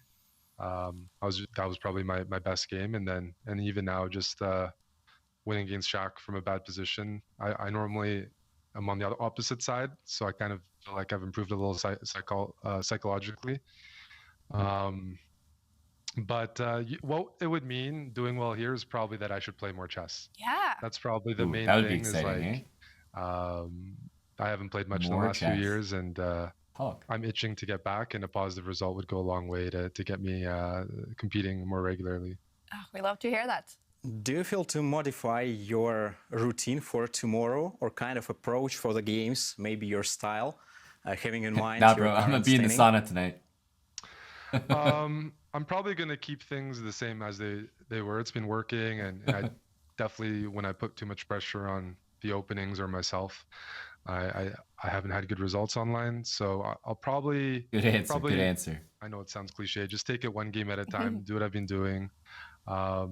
Still some things to look at. I know tomorrow I'm playing Magnus and Anish, so the difficulties are still ahead. And there's no Olympics to watch tonight. Is the final.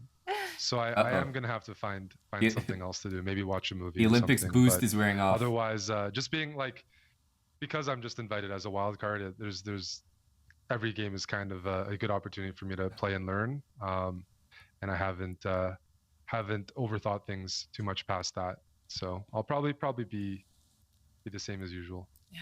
Sounds like a great recipe. We're so happy for you, Eric, for playing so fantastic, and we wish you the best of luck in the rest of the preliminaries now.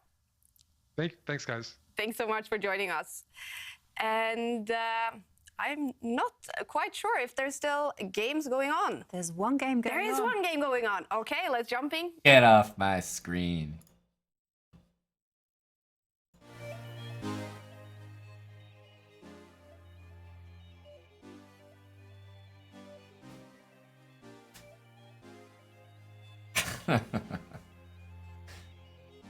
Big interview. Quality interview. Strong answers.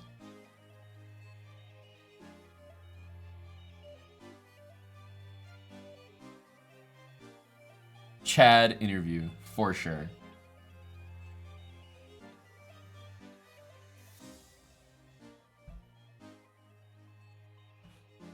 Yes, very high quality. There we go. Man, there's still a game going in this round as well. Bad questions, good answers. Yeah, I agree.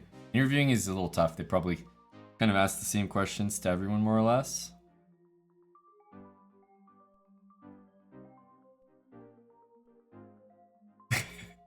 But they did ask the question, what did you do to prepare? What? Prep? I say what now? Yeah, I just hanging out in the sauna, making sports bets, and watching movies with Salty. Sorry, who's Salty? Save that story for another time.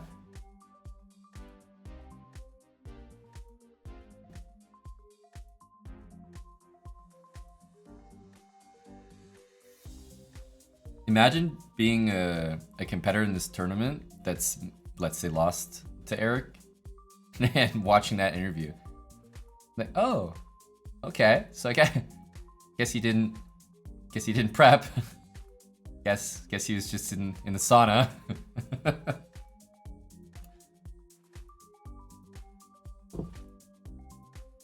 Yeah, sold some HelloFresh, exactly. Exclamation mark sale. Sold some chessbrah merch, 30% off. And then showed up and collected 750 bucks per win. And put together a good number of them as well. But on a serious note, that is kind of that was my answer when people were asking how did Eric prep. Like, obviously, I was saying when you're playing events like this, you can't really prep. Yeah, there's only so much prep you can do. A lot of it's just yourself, mental. Make sure you're feeling good and check your own variations rather than preparing for other players. Yeah, I'm just saying, if Eric is hanging out in our Discord and enjoying the tier 3 offerings that we have, I don't really think there's a better, like, I shouldn't have to convince people. That's a sell right there. Going tier 3 and getting in the Discord, I mean, you could play chess just like that.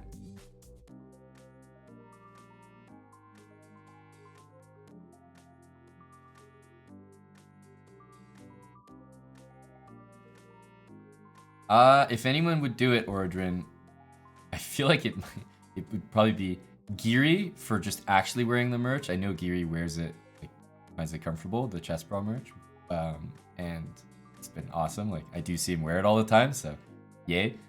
But if someone did it for any trolling purposes, it would probably be Magnus. You guys know Magnus is a troll. He would do it to, like, throw Eric off somehow.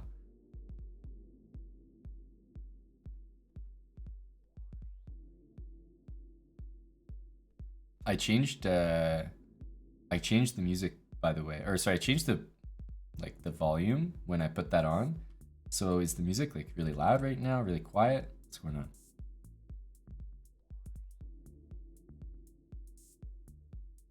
I just messed with a setting because I wanted to have the sound up for the interview, so quiet it, okay.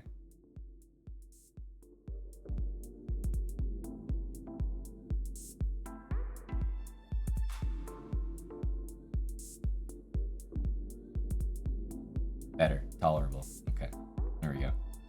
Back a bit. There you go. Watching hockey improves your chess. Fax, no printer. Dude, if I was Eric, I'd be buzzing right now. Just buzzing, especially after that last win. That's the unexpected one. What a day. Yeah, actually, does anyone have a link somewhere to those standings? You know, the ones where it like factors in the +3? I'm curious what the actual standings are.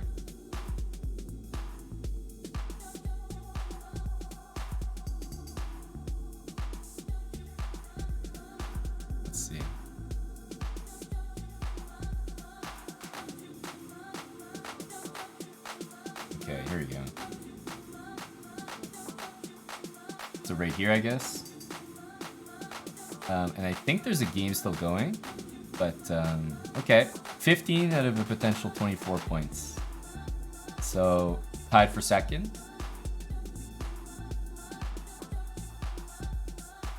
Ahead of Magnus.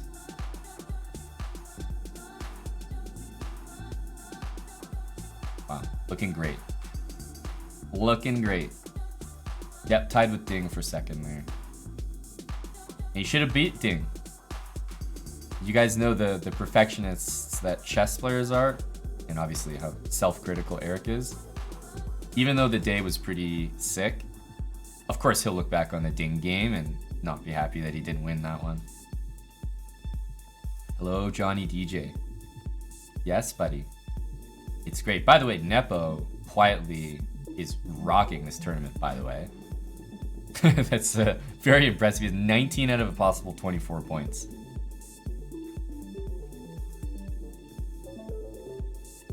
Curtains, probably not 4 out of 4, but maybe 3.5.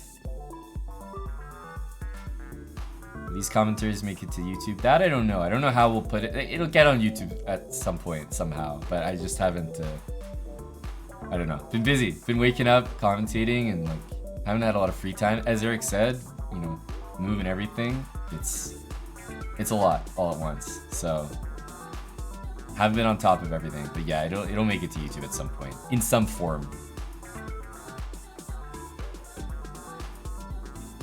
A lot of decisive results. Hey, the tournament's... What do you guys think of the tournament? It's kind of doing what it's supposed to do, right? The lower-rated players are scoring upsets. Magnus is not just winning every single game. And the format encourages wins, and we got a lot of wins. So I think it's pretty fun. Does this count towards FIDE? No. Online events at the moment, I don't believe count towards FIDE, and I don't believe they will unless something... Yeah, some deals is reached, but I know that there's got to be online events that count for rating very soon. I'm sure that'll happen. Hey Eddie, did I get credit for your HelloFresh order? I'm unable to see exactly who, but I see the number went up. We're at 81, so I'm sure that yours was counted in there, Eddie. But thank you. I hope you like it as well. Got some good savings. Thanks, Eddie. I appreciate that a lot. Go HelloFresh.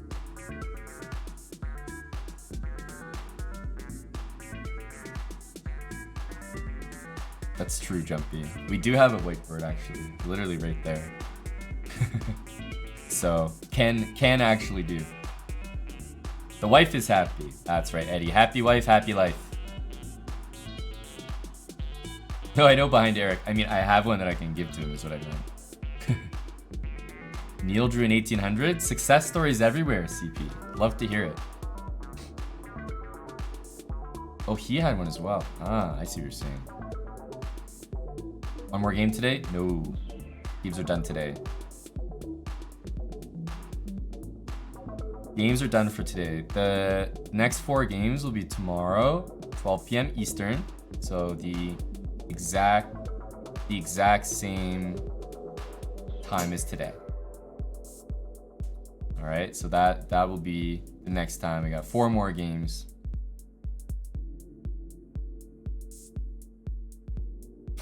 Go, Eric.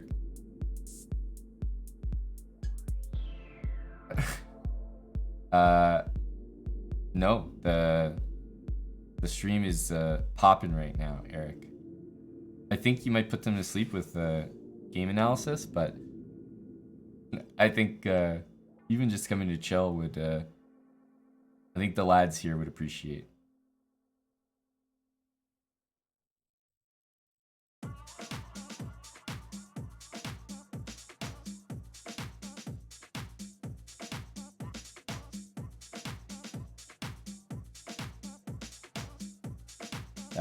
Maybe not. On me. Mr. Keem, thanks for 5 subs. Yeah, there's a few, thanks, Keem. There's a few I need to catch up on here, right? Feedmore, 5 months. Shanklin, 3 months. Remick, for 11 months. The Twixter. Endgame Magician 100 bits. Project 93 14 months. Donnie Tsunami Tier 3 19 months. Petapan 100 bits. Nurad 5 months. Thousand Master 78-month resub. 78-month resub. Jeez. The Quadro, thanks for the 100 bits. Endgame. Thousand Master. It has been a long time together, hasn't it? FCST fan, thanks for the gifted sub. Sagey Mage 710 for 2 months. Biz Meow Meow. Okay, what a name. 7 months. Bach gifting a sub to Robbie Kev and Mo Lester. Thanks for the 8 months. Great name, bud. Mo the Lester. Mo from Leicester. Yeah, big result. Big result. Well, yeah, let me know, Eric. But obviously, I think people will be hyped to see ya. Let me know.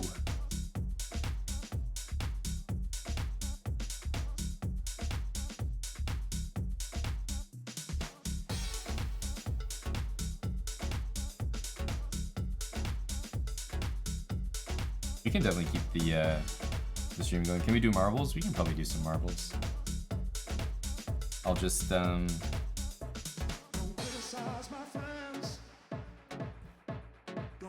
walk over. Okay, woo. That means everyone can go get a refill. That's big. That's big. All right, guys. I need 5 minutes. I took 5 minutes earlier. It was necessary. I need 5 minutes now. But we're gonna keep the stream on, so stay where you are, guys. Eric's gonna pop over, and we'll keep the energy flowing. Been a big day of chess today. All right, big day of chess. But there might be some marbles and there might be some Eric, so that's my deal. I'll give you guys a good song as well. Here we go. All right, be right back. Yeah, marbles is in the cards.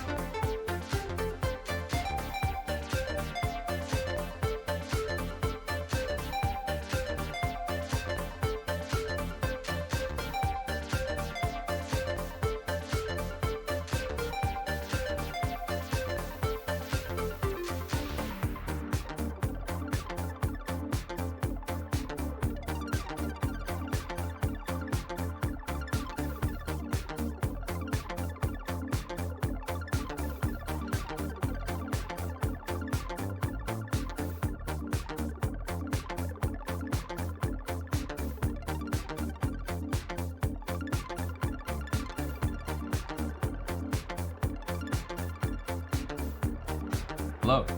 Alright. What's up, guys? Sorry for the delay. But we're keeping things going here. The energy is fantastic. I think we're still riding the high. How's it going, y'all? Oh, yeah, yeah, the link to the interview? Chat interview, of course. Enjoy the silence. Thanks for the Prime sub. Mr. Quanix, 4 months of Prime. Memerson83 with 100 bits. And Trox here for 14 months. Thanks again for the raid, Vampire Chicken. Mr. Shrantz. You good? Well, I'm glad to hear that, Vigo. Hey, Subscript, you're back. Yeah, a lot of guys in Marvel's jail. That was a nice track. Which one just played? Oh yeah, this one? Yeah, that's a good one. No, Green Jaguar. I'm going as well. 46 months, Hippocrates. Yeah, exactly, Sandu. That's exactly right. Thanks, Hippocrates, for 46 months. Thanks for the reset, dude. Haven't seen you around in a little bit. It's been a little while. By the way, you guys can see probably that I did not qualify. Let's see. Ended. Guys, today's a good day. We qualified out of Crystal. Today's a massive W. Oof. This is huge. This is huge. Wow. Biggest achievement in my life. Yes, he is JK. This is bigger than the GM title. And maybe an interview as well, Airbus. Exactly. Maybe I can go on the broadcast. Let them know what I did today. Man, these guys could have just played literally like one more game. Like a couple more games. What prep did I do to achieve this? I commentated Eric's games instead of actually grinding myself to a more secure position, and I just trusted the church. I left it in God's hands. I was right here with like 2 hours left. These guys could literally play a couple chess games and pass me, but no, I left it in God's hands.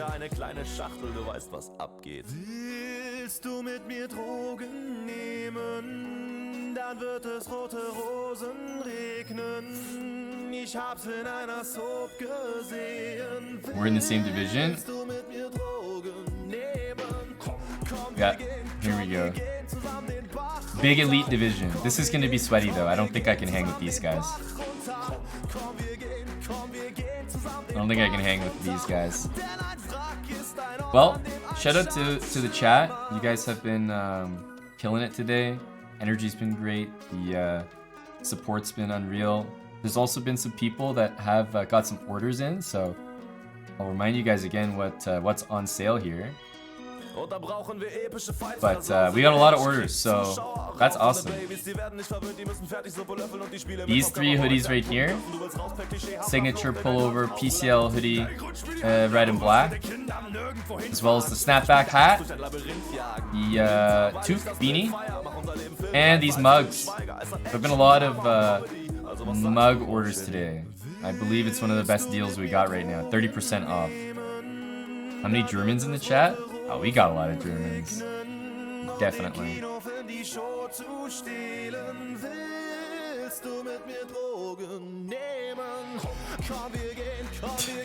Thank you, Thomas, for the vouch there. I believe it.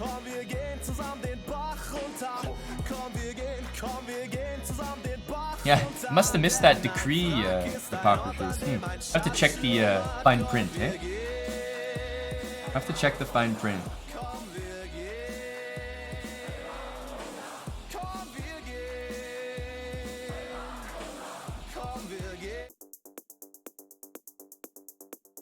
Here we go. So we got a lot of orders, sale going on in the store.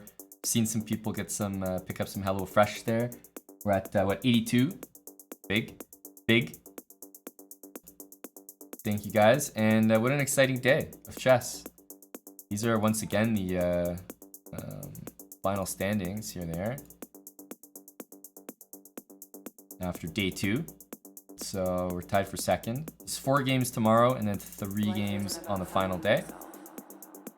Before they determine, you know, who's the top 8 and who goes on and continues to play more chess. I assume, you know, you wouldn't have done it if the mug wasn't on the line, Hippocrates, right? You know, everyone works for a mug.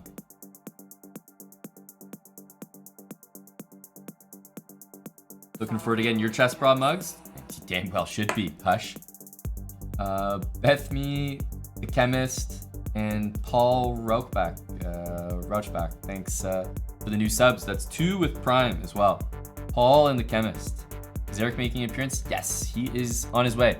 But he's walking. I think he likes walking after the games, like just clear his head, get some fresh air. There's like 2 feet of snow in Calgary right now. I don't go outside and I don't get sunlight or like actually go outdoors. So I didn't know that. But yeah, apparently there's 2 feet of snow outside. So it'll be an interesting walk.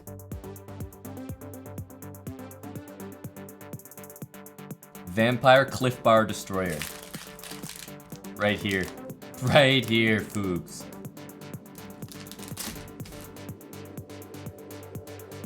Can I show the full standings? Well, these are the standings. I mean, you want me to scroll for you there, pal? Did that do it for you? Did you lose? Little scroll get you hard?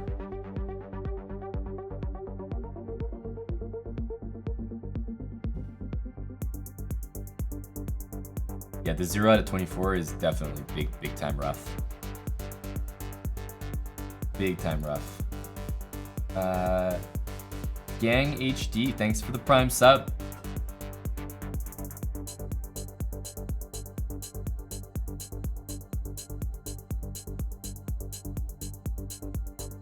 Can I scroll down?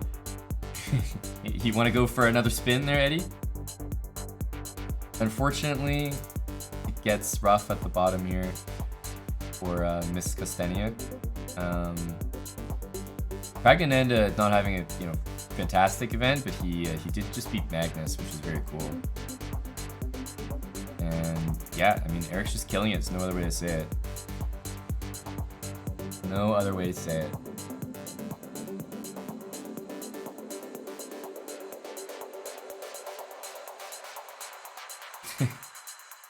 Yeah, you can take that one to the bank, Hippocrates.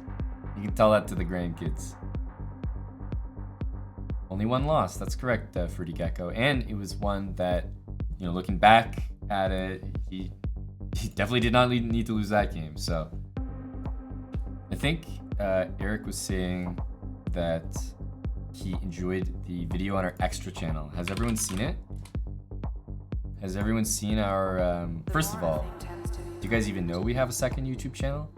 I think it's pretty common for most streamers that kind of have a bigger YouTube or a lot of videos that they make a second one because it's just so much content.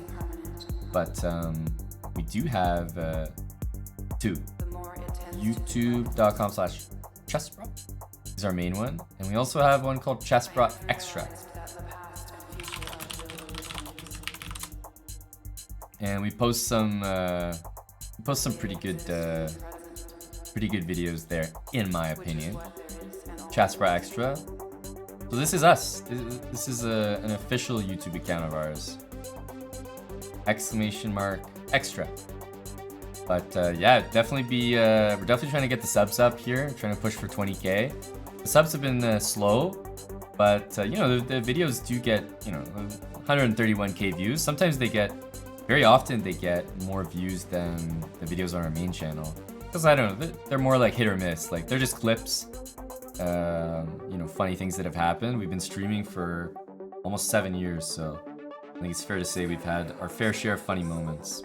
So yeah, YouTube extra, as well as the main YouTube channel. If you haven't subbed there, it's free to do, and we're posting every single day. Usually once on the extra channel and twice on the main channel. So there's a lot of content to consume. That's right. Amadan. See, Amadan in chat's an FM, so we can learn why FM is the worst title in chess. Together. The tables over there, chess club. That guy's getting more pussy than the guy who's like, I'm a FIDE master. I'm a FIDE master. Have you heard of FIDE? It's the Federation International Decision. It's not happening. That guy's just not getting laid ever in his life. Pretty much sums up Amadan right there.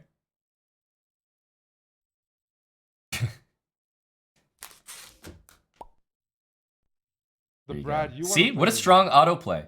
You're ready. For those that don't know, that's one of our latest videos here, released just about a week ago on the main channel. But you see how good the YouTube algorithm is. They're pushing the good videos. So this one's a very good one, by the way.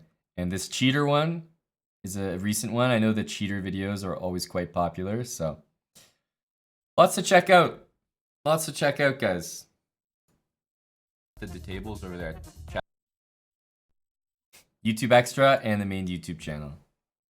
Very, very regular content there that you can count on. And hey, if you sub and you end up not liking it, it's fine to unsub.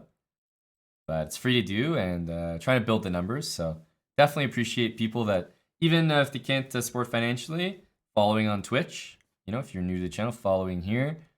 Subscribing on YouTube, those are free things to do and definitely help get our numbers up.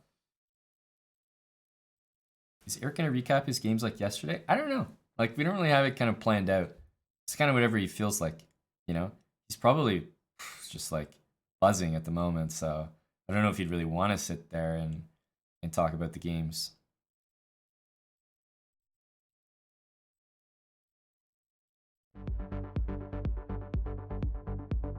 But maybe he does, so we'll see when he gets here. We are all connected.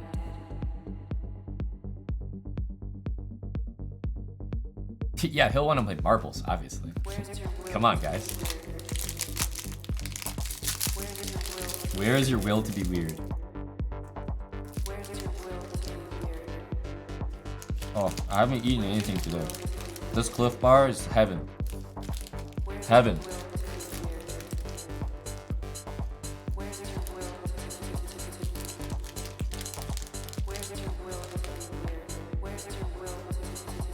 Wiry GG, thanks for the 9 months. Alright, fuck it, let's do a marbles race.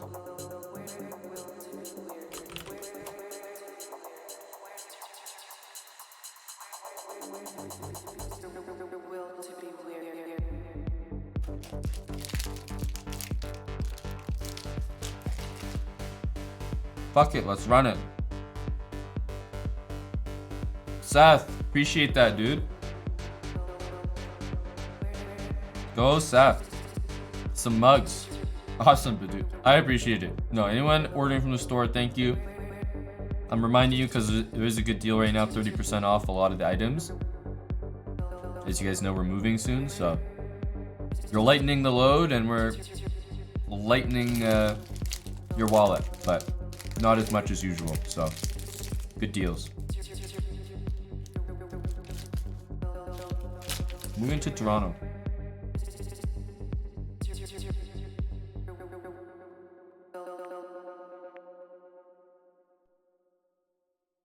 How many, okay, be honest, guys.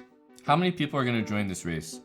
Is this a 100 kind of race? A 200 kind of race? Whatever we get, I want to max it out. So I don't want to put 2,000 and then 100 join. I want to max out whatever we get. What cap are we getting? Because I'm not going to start the race until we hit the max. So you got to be honest.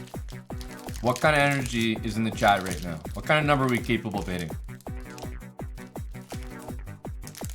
200? Maybe just like start a race with like 4 people. And just to let you guys know how exclusive this opportunity is. You know, just get 4 fuckers in there. And then everyone's gonna be like, oh goddamn, I can't play. You guys are gonna appreciate marbles then, you bastards. When you can't get in and you're standing outside in the cold. Yeah, then you're gonna wish to join.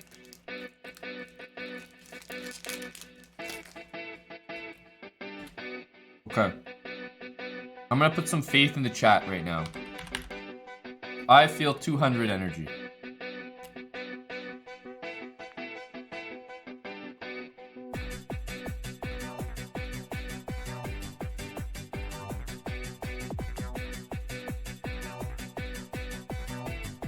Let's see if you guys are right. Exclamation mark play. There are limited spots in here. Only 200. We're at 140 right now. This is a privilege to be in this race. This is the first race after Eric's result today. You're honoring him by being here. We're at 190. And we're at 200.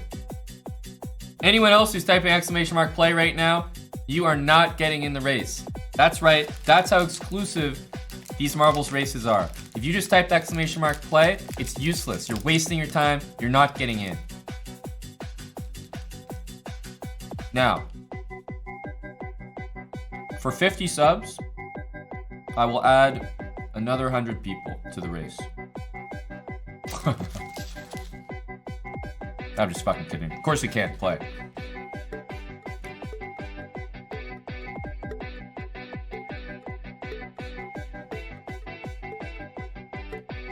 Here we go. Ooh, this is a fun one. Who's in front? Intermission with an early lead. No, this is a good track. I'm a big fan of this track. Intermission. Tone Cruise, Crackers in Paris. Okay. Mr. Keem, you're at the back, dude. Come on, Keem. You're better than that. Does anyone get Tron vibes from this? Isn't this sick? Look at this. These bros are just chilling in the diner. Got the jukebox. These guys look like they're having a great time. Is that a drink? No, it's fries. What in the hell is that? Good lord, get me out of there.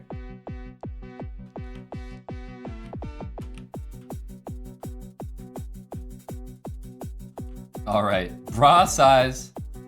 There he is. Sven. Oh, Magnus Carlsen's in the race. God damn it. Well, someone's getting banned. Smucker at the back of the race to name a more iconic duo.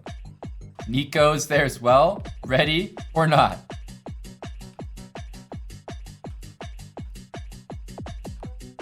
Norbert Noodle near the front as well. And that guy up there, Bird Vision, he has the race record, so he's not actually in. He's not going to count for our standings. Oh, I see Brando in there because I see Omizi's name, so I know Brando's nearby. chessbrah, not doing too bad. Who is the first place sub at the moment? It's Joan.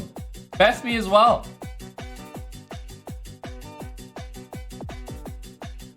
And Johahi. Champ near the back as well. Nico is really hurting here. Sleazy McCheesy. Smucker near the back. And up at the front we have Big Nut 71. Oof, who doesn't love a big nut?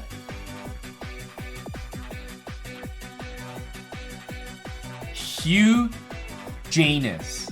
Who doesn't love a Hugh Janus? Am I right? We got Hugh Janus and Big Nut up there near the front.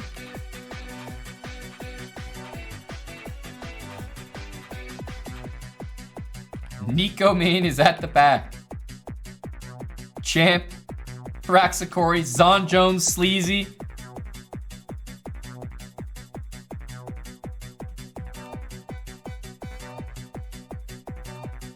The lads are getting bounced in different directions here. Boing, boing. Champ is getting... Nico's down so bad. Nico, you gotta do some boosting or something, bud. Is that the... where's the DNF line? It's coming slowly. That's the slowest marble I've ever seen.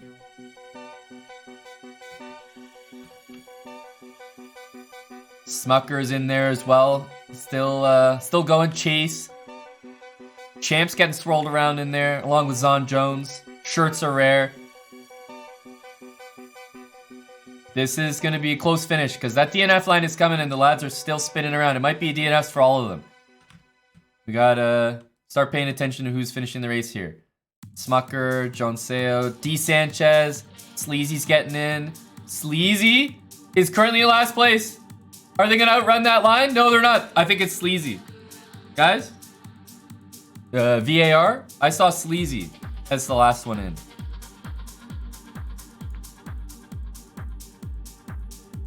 It didn't look good for the guy. Hugh. First place. Impressive performance by Hugh. And let's examine the last place finisher. Sleazy McCheesy. Oh no.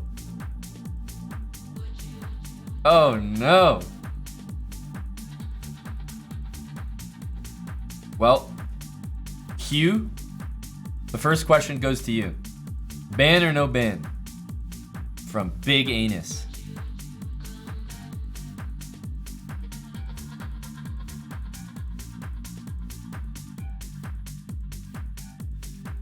What's it gonna be, Hugh?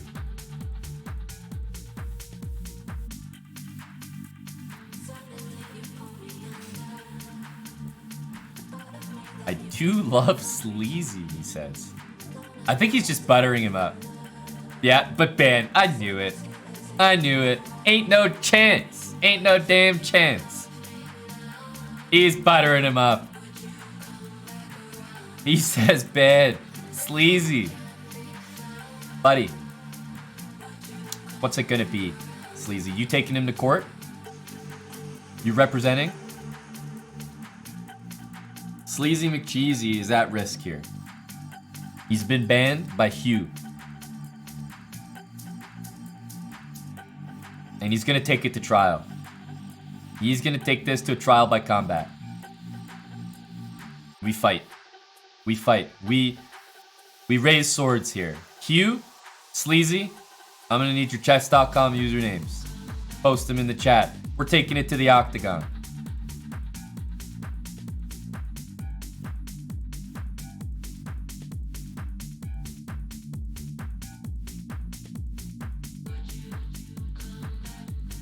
Two warriors.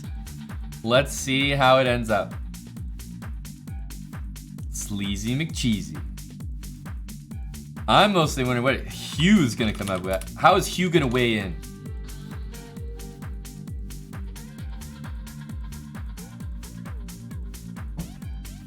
Taking it to the 8x8, that's right.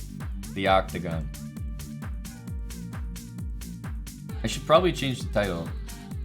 Airthings Masters Commentary. The quality of chess you're about to see, I don't even want to have that in the title when they start playing.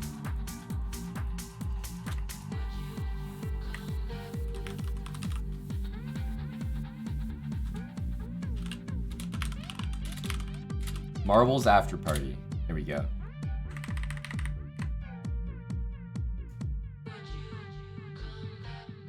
Where's Hugh? Hugh Janus Flop. Okay. Here we go. I need you in chess.com/live or /play.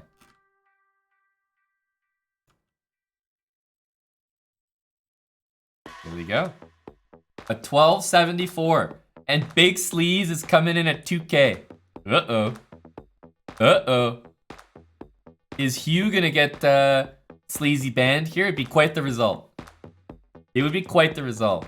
What do you guys think? Does Hugh have a chance? He's playing with some energy right now. He's got the speed. Solid opening. Rick Ziski, thanks for the 11 months with Prime. David Minaj with 30 months with Prime. And Daedalus, 9 months with Prime. Primers rise up. No time odds? No, no, no. This is a fight to the death.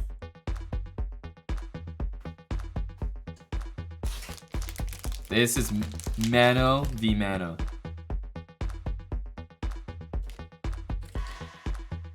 So this wasn't a very good move. That was his first questionable move. White has a big advantage now.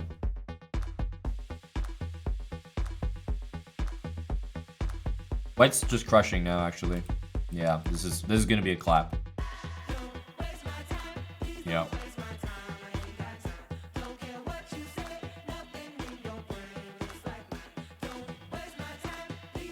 This is gonna be an Irish clinic.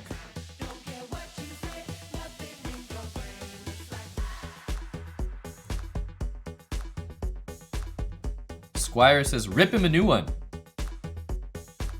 Like a new anus? It's never been more applicable.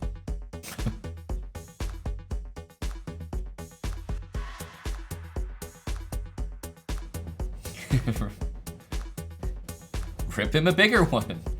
Knight b6. Oof. This is tough. That's still hanging, pal. Sleazy the type to play knight takes d7 here. Nope, he found it. Wow, what a move. You wouldn't even take it? Well, major beast, Seth. Even something like queen a2 can be played. Try to take this, but of course the rook just sliding on over. Makes a lot of sense. Here, you only got one move that makes sense, and that's queen e3, yep.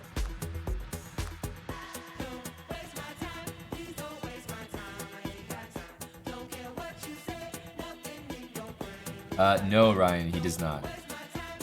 The only person that can be banned right now is Sleazy, so he's fighting to defend himself. Now, Fork City, and Hugh is looking like he's in huge trouble.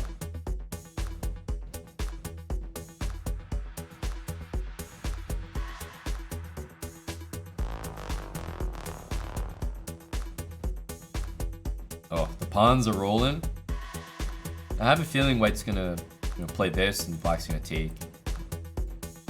I knew he wanted to set this up. I knew it. And of course he's gonna allow it. Yeah, oh, it's just textbook. Textbook. Sleazy's doing him dirty.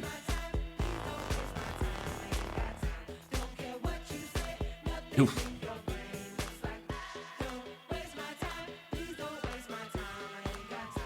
Little pro tip, guys.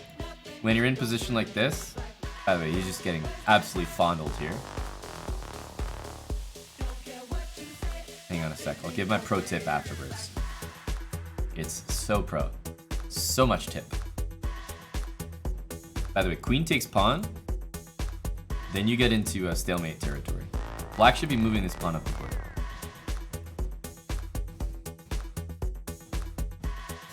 He's doing him real dirty. Oof. Guys, might have to ban Sleazy. He played queen here instead of knight there, checkmate. It's pretty close to a bannable offense, the way I see it. Sleazy. You'll be lucky if you get off with a warning for that one. That's rough. Especially after promoting to the knight, not using it for the checkmate feels disingenuous. Feels disingenuous.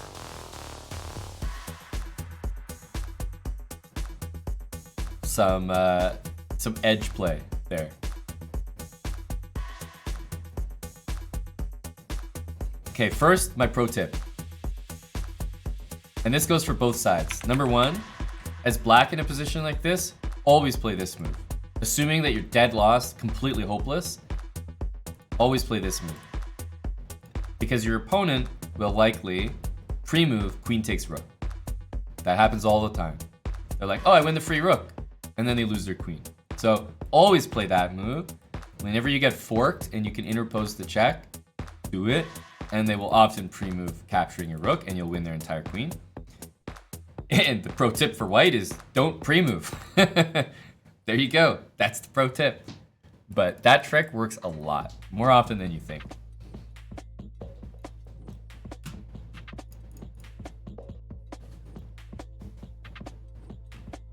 All right, so that is, it's just not gonna cut it from Hugh.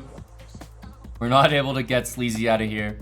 We'll let him off with a warning for no knight f6 mate. But you gotta watch it next time, Sleaze. Now your name's in the system. Your name's in the system. Now the question is, are people going to join more or less after they've seen the potential for someone to get banned? Are we populating a race with more than 200 people or less? Because I'm not starting the race until we fill it up. Are we selling more tickets?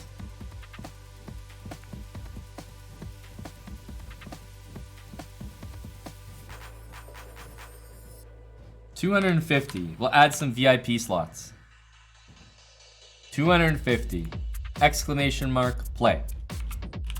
That's how you get in. You can even choose your marble. Exclamation mark play 2, 3, 4. These are the marbles on the side here. You can pick one. Whatever floats your boat. There's all the way up to 9. Some of them are hidden by my webcam, but actually there's only one hidden by my webcam.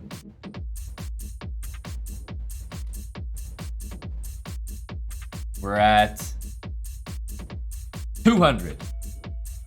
There's 50 extra slots. Get them while they're hot. You too could be banned from this channel.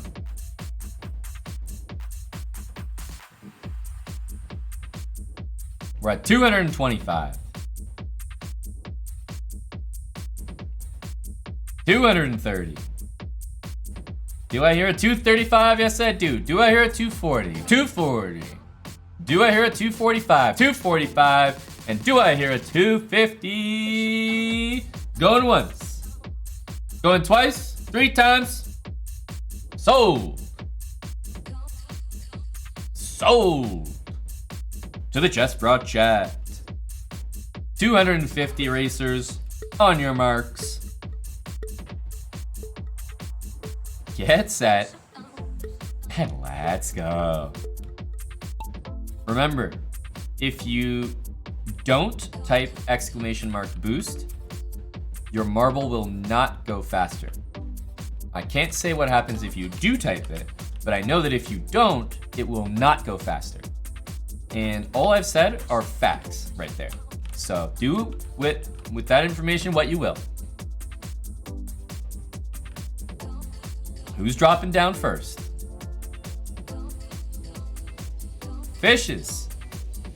A quick exit for the guy, and he's gonna be launched, but who's gonna be first? Calm Your Nerves is gonna get out first into the launch pad. We're just gonna shoot our load right over there. There we go. Yep, little Amongasm. Oh, a little too early there, bud. Calm your nerves. Oh, we landed one there. SR Suds. I prefer the name Senor Suds. Champ, is he landing that? No. Lost Moose. Everyone's too high energy. No one's landing. No one's sticking the landing. Look at these guys. Holy shit. Oh my goodness. Some guys are really fucking flying there, aren't they? Guys are getting tossed. Bagels for brekkie. Oof, I could get behind that. Bagels for brekkie? God damn, sounds good. Oh, Salty Clown is down so expeditiously back there, along with Vesta. Not looking good for Salty. Bagels for brekkie. I think that's just a solid win, dude. That's just a solid, easy first place. JK Russia and Salty Clown. The two lads near the back that need to be watched. And it is a benefit to DNF these races, just so you guys know. It's also a benefit to Kevin first.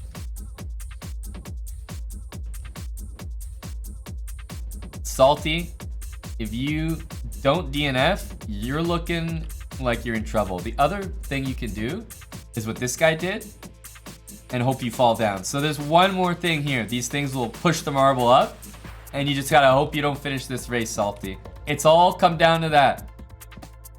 Salty in last place. Let's see if the guy can, you know, get real lucky right here. Anything, Salty?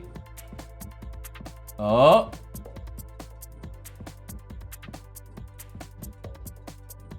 Oof, it's pretty close.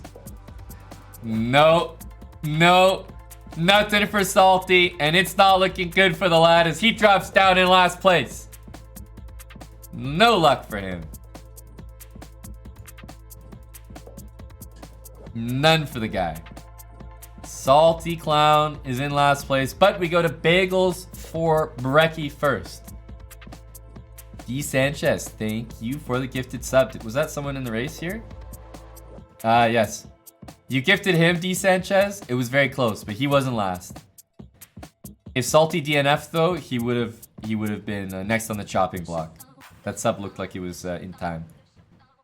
So Bagels for Brecky, ban or no ban? It's on you. Ban or no ban, buddy. We gotta start with a simple question. Ban less than 3. What a nice sentiment. He's showing you how much he loves banning you. And Salty Clown. And what say you? I'm gonna fuck you up, bitch. Okay. Looks like we know what's going on here. Okay, we have a high energy match. Salty Clown and Bagels for Brecky. Chess.com usernames in the chat right now.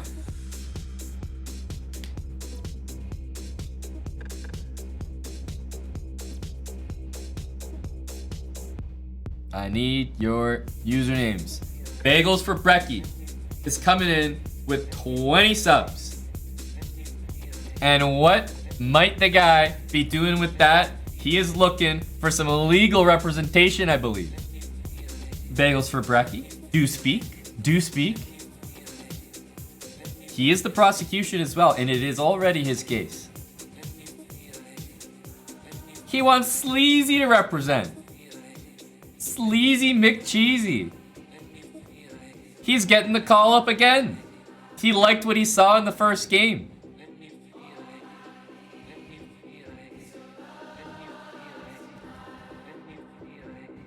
She's getting Sleazy McCheesy.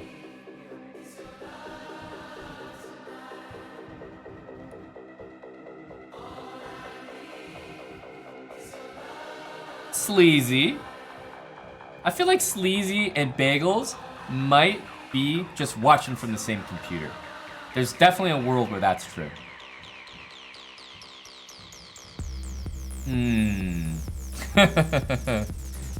Salty, you might be in trouble. Go Sleazy. So, just to be clear, you want Sleazy McCheesy to represent you in prosecution. Right, Bagels? Okay. And Sleazy is pretty similarly rated to Salty. I think it'll be a pretty fair fight. I'm kind of excited for it. Bagels for Brecky. She won first place. She says 20 subs, get Sleazy in there. Okay, Sleazy. We're doing it. Salty and Sleazy. It is a fair fight. Can't say Salty never got his chance. All right. Very generous. Thanks for the 20 subs. You know me, I don't think Sleazy's worth 20. But, hey, market rate. Emad and Amadan are securing some side action. Let's see if Sleazy can play like a 20 gifted sub. Let's see if you can put on a 20 gifted sub performance here.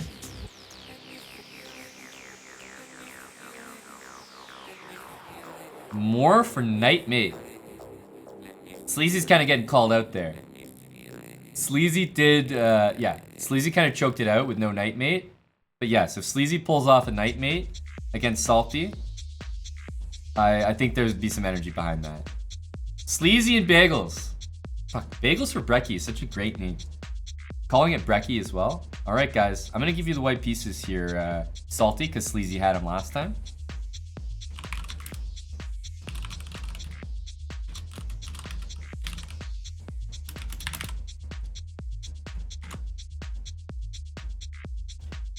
Here we go. Is Salty's account just no underscore, right? Yeah, there we go. Okay. Here it is.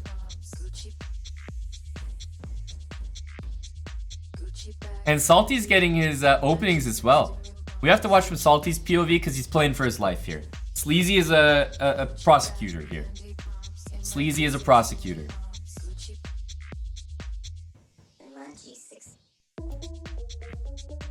He's got his opening as well. Salty not looking to trade pieces either. That knight can jump in though. How are you guys feeling? Salty's got his opening. I mean, if he can't win, and he's got the Mora accepted. What does that say about Salty? He's had all his chances, right? You can't say the guy never had a clean shot.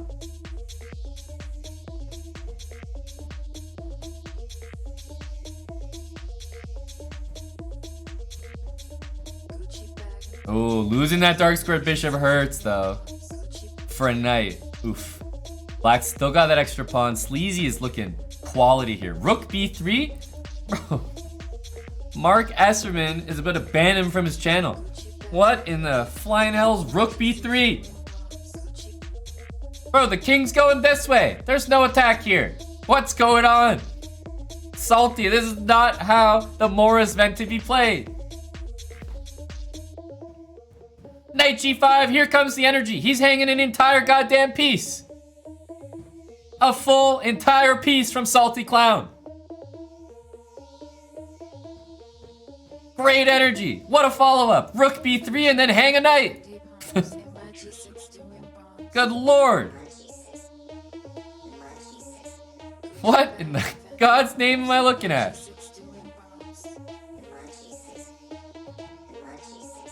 Queen h5 as the follow-up. Here come the heavies.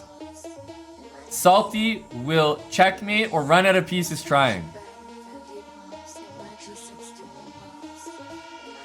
You know what a very disturbing move is here? The one that was played. Yeah, that's a pretty disturbing move. This looks pretty fucking rough. Oh god. Dropping a center pawn as well. If Salty wins this position, I will be so impressed. It's just no way. There's just no way.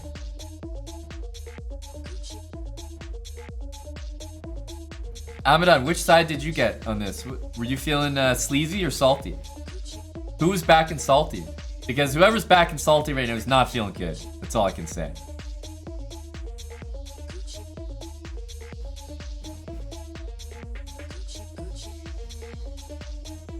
Yeah, mostly mayhem, not a lot of Mora from this performance here. Salty is running out of steam here, but he's up on time. The question is a minute really too little time for a 2000 to win up a piece here with two connected center pawns as well? You'd think not. You'd think not.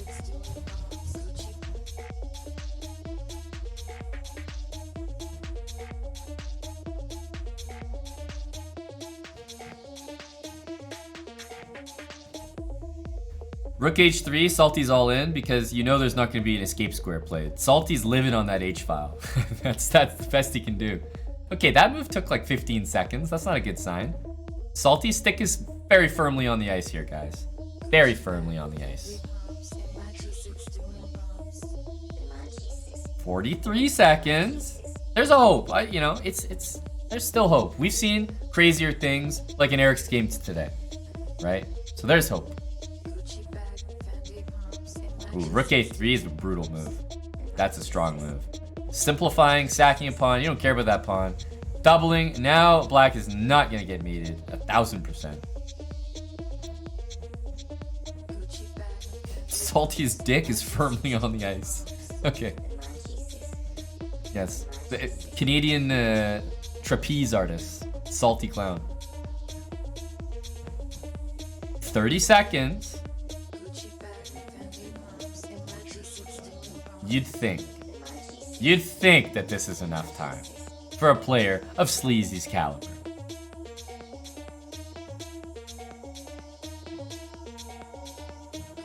Bishop b2, threatening nothing.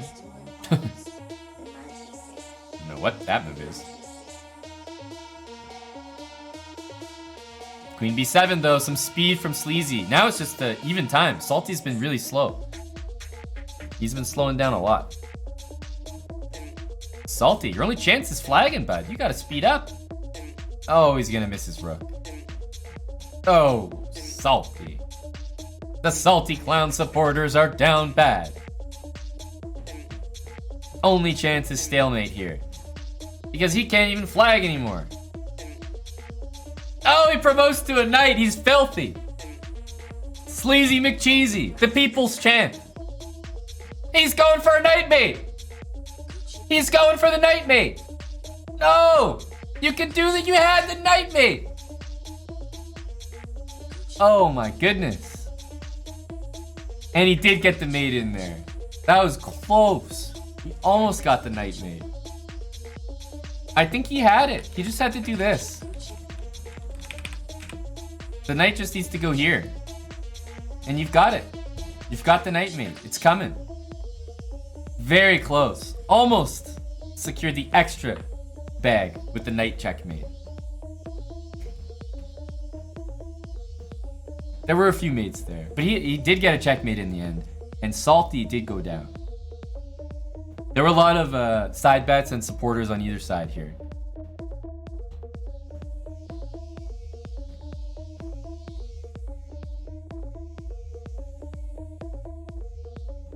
Yeah, there was some good stuff. Here it was close, but not enough. Bishop f4 and f3 is another mate. But it's tough. Tough in the moment.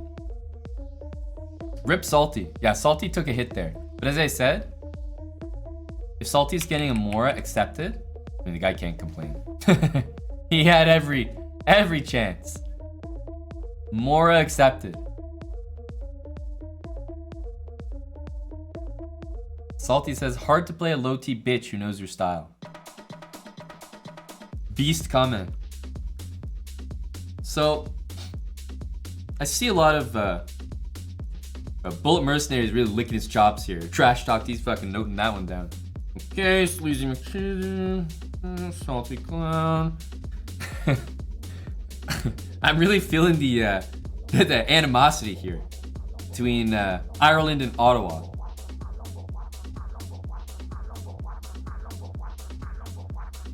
This is, the beginning of something great. Sleazy McCheesy, you did bring out the bamboo stick there. That was pretty nasty. Salty is gonna have to eat a ban here. And, you know, he had his opening.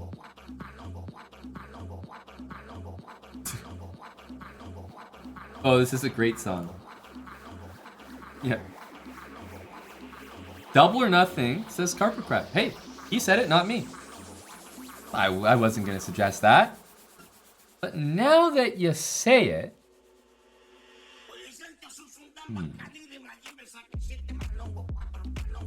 would both players be interested in double or nothing?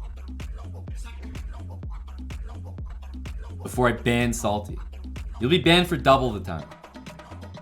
So what would have been probably a little bit less than a week will now be a lot closer to a week and a half, 2 weeks.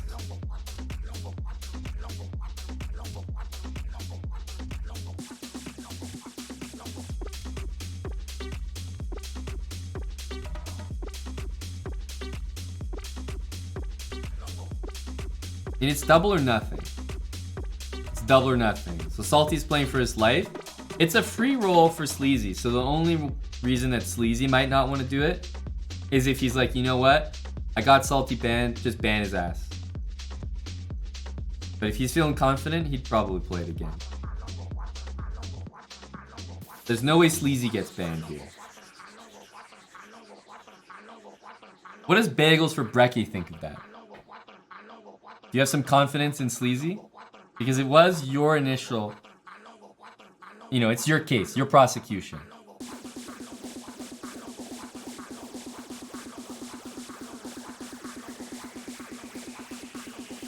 Double or nothing?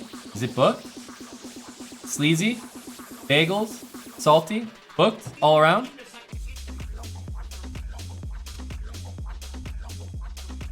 Salty's gonna keep doing double or nothing until I just never see the guy ever again. My guy's gonna keep spinning.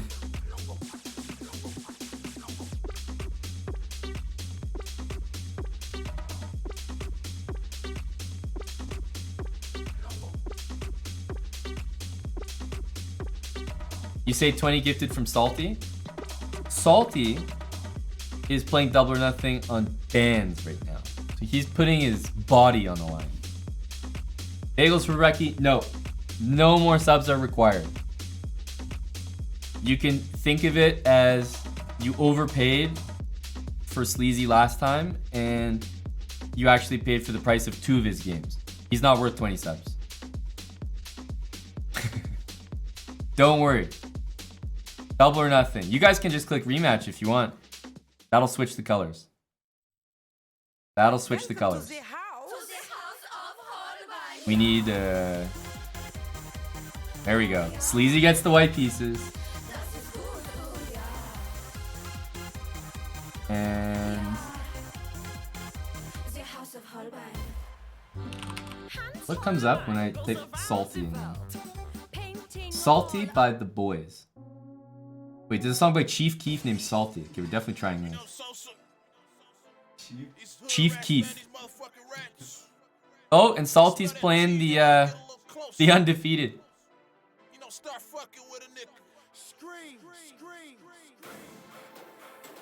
Is this Theory? Oh yeah. This is big Theory. This song is so bad that Salty might lose because it's playing.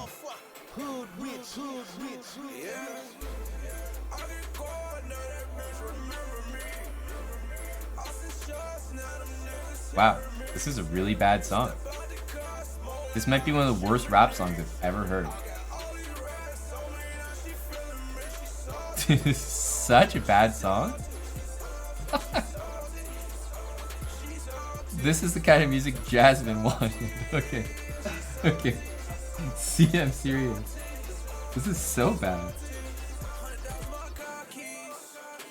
Amadan, give me an Irish song real quick. We need an Irish song here to save things. This is rough, hey? Okay, I'm playing Versatile. This is a strong Irish song. Here we go. This is a strong song. You guys will appreciate this. Salty's getting dismantled here, by the way.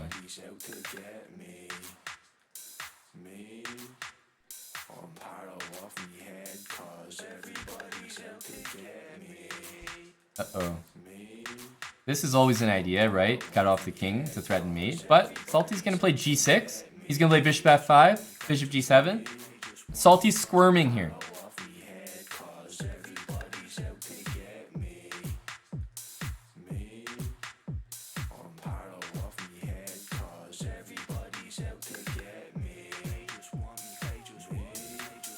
Yeah, A-Pet Cup, bishop h7 was check. I think that was the issue.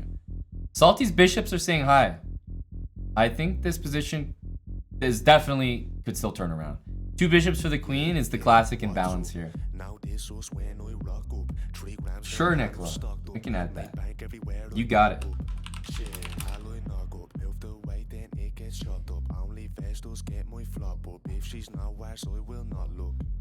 It's about 20 past 3, some young fella sitting beside me.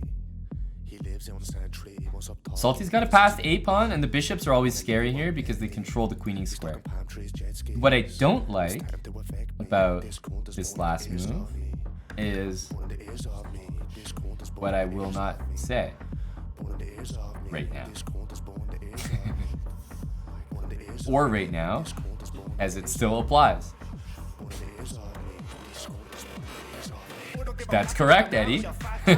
That is correct.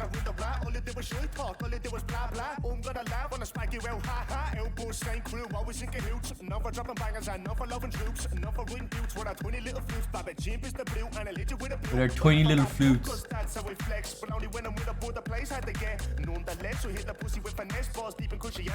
Yeah, at least now there's this one to protect, but yeah, this has been like trapping the bishop for a while. When the rook was covering d5, queen a4 was pretty lethal.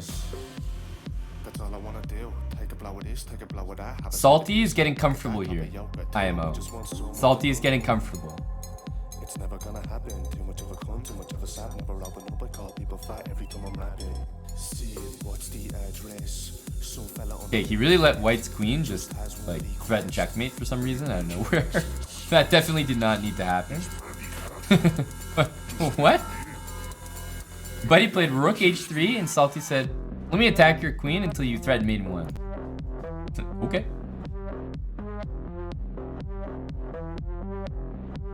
There you go. Probably the only move, to be fair. But it's fairly lost here. So one thing that's good is his bishop's protecting that. So Salty could rip out a move like a5. Okay, now it's a little more obvious that it's protected. It's a good move though. So there's no escape squares. So rook takes gets mated. And queen takes is frustrating that there's no win. And meanwhile, Salty's coming at him with bishop takes and bishop d4. Great stuff. Salty is, he's not giving up. He's not giving up. Big time threats for the clown. Right? There's even this. Rook g3. That move looks very strong. Looks like a strong move. Rook g3. Very principled. Queen h7. And the injury report says Salty Clown's out for 2 weeks here. Don't think he's surviving this one. Queen g8 can happen as well. Oof. No.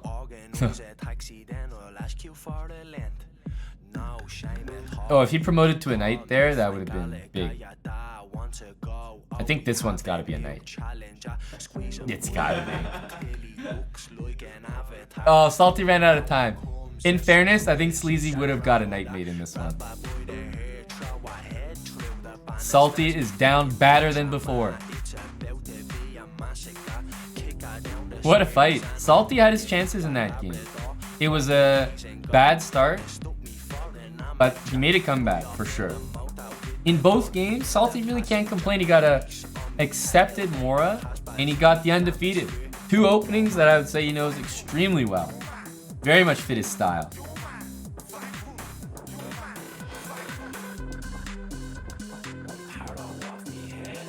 Yeah, Carpocrat, you got your double or nothing. Yeah, now Salty's banned for even longer. Maybe Salty should keep spinning the wheel. Sleazy's farming 4 elo off him every time. Sleazy says Salty's openings suck. That's the problem.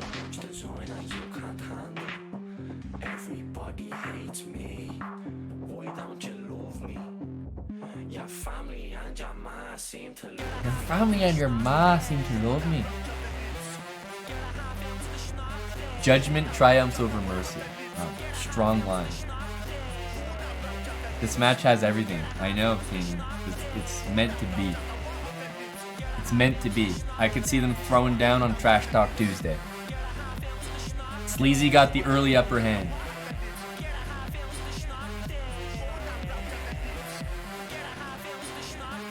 Maybe Bagels for Brecky could be on cam and Sleazy plays the chess. A tag team duo. What was the result of Eric's match? Mamedyarov is banned from the channel for 2 weeks.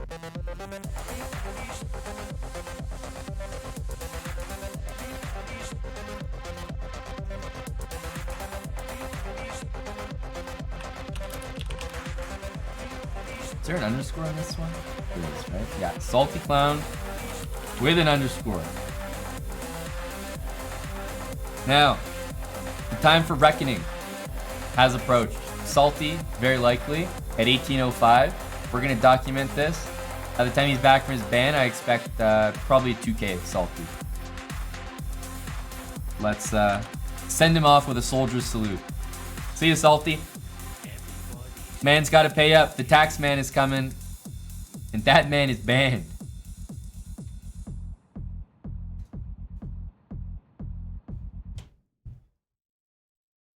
Here lies Salty. Yes. And here is Nicola's song.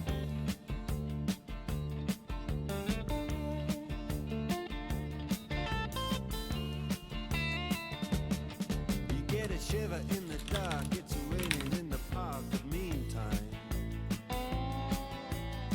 sound of the river, you stop and you hold everything.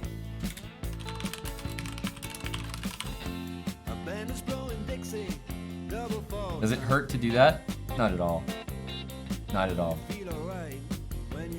I ban with purpose. An iron fist. You need to rule with an iron fist in marbles. You can't let emotion ever get in the way.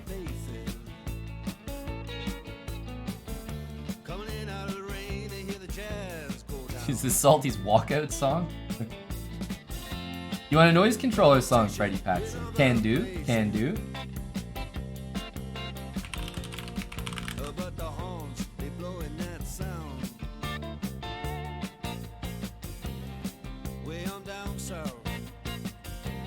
Here we go. I'll pick this one. Added. Exactly, Hush. Exactly. Yeah, business was done. Bagels for Brecky, what say you? I feel like you kind of got what you wanted. Sleazy representation and sleazy wins. Makes sense to have your lawyer be sleazy. They usually are.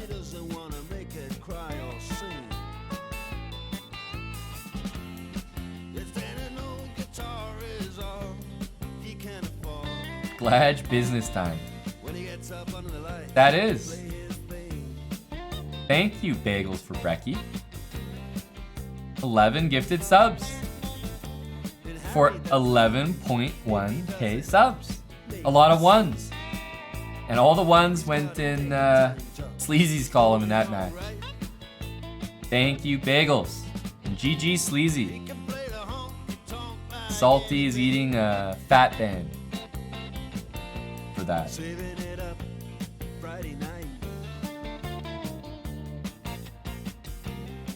With the Sultans,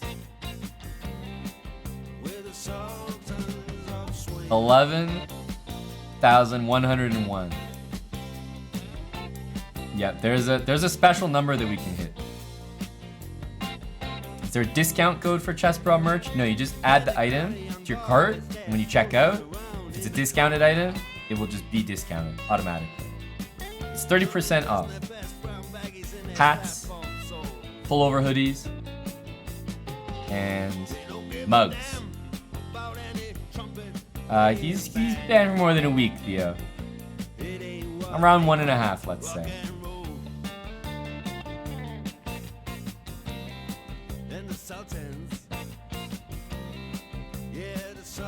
Yeah, the 11111 number is calling our name.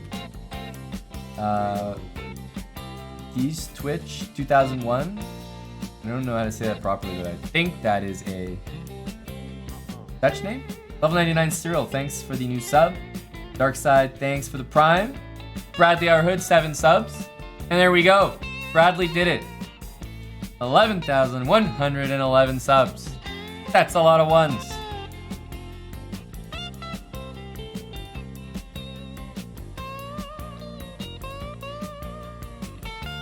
Thank you, Bradley. Datemar, thanks for the 43 months. Zenkig, 6 months. FFGS 67, 26 months. Fernando Mondal, thanks for the new sub.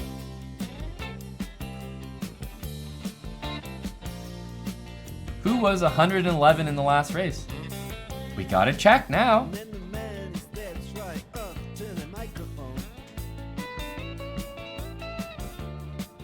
He was this person. Wow. Hey, that's you. Average wrist. I was about to say, whoever's 111th in the last race, we should probably ban them as well. Just for the whole festivity of the thing. And since you brought it up, I couldn't agree more. It's a great idea. Like, what a way to celebrate 11,111 subs and banning the 111th person in the race. Thank you for that suggestion. Now, in fairness to him, he says he'll fight for it. Okay, that's fair. That's fair. So, Econometric, are you in the chat? This pleb is gonna prosecute you. The 11th finisher in the race. This guy's gonna prosecute you. Econometric.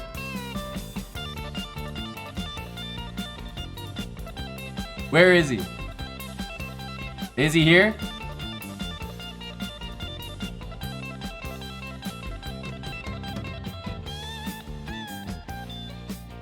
Where's Econometric?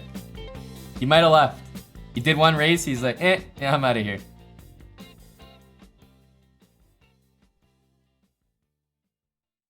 I don't think he's here.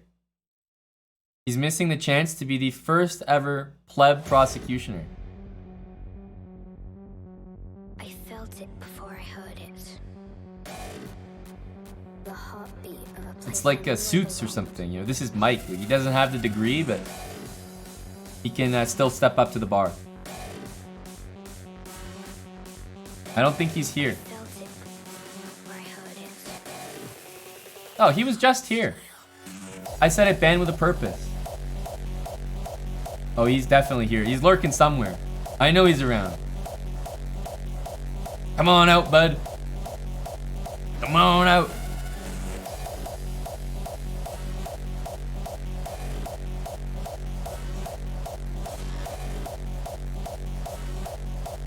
I don't see him. Who else prosecutes? Maybe the guy in first place? We need a 1 in there. Neuron 1887. Is this pleb here?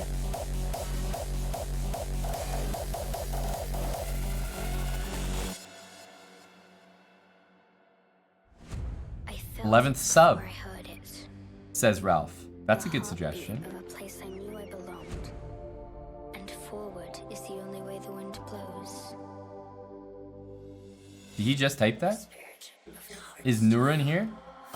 Or he probably typed that when he won the race. Maybe he's not here now. It's the 11th sub. 1, 2, 3, 4, 5, 6, 7, 8, 9, 10. 11. Jumpy. Jumpy is the 11th sub.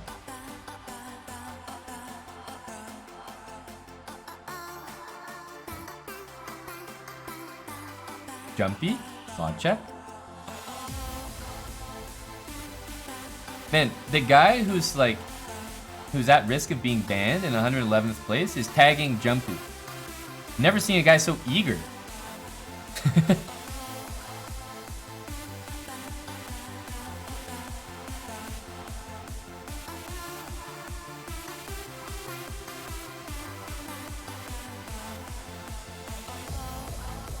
Yeah, this guy's not a bad send either. Pretty much got a bunch of 1s in the name. I felt it before I heard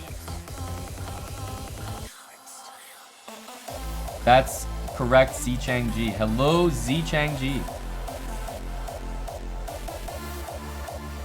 Where's this guy? Is this guy in chat? There he is. He's in chat. I think, do you guys accept him? He's the 10th place, but he's got a pretty good name for this.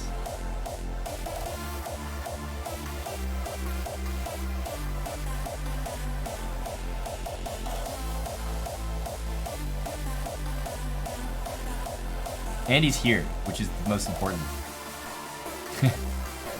Alright, what's your username there, pal? Yep. What's your username? On chess.com. Same with you there, Average. He's our champion.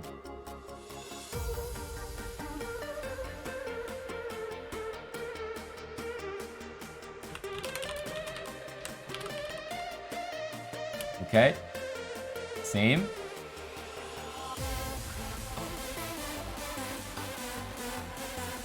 The actual worst player is his username, and he's the actual worst player. He's an honest guy.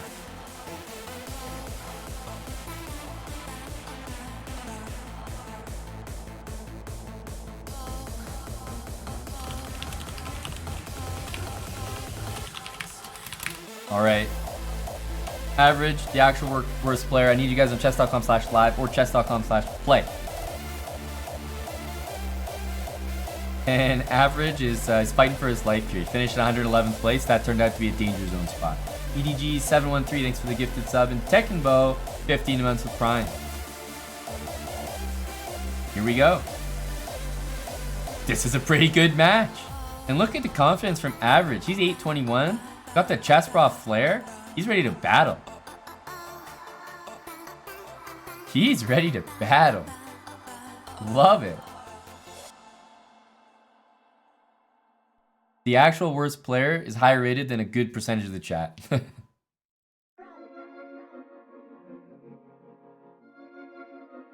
He is Tekken Bo. Thanks, man. Yeah, we got the daily commentary in case you can tune in tomorrow. How about if he wins, Zankix? How about if he wins? Definitely seems like a real brah.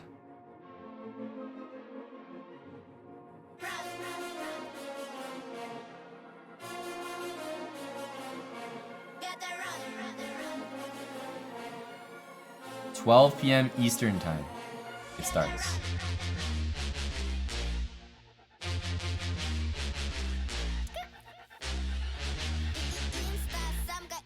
Do I have the stats on chat's rating distribution? Well, it's very easy. What it looks like is like a, you know, it's kind of like a cliff. Like the distribution's very high, and then around 1700 it just drops.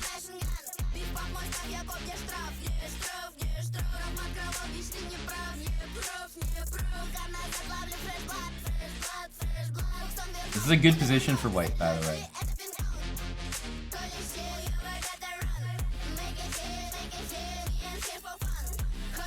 Yeah, definitely you want F4 here, Zankix. So, yeah, moving the knight and playing F4 would be a good plan.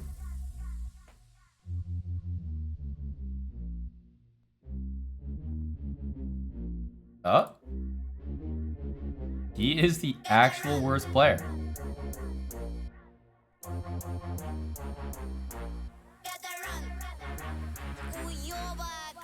He found it. He found it. He could have taken first and then done it, but this is just as good. Ooh, in between moves, those are always scary. Damn. What energy here? He's gonna have to find a big move though. You can also just play queen takes d6 as black there. This is an important moment. He sees it. Wow, the level of this game just went up. Both guys playing pretty well there in that sequence. Knight g2 is big brain. It's a masterpiece.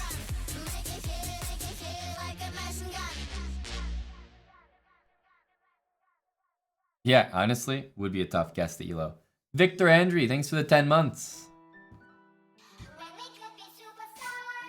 Big Chad energy. You know it. Nothing but. I give a lot of credit to the lower rated lads. The channel thrives off them. He is Brandon. Just got here actually. I hear him.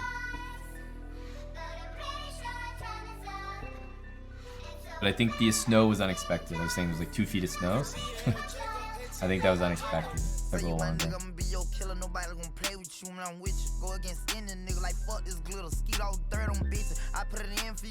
Wow. That was a serious autoplay. Okay, I can leave this on for this game. Fits the vibe. Go Kodak.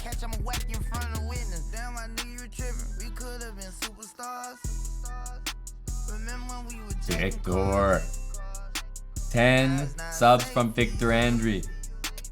Let's go. Appreciate that, Victor. Ooh, bishop a4. These are some big chief moves from the guy.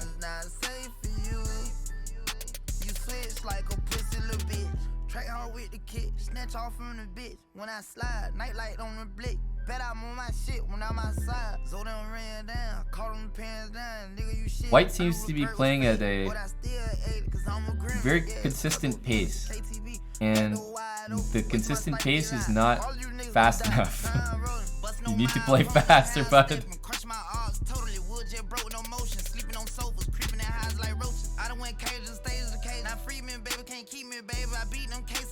Yeah, White's out here playing rapid. Definitely.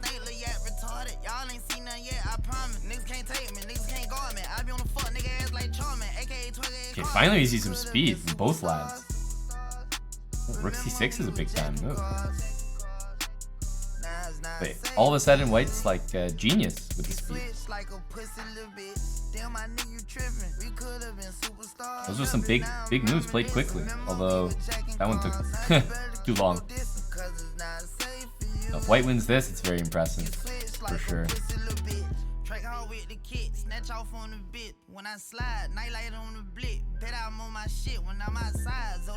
Yeah, 0.7 seconds is pretty tough, I gotta say.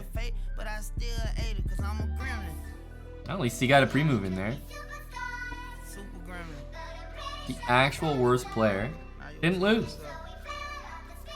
We got an actual prosecution from the actual worst player. The Queen F2 BM as well.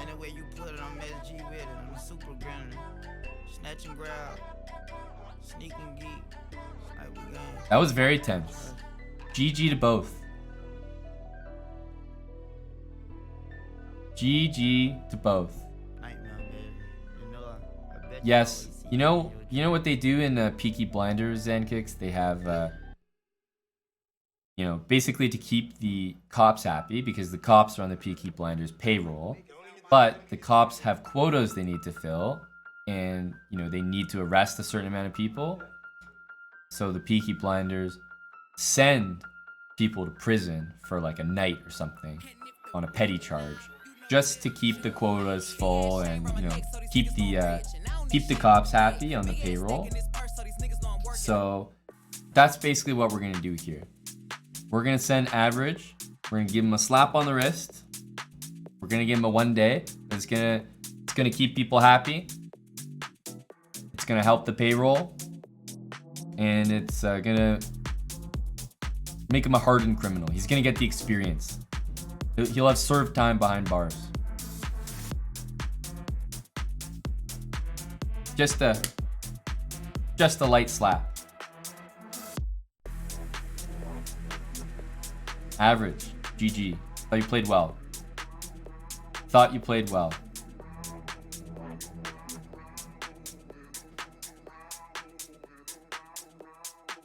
Just arrived, Theo. Getting banned is fun. And hopefully Average comes back in a day to tell us about his experience while being banned. I bet he'll be higher rated as well. That always happens. Average, GG. Thanks for the game. Thought you played well. Same to your opponent, actual worst player. You gotta give yourself more credit. Both guys have, I think, played pretty well this game. But you're banned, and we'll see you in a day. He's gone. He's out of here.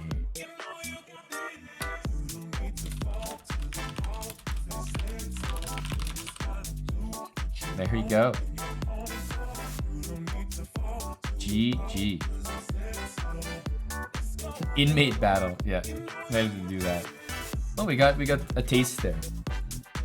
We got a taste some marbles. And we got some bans. We got to see some blood today. Wasn't bad. Prison shame. Yeah. Salty is gonna go show up to this guy's bunk. What's up, you little fuck? What's up, little pussy 800? Give me lunch, bro.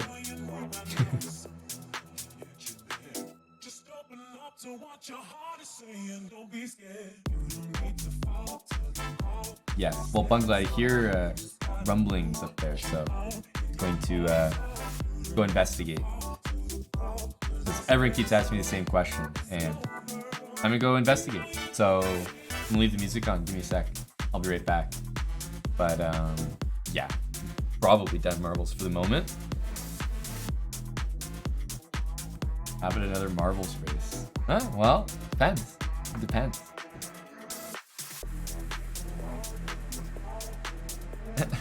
GG's though. That was good. That was good.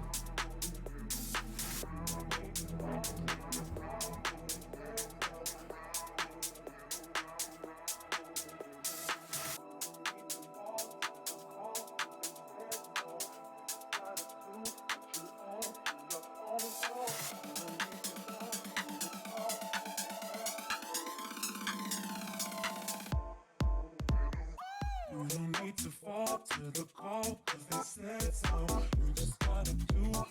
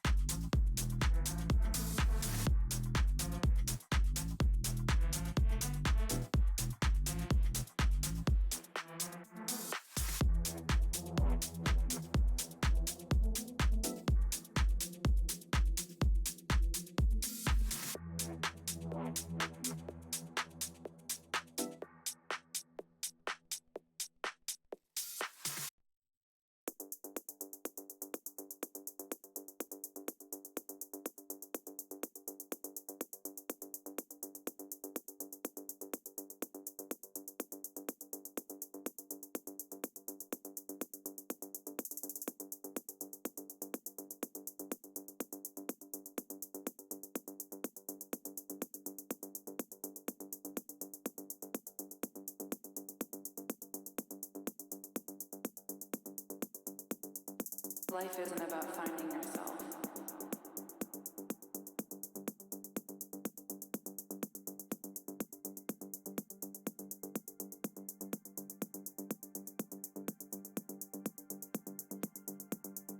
Life is about creating yourself.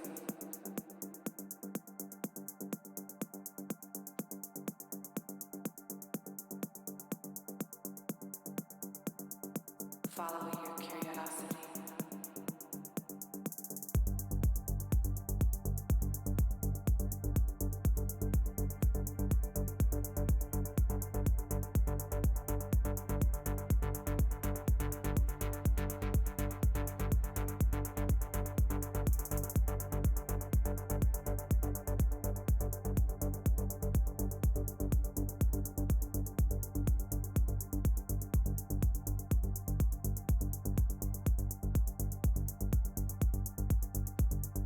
Intelligent life.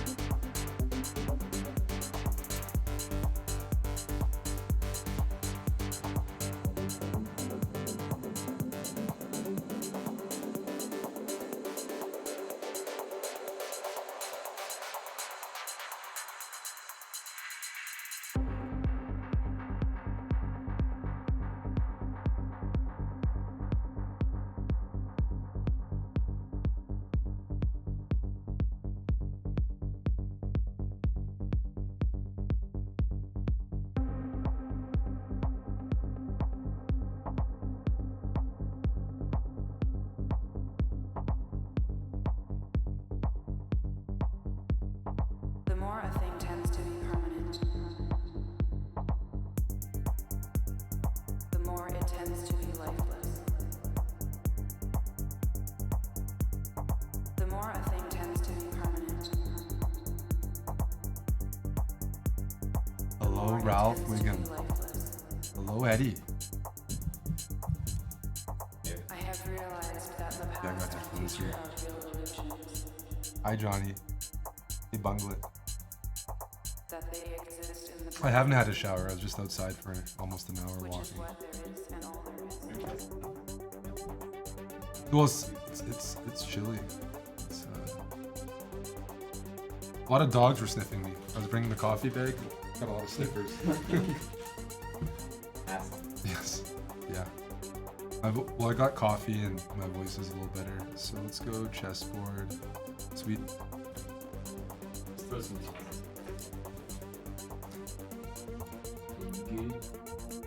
Hello, McNaster. Hey, buddy.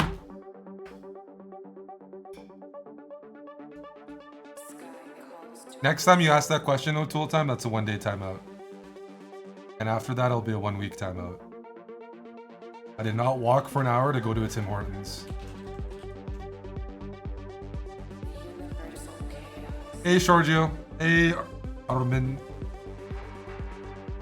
What's up? I'll just hang out for a bit.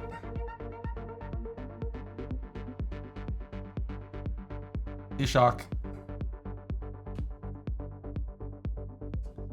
So, this is not going to be anything official, but I'm having nightmares right now, and I'll have them for a long time, probably the rest of my life until I forget how to remember things. Where's your will to be weird? Where's your will to be weird? Not win this position when my technique was really good up until like from here. It was all solid, winning. Everything wins here. Rook a2 as well. This was good. Oh my goodness. I got complacent. I thought everything was winning, and almost everything is. I didn't realize that there was a couple tricks in this endgame.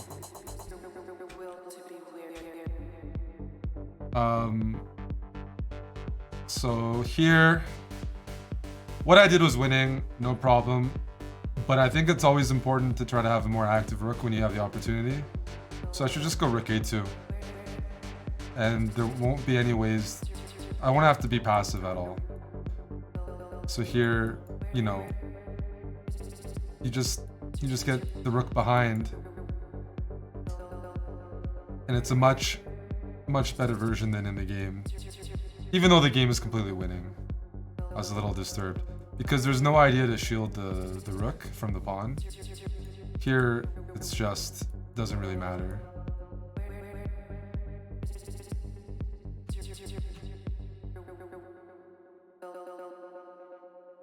Sorry.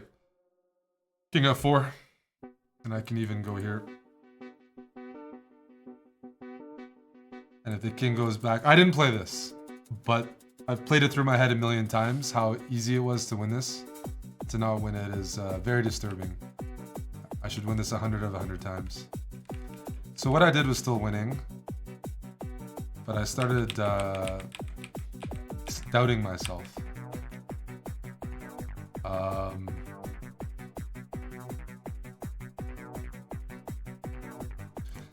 Probably just, instead of bringing my king back, I should just play like this.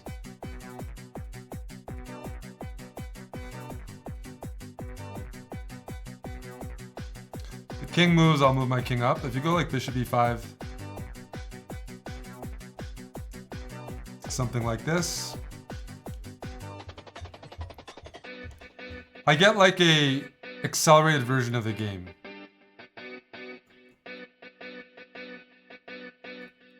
So something like this is like the game, except my pawns are on e4 and c5. Let's just say, for argument's sake. If they take, it would just be a much... My pawns are better placed.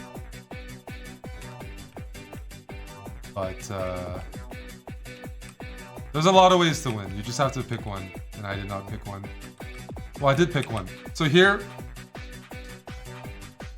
I was a little upset. I assumed the rook would be winning, and it is winning. I thought by just going rook g1 and going into an endgame, it would be very comfortable. In hindsight, the very simple rook h1 here. I just took it for granted. Rook h1. I don't need to trade one for one. I don't need to give black a pass pawn. Just rook h1, threatening to just take the pawn. So if black just plays like this, here I'm up a pawn and an exchange. It's really easy. Let's just say black goes bishop e5. Now I go rook g1. And now this is really bad. Because there's just no passed pawn to distract the rook. So let's just say king f6 for argument's sake. King f5, it doesn't really matter. Just c5 and c6, and there's nothing black can do. So winning this pawn is a lot worse than defending h4 in terms of counterplay. There's just so many ways to win. I just needed to not... Even what I did is winning, but it allowed a couple tricks. So I was like, okay, so what I did is still winning, but I really took it for granted. I had a minute. Not more than a minute, but between 30 seconds and a minute. Although it got down to 10 seconds here. So I didn't have a plan here. I was just making moves automatically, and I was just assuming this was winning. And after bishop e7, which is a precise move, I started panicking. I was like, oh, I'm gonna, you know, there's ways to blunder, right? You can't put your rook on h8 because of bishop f6.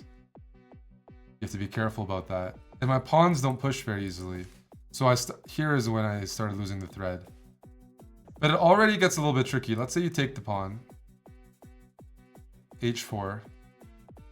I didn't calculate any further. I just panicked. I played something else because I thought this was scary. I thought my king was a little far out, and that this would make my rook passive and that the bishop would control everything. You kind of have to like calculate a little further here, where it's like h3, rook g1, and this just didn't seem intuitive to me. Like this.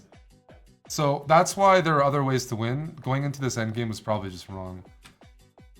Because it's just not really... There should be easier ways. There should be easier ways. So like here, h2. One of the reasons why it's winning is because if the king goes this way, king and two passed pawns will beat the bishop. I just want to show an example. Well, I can't even show it, but I would just sack and my pawns will beat the bishop. But still, I started panicking, started doubting myself. So I didn't go for this endgame, even though it should also be winning, even though it doesn't look very pretty, because I don't think black should get each pawn down the board. Toph and Alex, thanks for the 10 subs, by the way, and Victor Andre and Memerson, thank you for the bits. So what I did was still winning, but it allowed for more tricks. But I think I was a little unlucky here in that I was down to 10 seconds and I had to make a move, and I played rook e8. And after bishop d6, sorry, rook e8, bishop d6, I was seeing if Ding was gonna make a mistake. What do I mean by mistake? Bishop c5. Bishop c5, in my head, I could go like e4 and just push this pawn. Like something like this.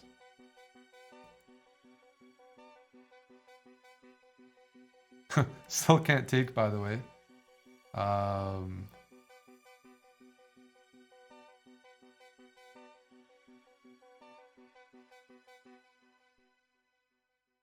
I presumed this was winning. I thought I could sack and bring the king around. This is already too messy. But it's funny. I would never, if you asked me a million times, I would never presume that this is... Rook d8 loses the win. And I was just shuffling my rook. It just happens to be bishop e5, and this is a draw. So that's why I just don't think I should ever allow it. There aren't many situations where bishop and two pawns draws a rook and two pawns. Like this. That's very rare. It just happens to be this particular formation where the pawns are. If I was a tempo up, I might be winning, but no. So it's already drawn here. Ding played all the right moves. I just didn't have a plan. So I was really unhappy with this.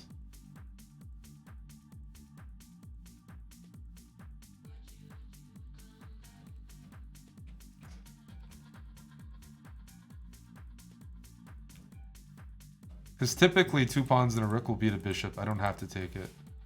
But it happened. Yeah, this is really bad. And now there's no win.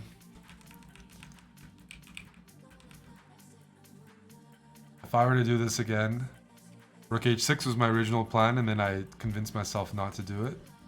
King here would be played. Rook h8. King here. Or, sorry, to not play this is incredible. I somehow convinced myself not to play this. This was my original plan. Rook takes, Rook h6, force the king further away. You can go wherever you want. Let's say king here. And this is what I mean by I don't need to win this pawn. I can just push, and that should win.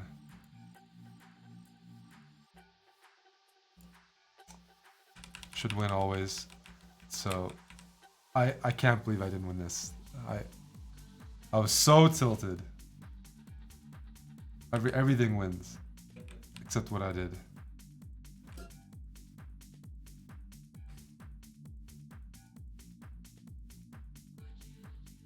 H8.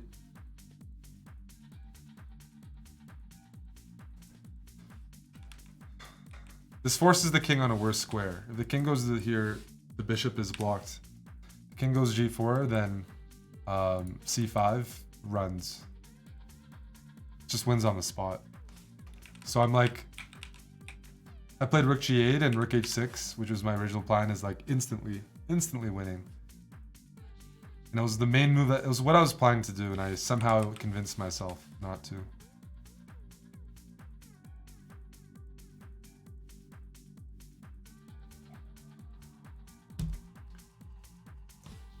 So everything wins here. But me moving my rook back and forth was unproductive, whereas black getting their bishop on e5 is exactly what black needs to do. Bishop on e5 defends both pawns, it's protected by the king, and it defends c7. So I was very unproductive here. Let's go e4.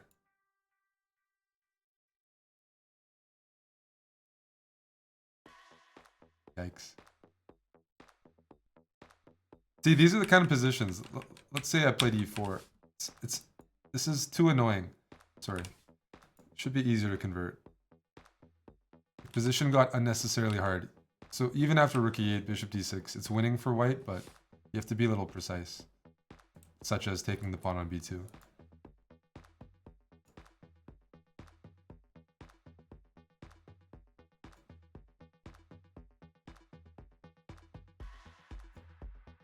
Like this line.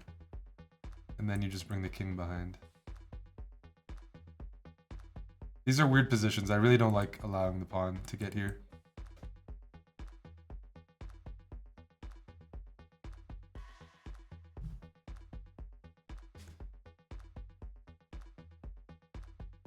Even though, yeah, this is completely winning. So yeah, the day definitely started off really bad because I was really happy with how I played the middle game. It was a complicated position, but here I saw knight d5 as a move. So Ding obviously had some prep. He knew I might play this line. He played what you're supposed to play, or I shouldn't say what you're supposed to play, but he has a pretty good position against the hedgehog because he's got this knight on c5. That's an outpost and this active rook. And here, after queen b7, I saw knight d5, which is pretty thematic. Takes, bishop here. And after knight f5, the reason I didn't go for this line is because of rook takes b2. Getting rid of the dark square bishop. Because if you go here, yeah, something like bishop d8, this is what white wants. It's winning. But they have the intermezzo, rook b2. And after knight f8, there's king f8. And this 2 pieces for the rook is, it's not good. I need my dark square bishop. So I saw knight d5 there, and it almost works. Again, I'm sure Ding would find the key move here, which is, again, knight f5, rook b2 has to be played. If not rook b2, white is actually doing really well. Everything just starts working tactically. But I'm sure he's going to find rook b2, because this is the most important bishop. So I played rook e1. And we were getting low on time, so I had a feeling knight d5 was going to be more potent. After rook e8, knight d5 is a lot stronger. Because I do have this important tactic that I can take. And there's mate on it, e8 with queen takes e8.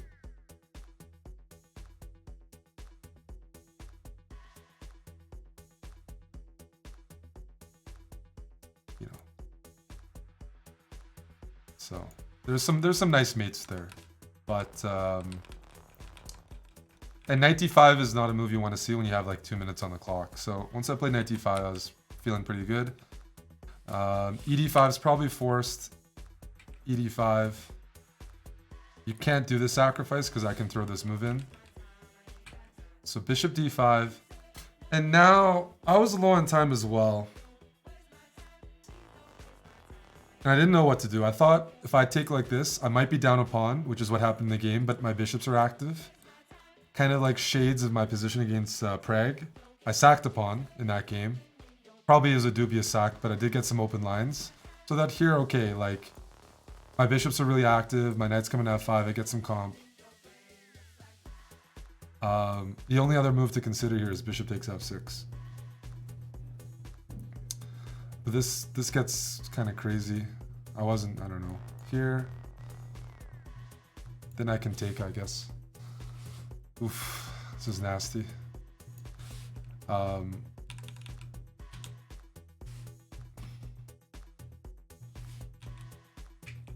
So I just didn't calculate this because I was getting low as well, and I thought, I don't know. It was the idea I was going for. I was working on this during the game, but bishop f6. I think one of the reasons I didn't go for it was, I know, I remember now. I was expecting Ding to play bishop f8. And the line that I was looking at was dc6. Yeah, I was expecting bishop f8. Trying to figure out what was happening here.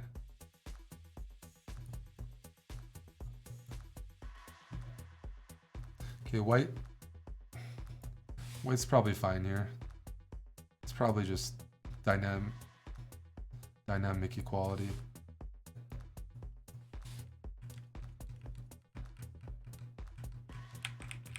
But the pressure's on black to find the moves. That was one of the goals. So bishop f8, which is a good move anyways. I have to go queen c1. I can go queen d4, but after rook e1, queen d5, I mean, the queens are going to be traded, which is not really ideal for any attack. So queen c1, everything gets traded, and I am down a pawn here, which, you know, yeah, in hindsight, bishop takes f6 is the best move, and this looks pretty difficult for black. So my attack did have a bit of power. I guess bishop e6, I can just trade. Yeah. This is better for white because of the weakness here. Can even just go like queen back to d2, hitting this and threatening bishop h7. This was a tactic that I thought he might blunder at a certain point. Okay, so anyways, we had this position. I didn't think black was better here. Like much better, because I thought, first of all, this discover check I was looking at, and I didn't know, like, it looked easy for black to blunder. So like, I'm not quite threatening to take, you know, if you were to go knight f6, yeah, this would lose the game obviously on the spot for many reasons, but this would be the idea.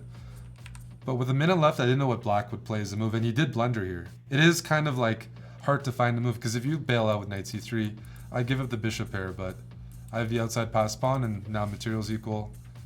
Black's probably fine, but he didn't want to do this. It looks a little easier to play for white. Maybe he also was worried about the tactic again. And let's say you just move your knight out of the way, because knight here or something. Knight f5 looks scary. You just don't want to allow that when you're low on time. Now d6, g7, there's some ideas. So, yeah, there's just some time trouble pressure. Because everything's open.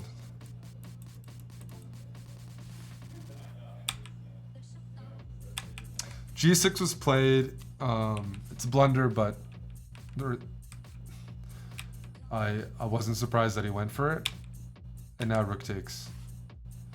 So this was another bailout, but Ding was probably concerned about just trading. You're gonna lose this piece.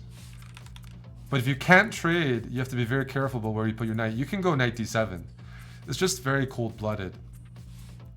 Because if you move your knight anywhere else, you know, obviously there's queen d5. That wins the piece. This is a tactic. Queen takes and knight f6. You go knight d7. I have queen d4. And that's why he didn't go knight d7. Because here, I get the tactic again. And what else are you going to play? Now you can go rook b2. Which is probably a better version than the game. Because I have to go queen b2. Not rook b2 because of bishop g7. And now black has more compensation because white's pieces are worse. But it's understandable with like 30 seconds. Like, you have to sack the exchange almost regardless. That's why you sacked it. At least with 30 seconds on the clock and you're just calculating the lines, a lot of them are... I don't know. So bishop g7 could have been played as well, but I assume Ding didn't play it because of this. And after king here, queen check. Again, visually, this looks really bad for black. Probably is objectively bad. I didn't see what to do. d6 is hanging. Yeah,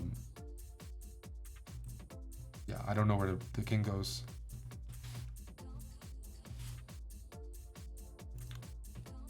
King g8 is playable, but it just looks like you're hanging things. And the f6 square is weak. So I get why he sacked the exchange.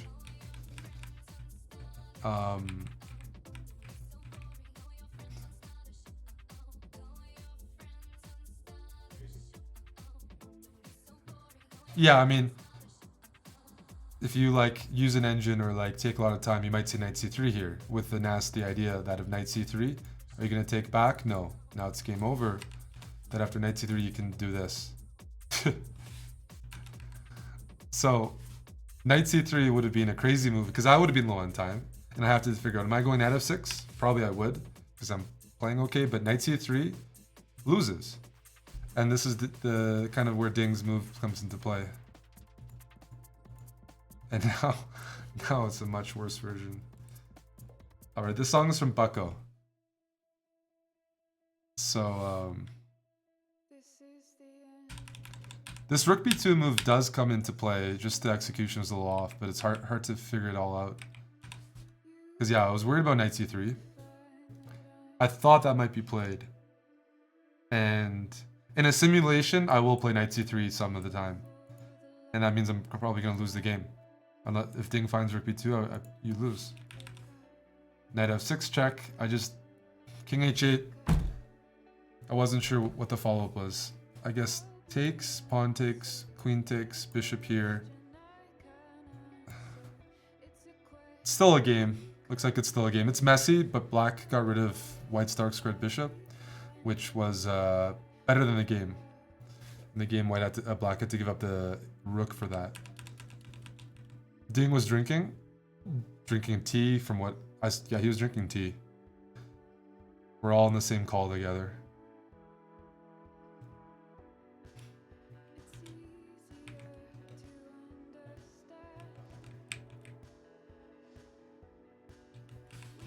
So definitely a messy game. Product of the tournament as well, though. Everyone's playing for a win.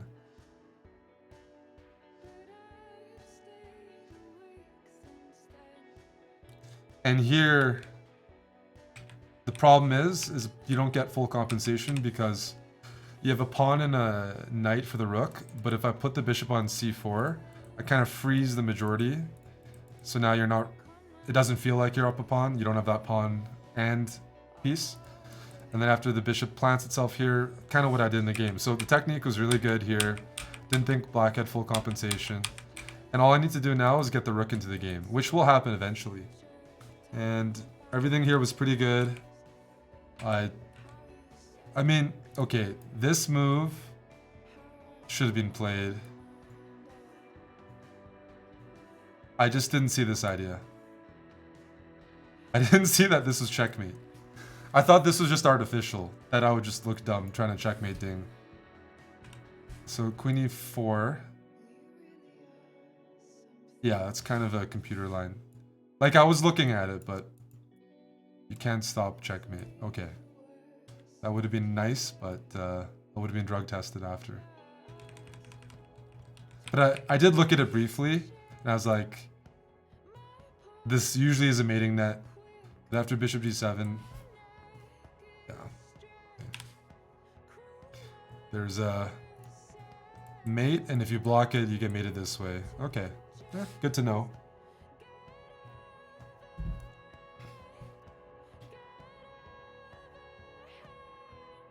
But what I did was still fine. Would have saved me some trouble though. Another tactic is to gain time by repeating. Always repeat. Probably should have done that at least once. So queen f3 is not a bad move though. Very safe on the light squares. Knight e4. Bishop d3 is a good move. And this is all winning. And then we go to the end game that I talked about. But if you suck at chess like I do, like technique-wise, so trading is winning and it's the right decision. But let's say I thought about playing rook a2 and just checkmating to not have to deal with technique, and probably just works. But yeah, I was looking at this line for a moment, and then I'm like, okay, I don't feel like calculating. Let's just go for the end game. But of course, this is just winning too, because there's no queen f1 because of bishop g2, and otherwise your bishop's hanging. So rook a2 would have won the game, close down the spot as well. Also, I can even trade, but yeah, it was.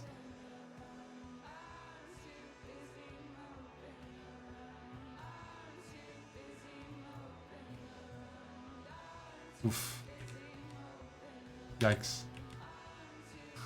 Yikes. This game was gonna haunt me. Everything was winning.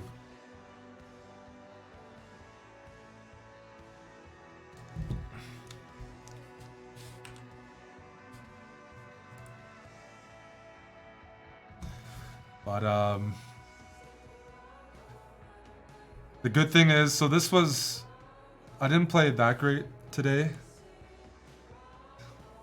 The end game of this game was awful, and then my opening against Aronian was, I wanted to jump off a bridge.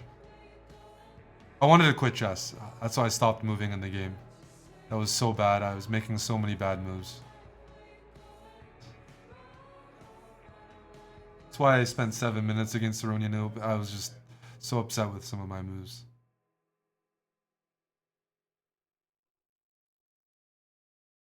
But the most important game after you mess up is usually the game after. And that was probably the game one of my favorite games I've ever played in Rapid, for sure. I love a good wrestle. And Duda is like a very, very sharp player. One of the best attacking players in the world. And we've had some fun games before. I didn't know what people were going to play. They play everything. But we just went for a very standard Spanish struggle where black attacks on the queen side and white attacks on the king side. And this game was a lot of fun. I was looking for a good scrap. I've played this line against Aryan before in Tata Steel. Had a good position. Actually winning position. That was a few years ago. It's one of the lines I've played before. And here, yeah, white wants to attack. There's more space here. My rook's already on e8. I don't have a lot of defenders. There's a lot of attacking ideas, but you got the 3 pieces here, whereas my knights are committed to the queen side, so you have double-edged play. And this was I was ready for that. Cause I'm playing well in sharp positions, and if I just like try to be solid after getting tilted, I'm probably just gonna get squeezed with black. But anyways, with this kind of position, you want to go for the outside pass pawn. It's the only pawn to push. a5, a4, get an outside passer, and white's going to attack on the king side. Very direct play. I thought this was a good move, just because... what was I looking at? So, h5 was played. Knight h2 is what I was expecting. Then I was going to go bishop d7, h5, a5. Looks like a fun position. Similar to the game, right? Knight f5 coming. But h5 first, there were some funny positions here. What was I looking at? I was looking at takes. I need to make a pass. This pass, yes.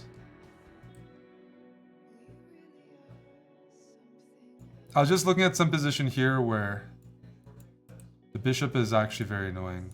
Like, I can't set up the position, but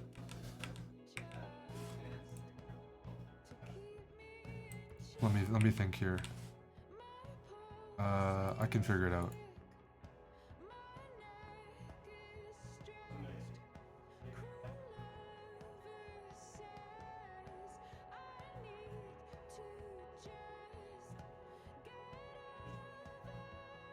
It was just some position like this where the queen didn't have any good squares. It's similar to the game, but anyways.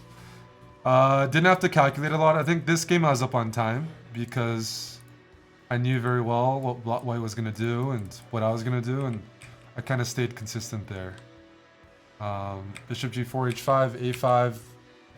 All these moves are kind of expected. Oh yeah, the question is, should you take here? And it was an option. But because he's an attacking player, like this structure is really bad. But, you know, they're paying out for wins, and it's gonna be a game. It's gonna be something here with the G file.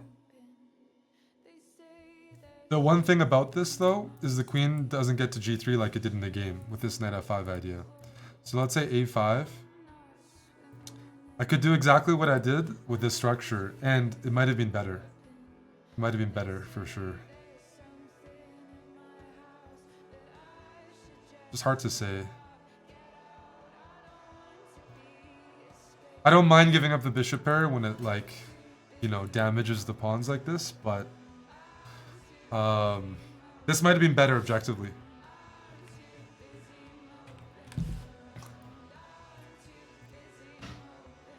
Because it's still not easy if I'm like, come up with an attack for white.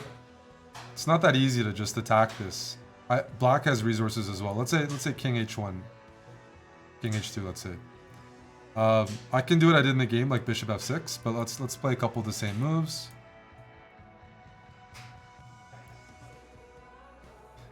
This already looks better for black.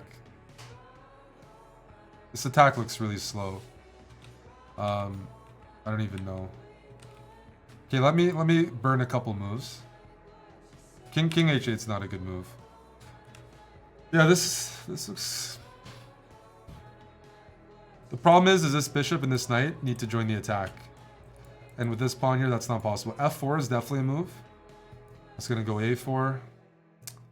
Yeah, I think black has good counter chances here, just like I did in the game.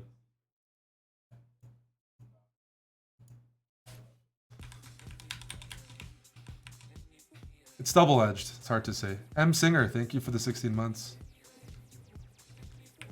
So that was the one option I definitely had. That could have been, like, this seems reasonable. But now we go back. We follow the game. Queen e3 setting up knight f5.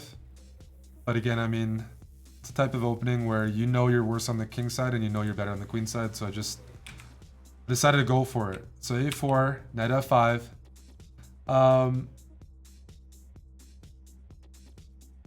Knight f5 is very tempting. It's very thematic to go for this mating net. But something to be said about waiting a bit. Because get my pawn on b3 is pretty valuable. So let's say you throw on the b a4, knight c4, queen f3. And now let's say I take. Unlike the game, I don't have a passed pawn. So now you go knight f5, right?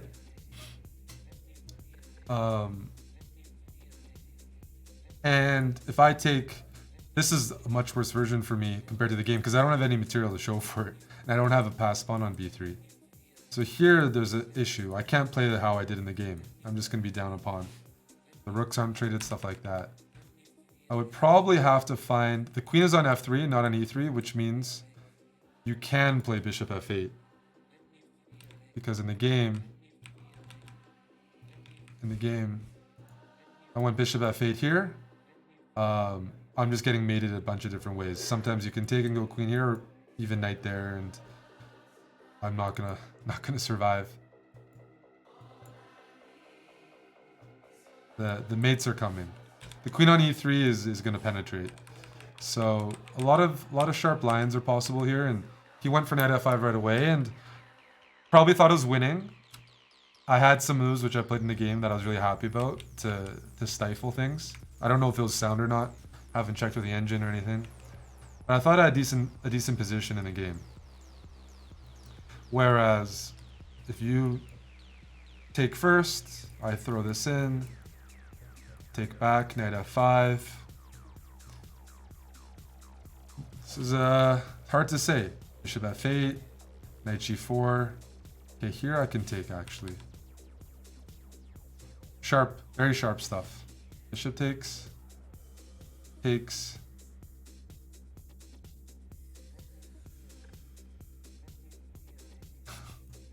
There's some crazy positions here. I don't know. It's a lot. It's a lot here. The File, thank you for gifting some subs, and Matthias, thank you for the bits. Terminal, thanks for the bits as well. So, just a fun position. What can I say? Fun position here.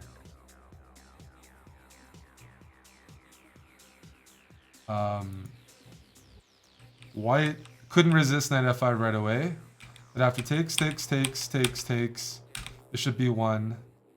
I thought about knight d5, and the reason I didn't go knight d5 is I've had 2 games this term in white where I've sacrificed the d5 pawn. The game against Prague and the game against Ding. For the bishop pair or for the initiative. Both times, right? I've done that twice. And I was looking at this position and I was like, I didn't like the x-ray. I thought the knight on c4 somehow was like better, and this pawn on d5 wasn't important.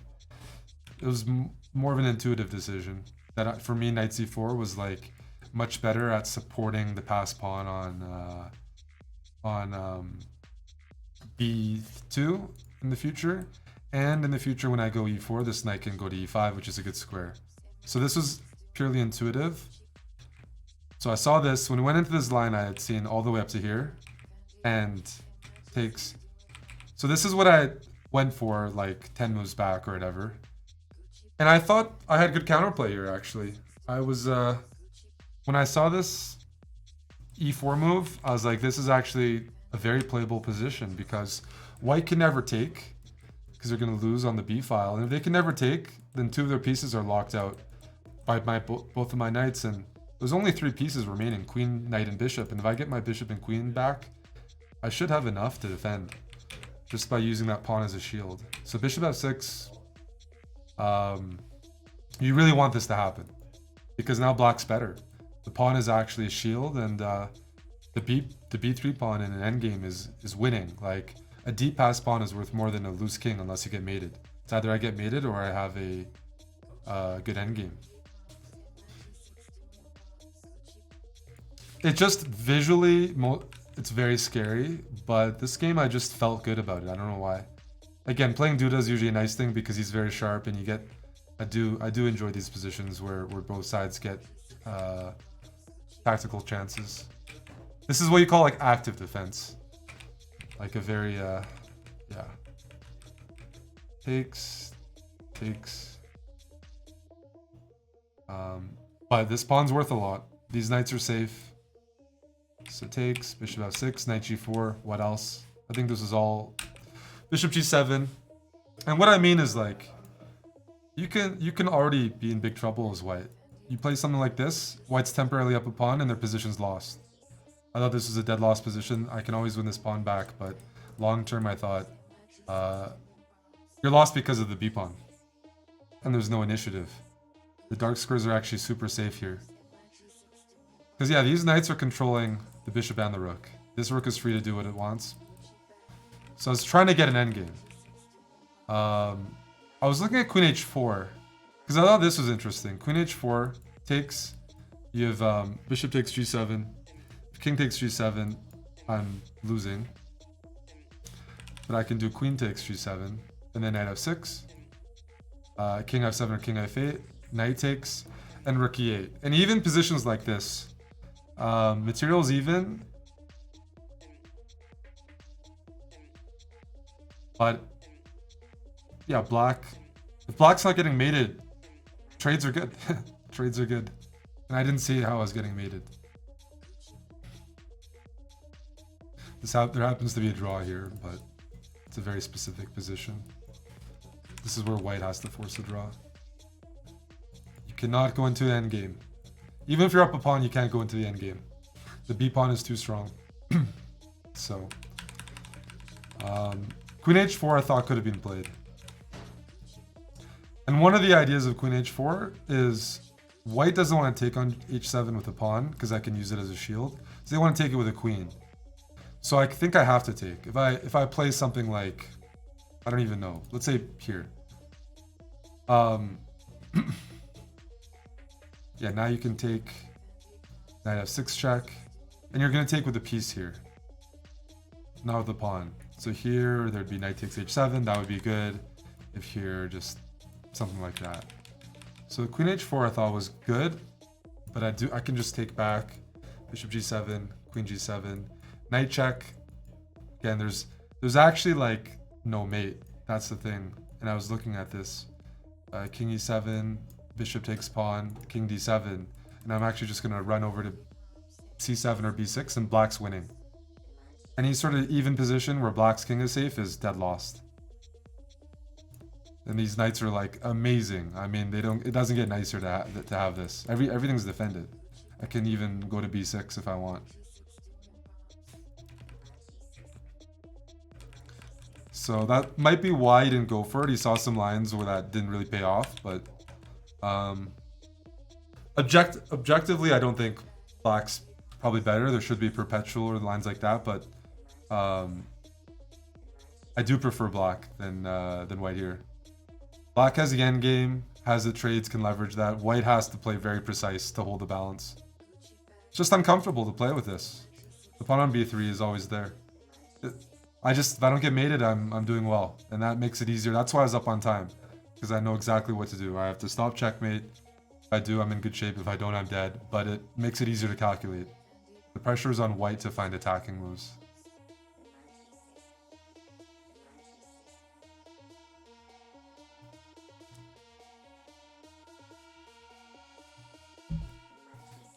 But it's always important to remember the king h8. We call this the dad bod shuffle. You're all very familiar with that, I believe. King here loses. King h8 is the move.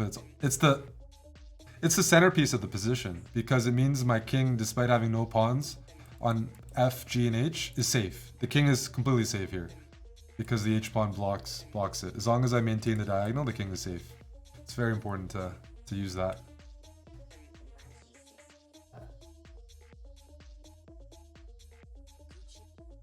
There's now after this position, I was playing for the win.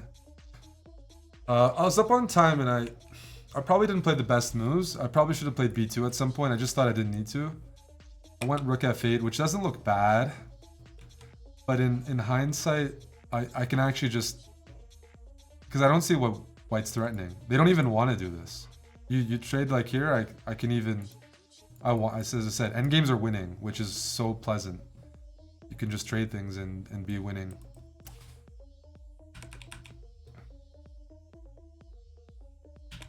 So probably just b2. Queen f7 as well.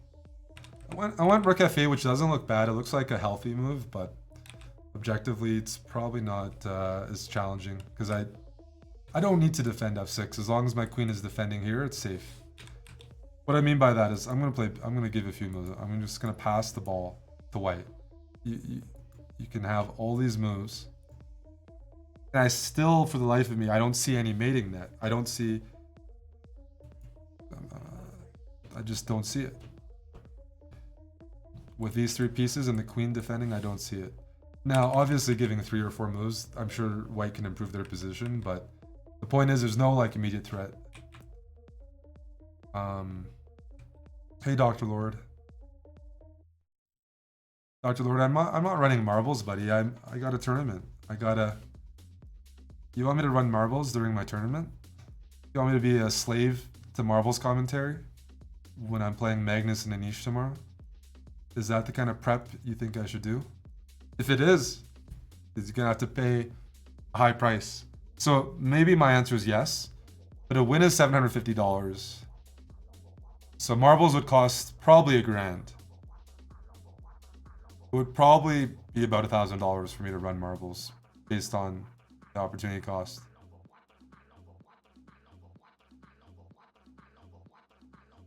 That's not a sack, Java Bandit. You can never take here. You can just never take. There's nothing to calculate. Just play B2. It's game over.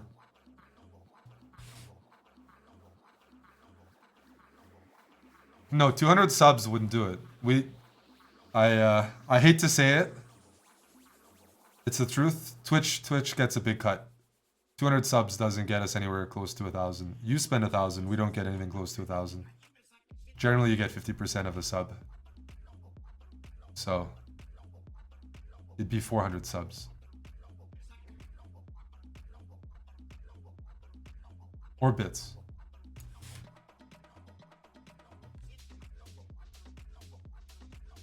Do I play Vincent tomorrow? So, you just can't ever take. That's why, as I said, these positions are unpleasant, because white has to go for checkmate, whereas black doesn't. Bubble of that, thank you for the sub. You could be like, what happens if I take with a rook? Yeah.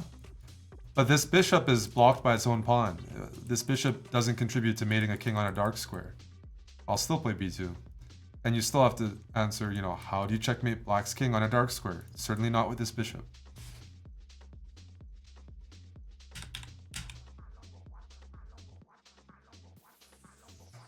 I do not play Vincent tomorrow. Okay. Yeah. Well.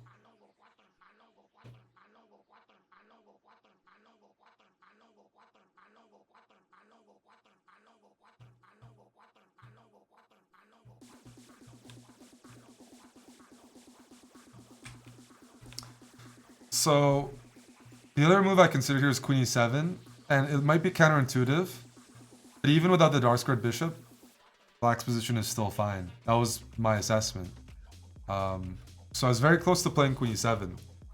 Say bishop here and Queen g7. And I thought this was playable, but what I had in the game was safer. Queen h4, rook f8. Yeah, you have to be very sharp to play like this. Sorry, Queen f6, not Queen c3.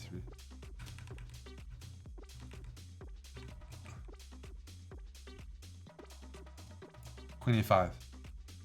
Trade queens. It's not easy. It's not easy to bust this position.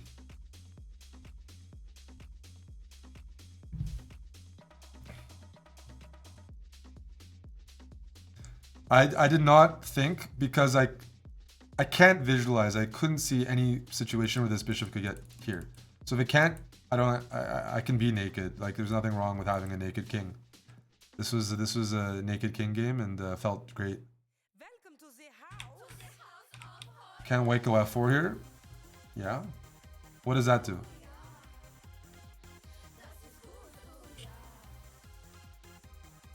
My queen is a bishop. It can still move in the diagonal. Oh, this is a nice song. Smoke Turt, thank you for the sub.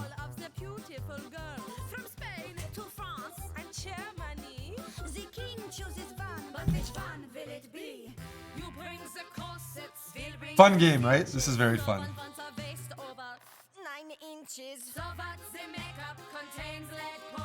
At least your complexion will bring all the boys in. Ignore the fear and you'll be fine. We'll turn this fear into a 9. So just say yeah and don't say nine. 'Cause now you're in the house. So, okay. You can take on c3 here, and I spent a lot of time. I was up on time this game. I'm generally doing well now, up on time. Bishop c3 works. And I thought about it, and I just didn't see why that pawn mattered. I was like, rook here, I can just move my bishop back. And as I said, I'm not getting mated. So I think objectively I should have done it. And I spent time thinking about it, like, is that too greedy to take this pawn? I wasn't worried about getting mated. I just didn't think it mattered. And I thought that my opponent's attitude was they didn't care about the pawn either. And it's kind of like when your opponent doesn't care about the pawn, it makes you care less about it either, right? You want to. It's like it feels better to take a pawn that somebody worked hard to defend. It's like, I don't know, maybe it's some sort of like dating ritual, but when it comes too easy, I don't want it. And c3, I was looking at it. I was gonna take and go back, no problem, right? There's literally nothing to do here for black. I mean for white. This move is always gonna be bad. There's no mate. I'm just gonna pull out after. Back to g7. But because he showed he didn't care about it, I want to be like, you know, I don't care about your pawns either. I still like my position. Dr. Lord, thanks for the 5, and John, thanks for the 3 years. No. Knight f6. Buddy, bend the coder. You're coding too much and not looking at the position. Knight f6 hangs a rook and presents 0 threats. You think my opponent was preparing knight f6 after bishop? Okay, sweet. Buddy. Less coding, less anime, more chess.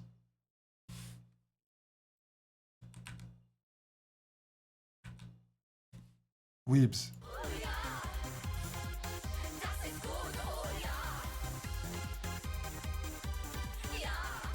But queen f7 is probably just unnecessary. Because as I said, as long as my queen defends this, I'm safe. I mean, it says it's the best move, queen f7. It's logical, but I'll probably snack on the pawn next time.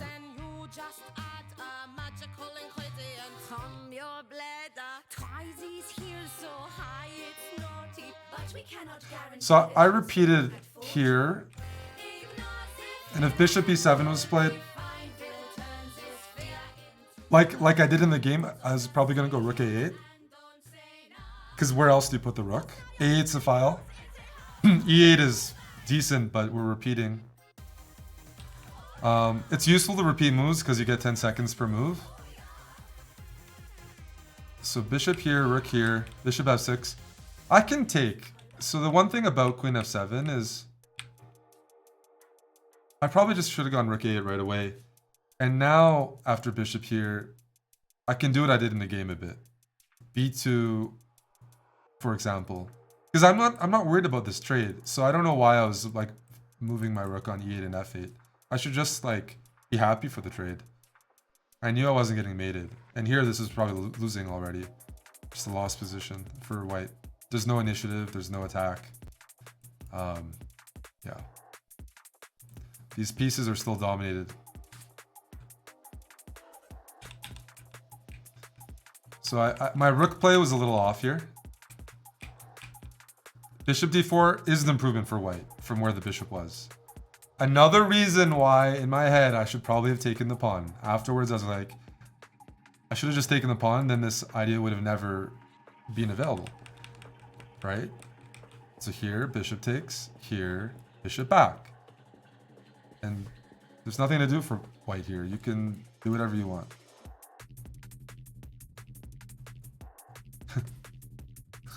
I just don't have to deal with that bishop d4 move. Just the much better version. So I probably should have grabbed it. But b2, it looks like I should have played that earlier as well.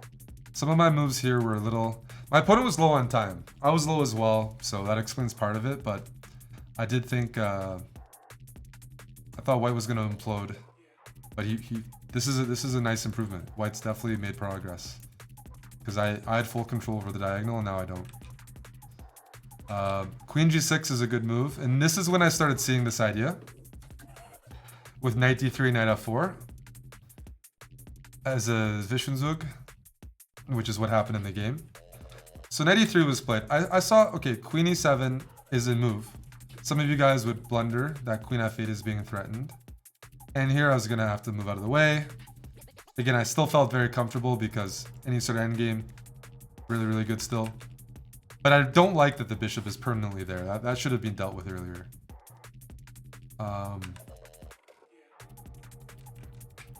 So queen here, knight e3. And now, so knight e3 is a blunder, but we were down. He was down to 10 seconds. It's hard to find a move here besides moving back and forth, which almost happened. So bishop d4, now I take, and now I have knight d3. And the tactics work out, right? Maybe black's thinking, hey, sorry, white's thinking, hey, if I just trade everything, can I like take here? And I have the blockade and I'll survive. Something like this probably wouldn't survive. Protected past pawns. You know, again, there's no mates here. The king is very safe. So there's, I think white's in bad shape. But knight f4 was my actual idea, which I had a good feeling white was going to miss. Because you just can't find a move here. My knights are even better than before. So queen e7 is the only move, I think. I played rook e8. Queen back. Rook f8. Queen here. And then rook a8. I was low on time as well. There's an argument to be made. There's probably a better move for me here. What would that better move be?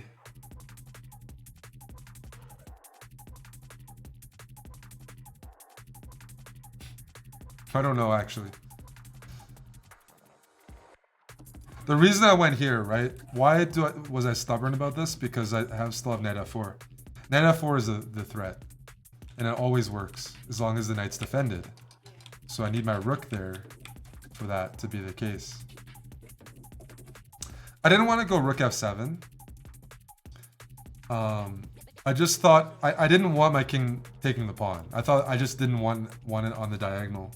Ever, even if it works. So I would have played something else here. I ended up going rook a8.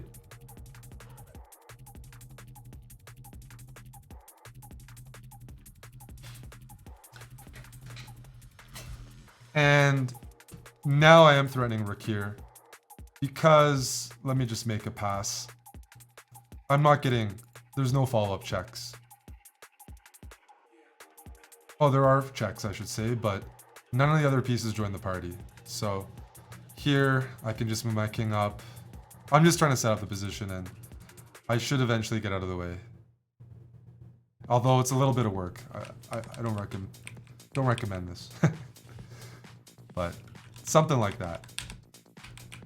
Maybe I'll wait to play this. But now the threat is very present.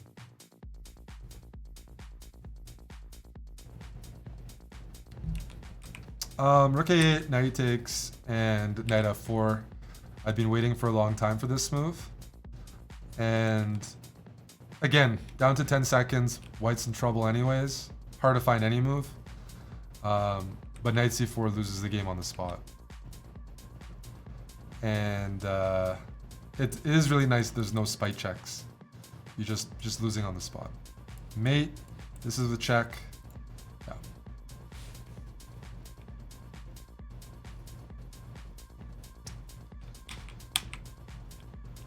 And everything hangs. Hey Lolly, how you doing, buddy? Haven't seen you around much. Hey Aiden.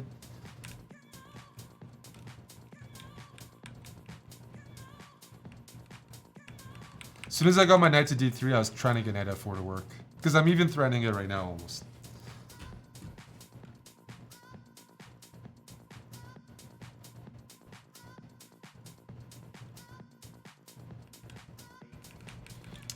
But yeah, for the most part, I was really happy with the middle game here.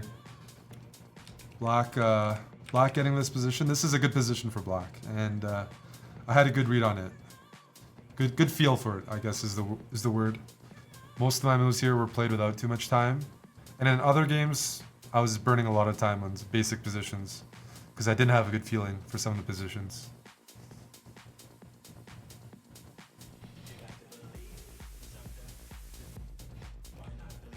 Well, this is another big song.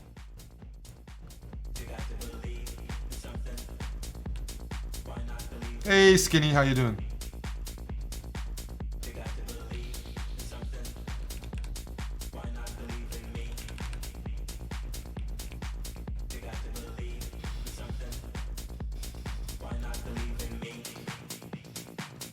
I'm in New York in a couple of weeks, and I'm gonna be hitting up some good hard techno spots. Pretty excited. I'll think about that when I get there. I gotta play some chess still. But yeah, this is fun. Either I get mated or I eventually get my pawn queening. Nice little. Both sides have their appeal.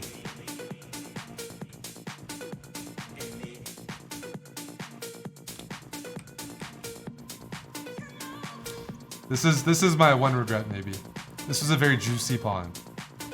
Very juicy.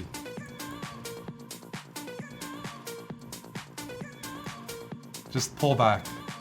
And I have the same game. Everything is the same except I'm a pawn up, an extra pawn up.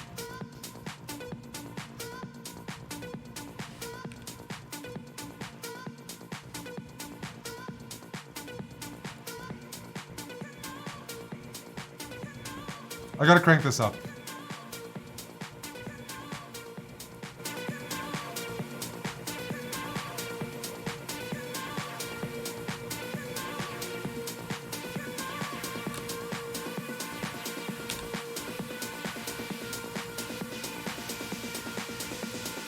We'll see.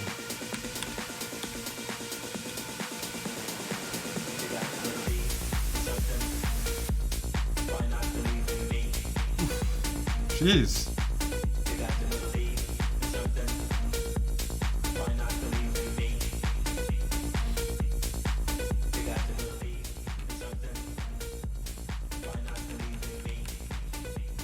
Nice mango emote there. Anus Jefferson. Shout out to Anus Jefferson. That's a great username. And shout out to Mango. That's a great username. Anus Jefferson. Jeez. Wish my viewers had clever usernames like that.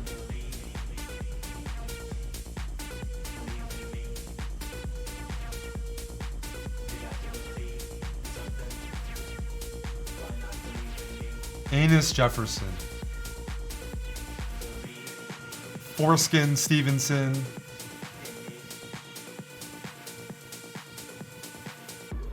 We have a few good ones. Somebody's called Anal. Somebody's got an anal username.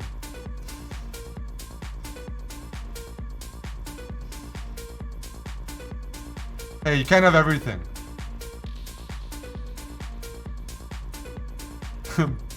Ballsack Robinson.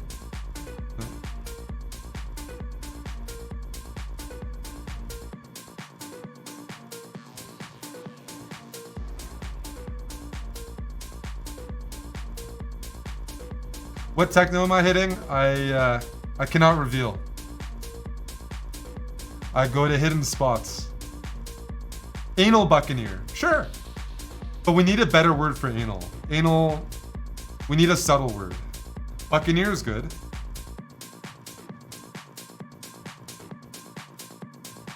Somebody's got a username, local foreskin bandit. That's what it was. Local foreskin bandit is a great username, and that's one of our viewers. I think that's their second account. They're subbed on both accounts. One is Prime and one is regular. Local Foreskin Bandit. Fantastic username. Fantastic. Delver, cheers. Oh, Delver went from tier 3 to tier 1. That's disappointing.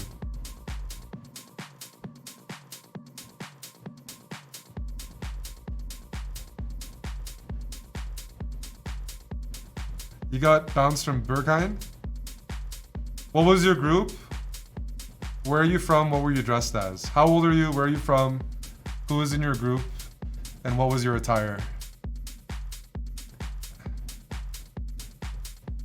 Hello, Sina Oyster. Colding, thank you for the bits. How's Afterlife? You have to ask the other guys. I gave up my ticket to somebody else. I went one of the nights, but I didn't attend Afterlife. Johnny attended Afterlife.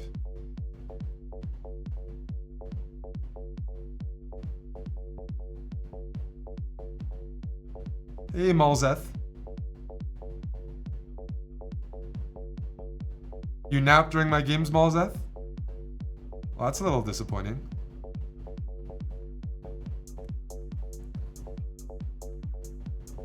Flair, thanks for continuing your gifted sub. If you want to know what events we went to, you gotta just join the next camp. What happens at the meetup, some of it stays at the meetup.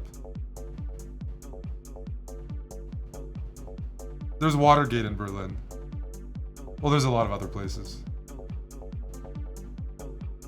You cannot call me a babe, Paprika, unless you're subbed. You can't call me honey or babe unless you're subbed or a confirmed girl. Did we get an answer of what the guy was dressed as? For Berkheim? What was the setup? Visionary, thanks to 9 months. Oh, what did he say? Too many guys? 32 American dressed herself, shirt from a punk band, leather jacket, dark jeans. I guess you stood out like an American, I guess. Just like looking real punky American. I don't know. It's hard to say. I'm not an expert, but little too stiff maybe. Let's maybe get you wearing some fishnets next time. Visionary, thanks for the 10.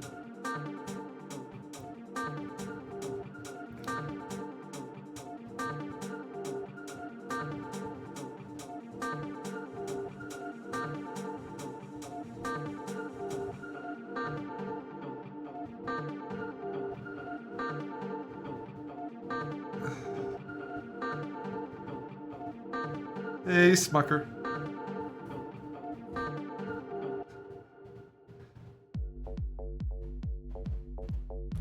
Hey, Theo.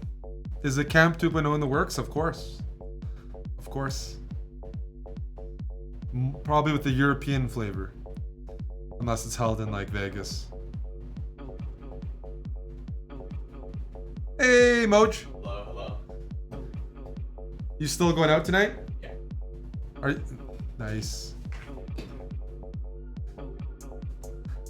I will be going over some of these games more in depth in our group lessons.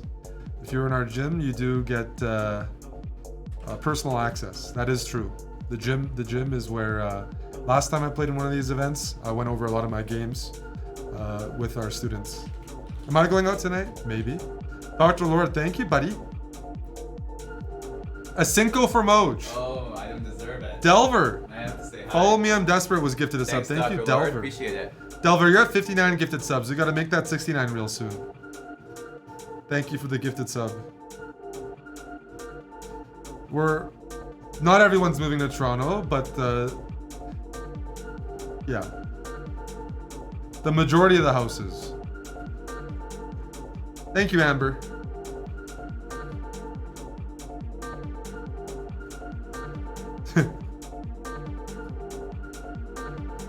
I saw we got a lot of mugs sold, by the way.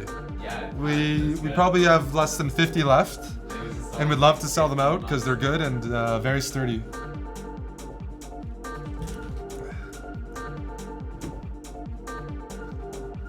Hey, Nias.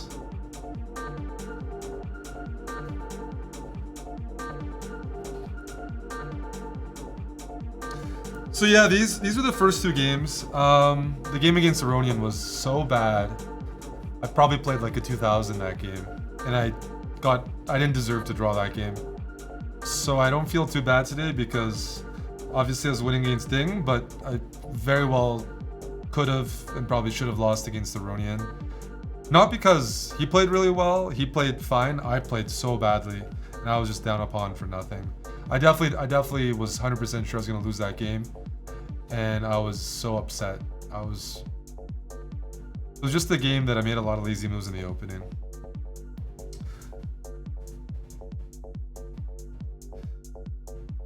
I defended once I got into an endgame I could defend, but he played a little. He was enjoying his position too much that he missed. He missed some straightforward moves that probably would have won. For sure.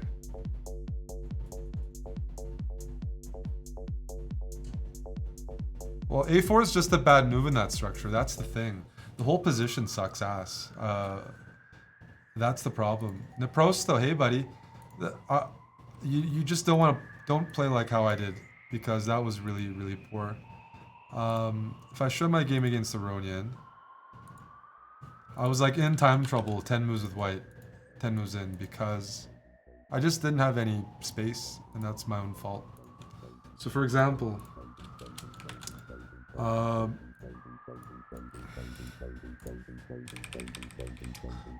I'm just gonna fast forward.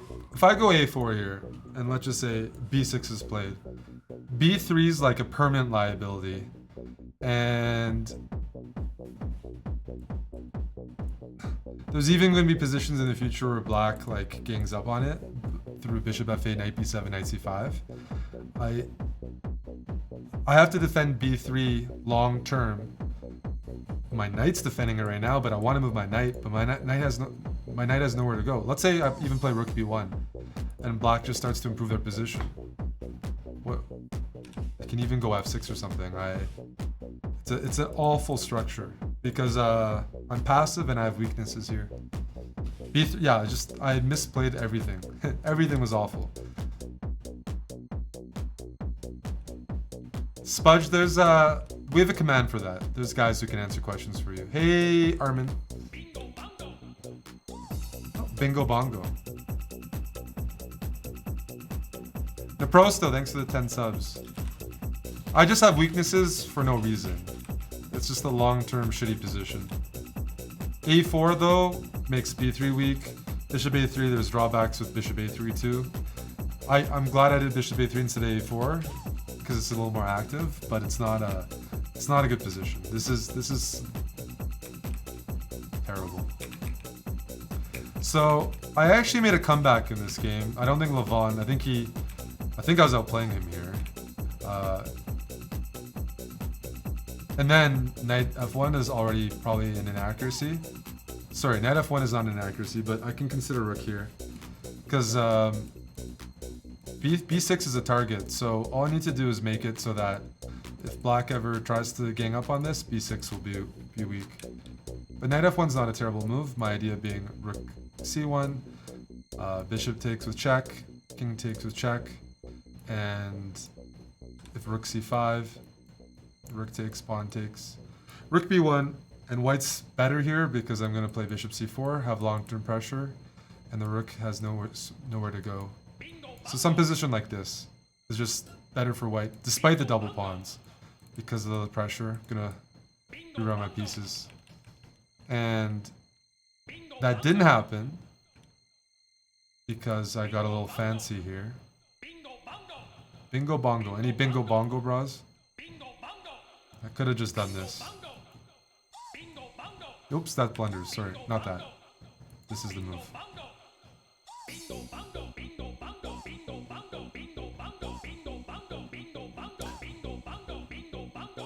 You think I like being on the bottom, Bucko? I'm a top. I'm not a bottom. We have a team playing right now in New Jersey at the US Amateur Team East. They're called the chessbrah Power Bottoms. We got a very good squad there. Four of our best gladiators are competing right now as the chessbrah Power Bottoms. Neil, Chicken Pants, Ryan, and Metanick. All tier 3s as well.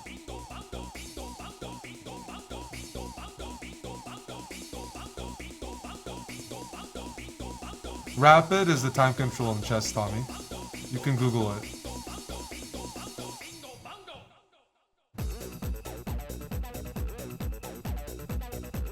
You can play bishop f1? Yeah, you can.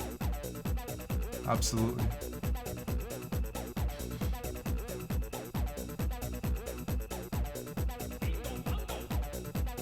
That's why I have to go rook here, not this rook. This rook would blunder. But anyways, this game I played, I thought I was making progress here, and I fucked it up. Pardon, I thought I was doing really well here, and I probably am, but I have to be precise.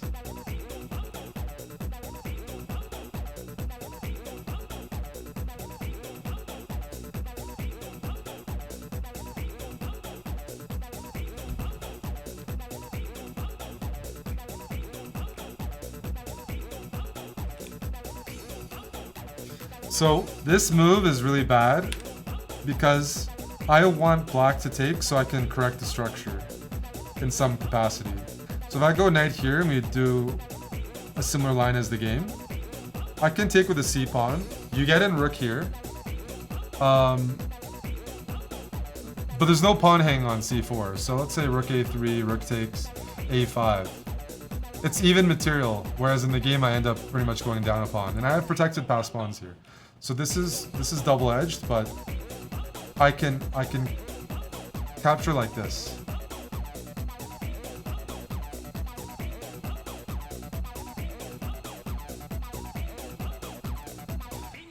And it's double-edged. Irish Ninja, thanks for the prime.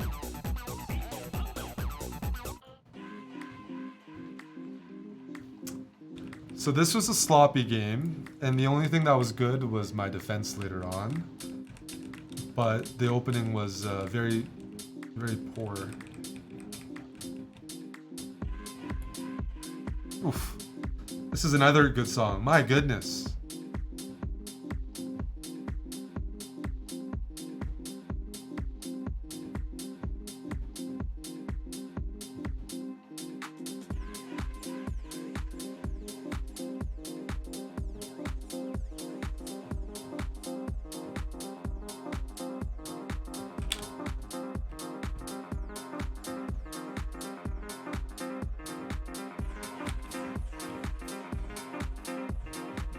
And even here, rook b1.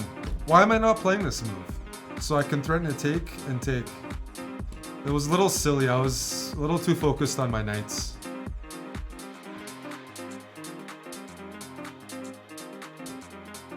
So if bishop h6, like the game, h4, f6.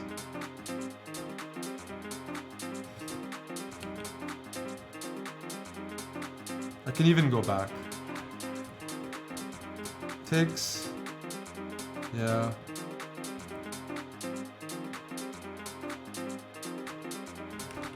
Yeah, this is sloppy. This is a sloppy game.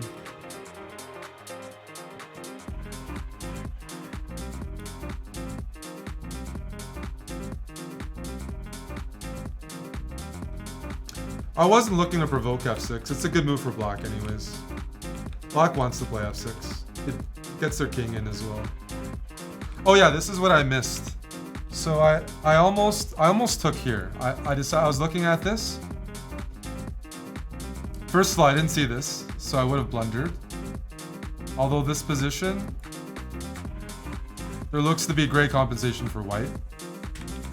I was looking at this line, and I almost played it, and it turns might actually be good. So rook takes, pawn takes rook here. And I'm gonna win the piece back. So let's say you take back. Oh man. I didn't go this far because I was low on time this game. Wow.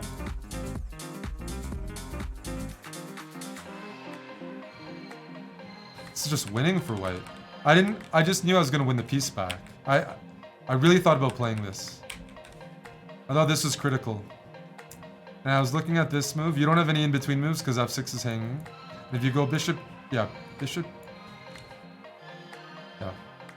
Jeez.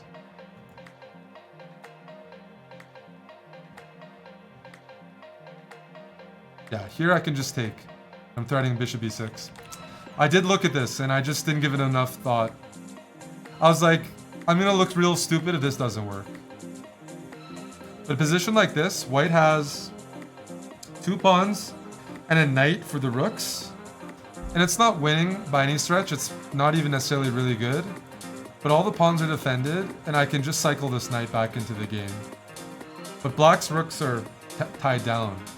Like, you can move back and forth. It's probably some sort of dynamic equality, but if ever something like this happens, I can foresee a future where white is the one playing for the win. For sure. So king f7, f3. But even if I don't play f3, it's just this is super solid. And whenever I want, I can play a5 and create connected passers. So I'm pretty sure white is on the better side of this, unless I'm totally misevaluating. So I missed this critical move. F6, rook d6. Ay, ay, ay. I'm not upset that I missed it because I was low on time, but I was low on time because I played like a idiot first half of the game. And I was mentally castrating myself.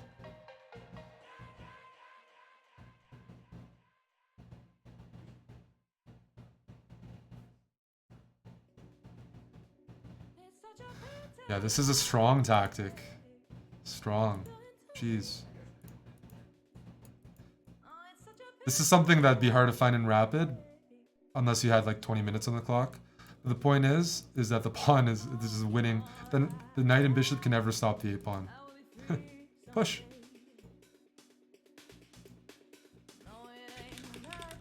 But you don't need to find this to justify the line, which is why because I can even just take back. I can even just take back and not go for anything fancy, knowing I will win this back.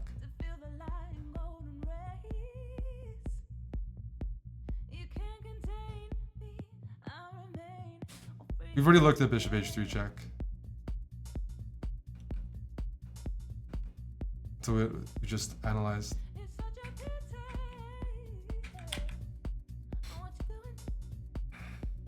Thank you, Tommy. Tommy's oscillating between trolling and chess analysis.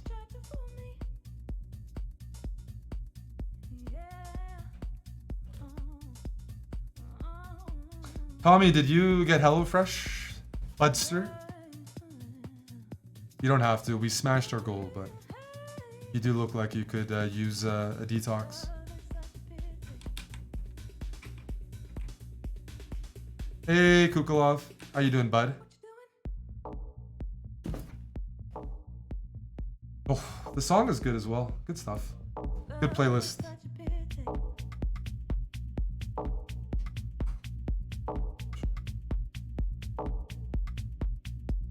Blue Jay, I'm working on something for the Canadians. That's for sure. You missed the games today.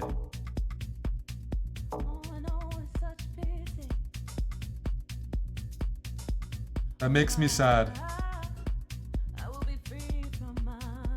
Did Lolly also skip the games?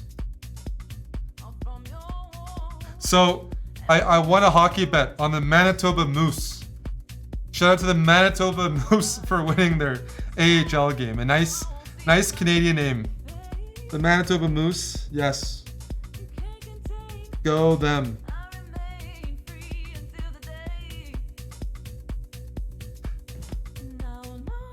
We'll go over the Mamedyarov game in the gym. We'll prepare a nice game review. Am I a gambler? This channel is everybody's a gambler here. We wouldn't have the sub count we have if people weren't degen. If people had common sense, we'd have like a quarter of the subs we do, but this is a pure degen channel. People gamble their rating, their life savings, their partners, girlfriend or boyfriend, everything. It's a full degen channel. In fact, if you think I missed the move, we bet you can win a 1-year sub or get banned. I have lots of games. Everything is back to betting. We have lots of games we can play here. Marbles.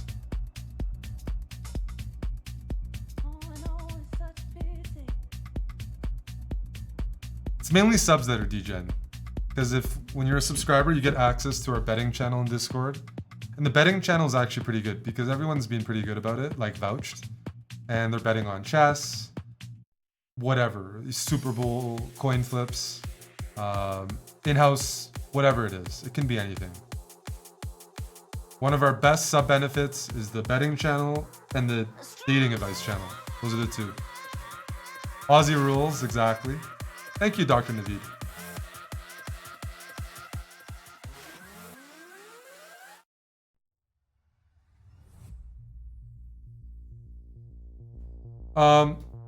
I wasn't gonna go too late because, as I said on the main broadcast when they interviewed me, I'm gonna go watch a movie. So I don't have any Olympics to watch today since it's over. So we're gonna watch a movie. We're gonna just watch Uncharted or something. Whatever. Don't have high expectations, but it'll be nice to just relax for a little bit. I don't really watch the All-Star games. I don't find them as interesting. Yes, I share my dating app profile in the dating advice channel. Yes. You can access it in our Discord. Tomorrow I play Anish and I play Magnus. Actually, everybody in the tournament's tough. Everybody. The Cavalier is not really joining Montreal. So he's one of my favorite players. He was growing up. But he didn't want to leave Florida, which is a typical thing for Quebecers. Once they move to Florida, they never want to go back to Quebec. And he didn't want any role that would involve him leaving Florida. So he's like special advisor. He just like does a little bit of work. He's coasting. Whereas St. Louis is actually active. It's just a role that you get paid a little. You're a consultant. You just consult a little bit on Zoom every week. He's not active, but St. Louis is. Florida will do that to you. No, I prefer going to like New York or something. I'm not looking to retire. I'm looking to make some progress. I'm not ready to settle down in Florida. I'm still ready to produce.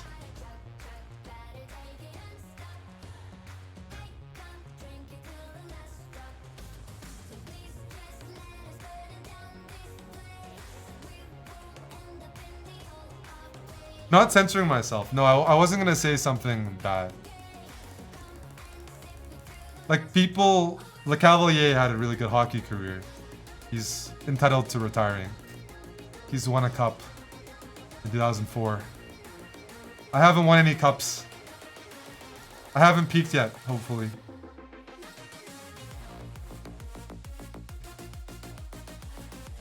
Root for the Flames, Tommy. I've said this many times. The Flames have won 9 in a row. They're the hottest team in the league right now. It's a very easy, and they have one of the nicest jerseys. I think they probably have the nicest, but at the minimum, they're top 5 in terms of aesthetics. No, Theo Fleury stopped playing 20 years ago.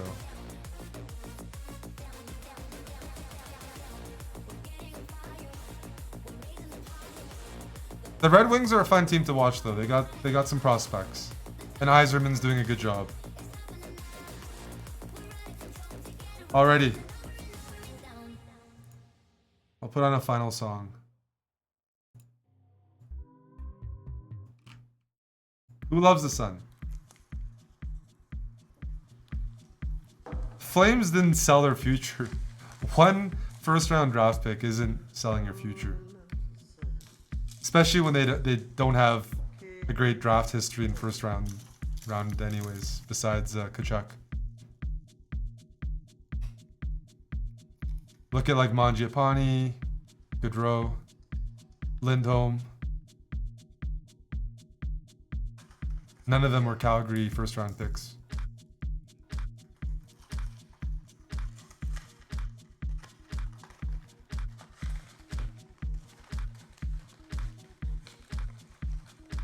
Hey, Aryan, how you doing, buddy? Bennett was a bust. That's why I didn't mention his name. He's our highest draft pick, and he was a bust in Calgary.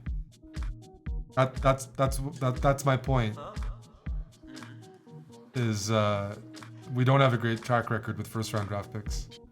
He wasn't good in Calgary. He's great in Florida, but in Calgary he underperformed his draft class significantly.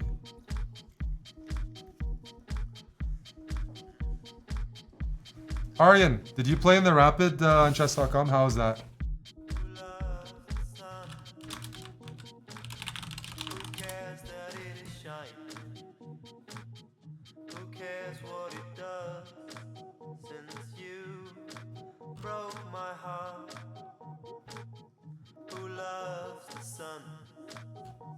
You know who's looking?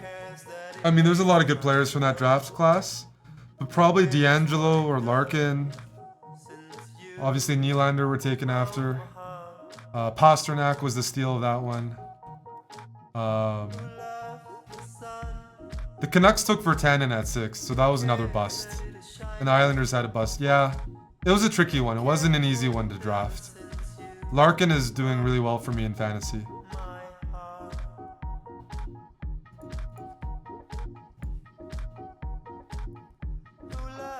Yes, Lindholm is a top draft pick, and so is Hanifin. They're both from Carolina. They're not from Calgary.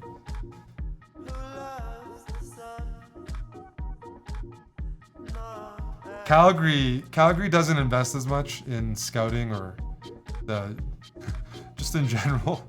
So we're not the best team at drafting. We don't have the best talent and we don't have the best budget. We can't even get a new arena. So when you don't put resources in, you can't expect to necessarily do as well as other teams. Edmonton puts a lot more into their franchise than Calgary, for example.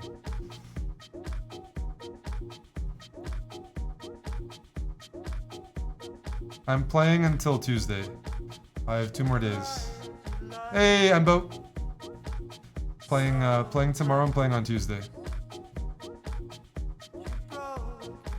Yeah, we did win that trade. I love Lindholm. He's one of the most underappreciated players, I think. One of the best contracts. And Hanifin, yeah. Calgary did win it.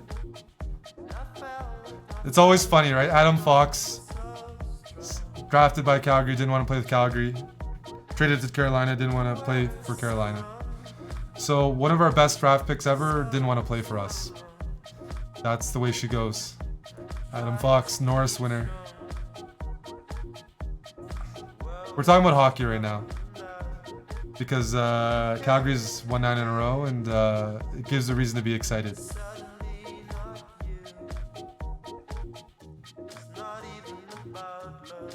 Yeah, the Canes did fine. Ferland just didn't last very long. Is he even in the NHL?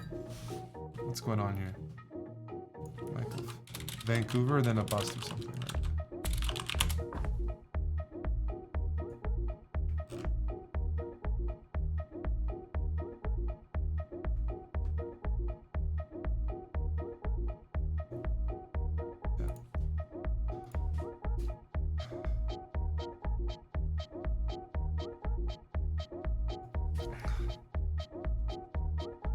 I mean, Badkins, I don't get that question. I could be from Cleveland and love Cleveland sports, but want to move the fuck out of Cleveland, right? Or let's say I'm a fan of the Saskatchewan Roughriders, my favorite Canadian football team. Doesn't mean I want to live in Saskatchewan. I'm not gonna like, you know,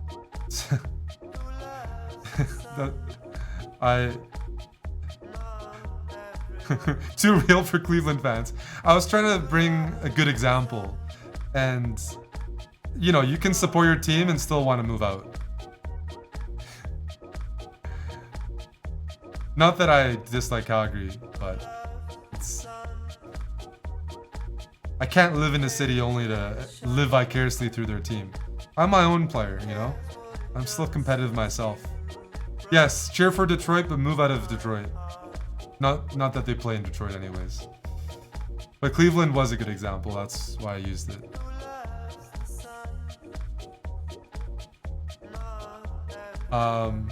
Edmonton is a good example. Edmonton is not a very pleasant city, but most of their fans stay committed to the team even when they move out. So Edmonton would be an example. Winnipeg is an example. Columbus is not popular in the NHL.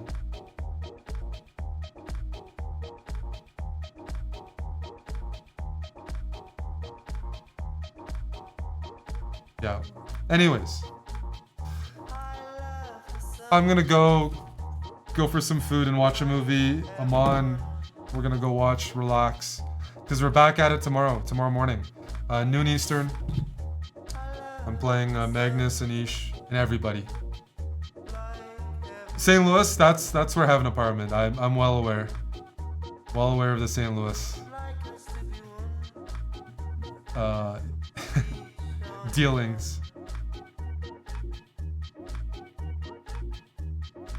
Hello, Ralph.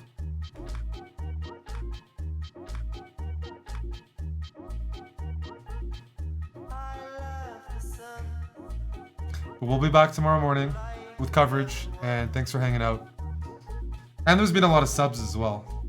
A lot of subs, my goodness. A lot of subs, a lot of donos, hey? And some HelloFresh orders.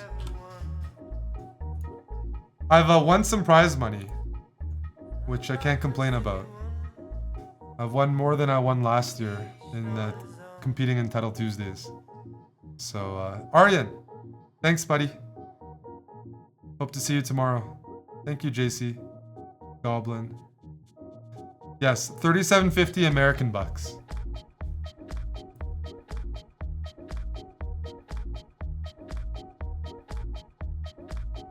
Thanks, Benjamin.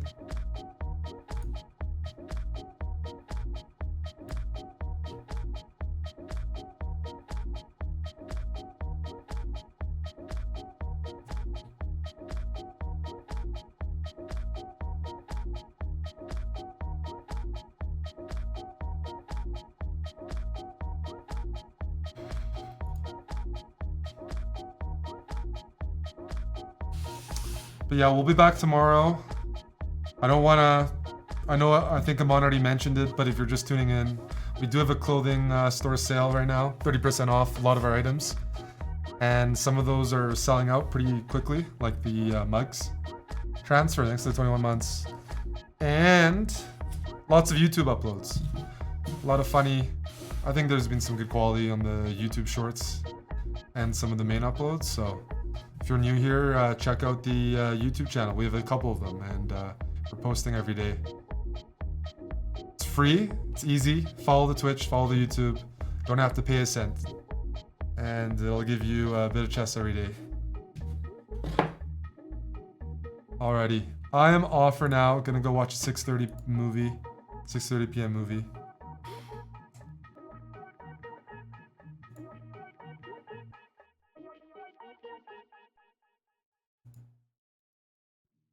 And we'll raid Ben again.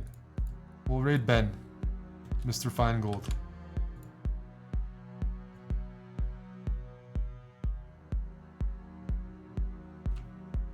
Go Ben.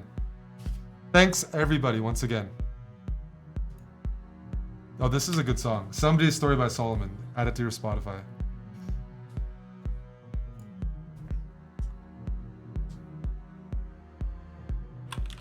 I got Magnus tomorrow, so I hope everybody gets some sleep for that.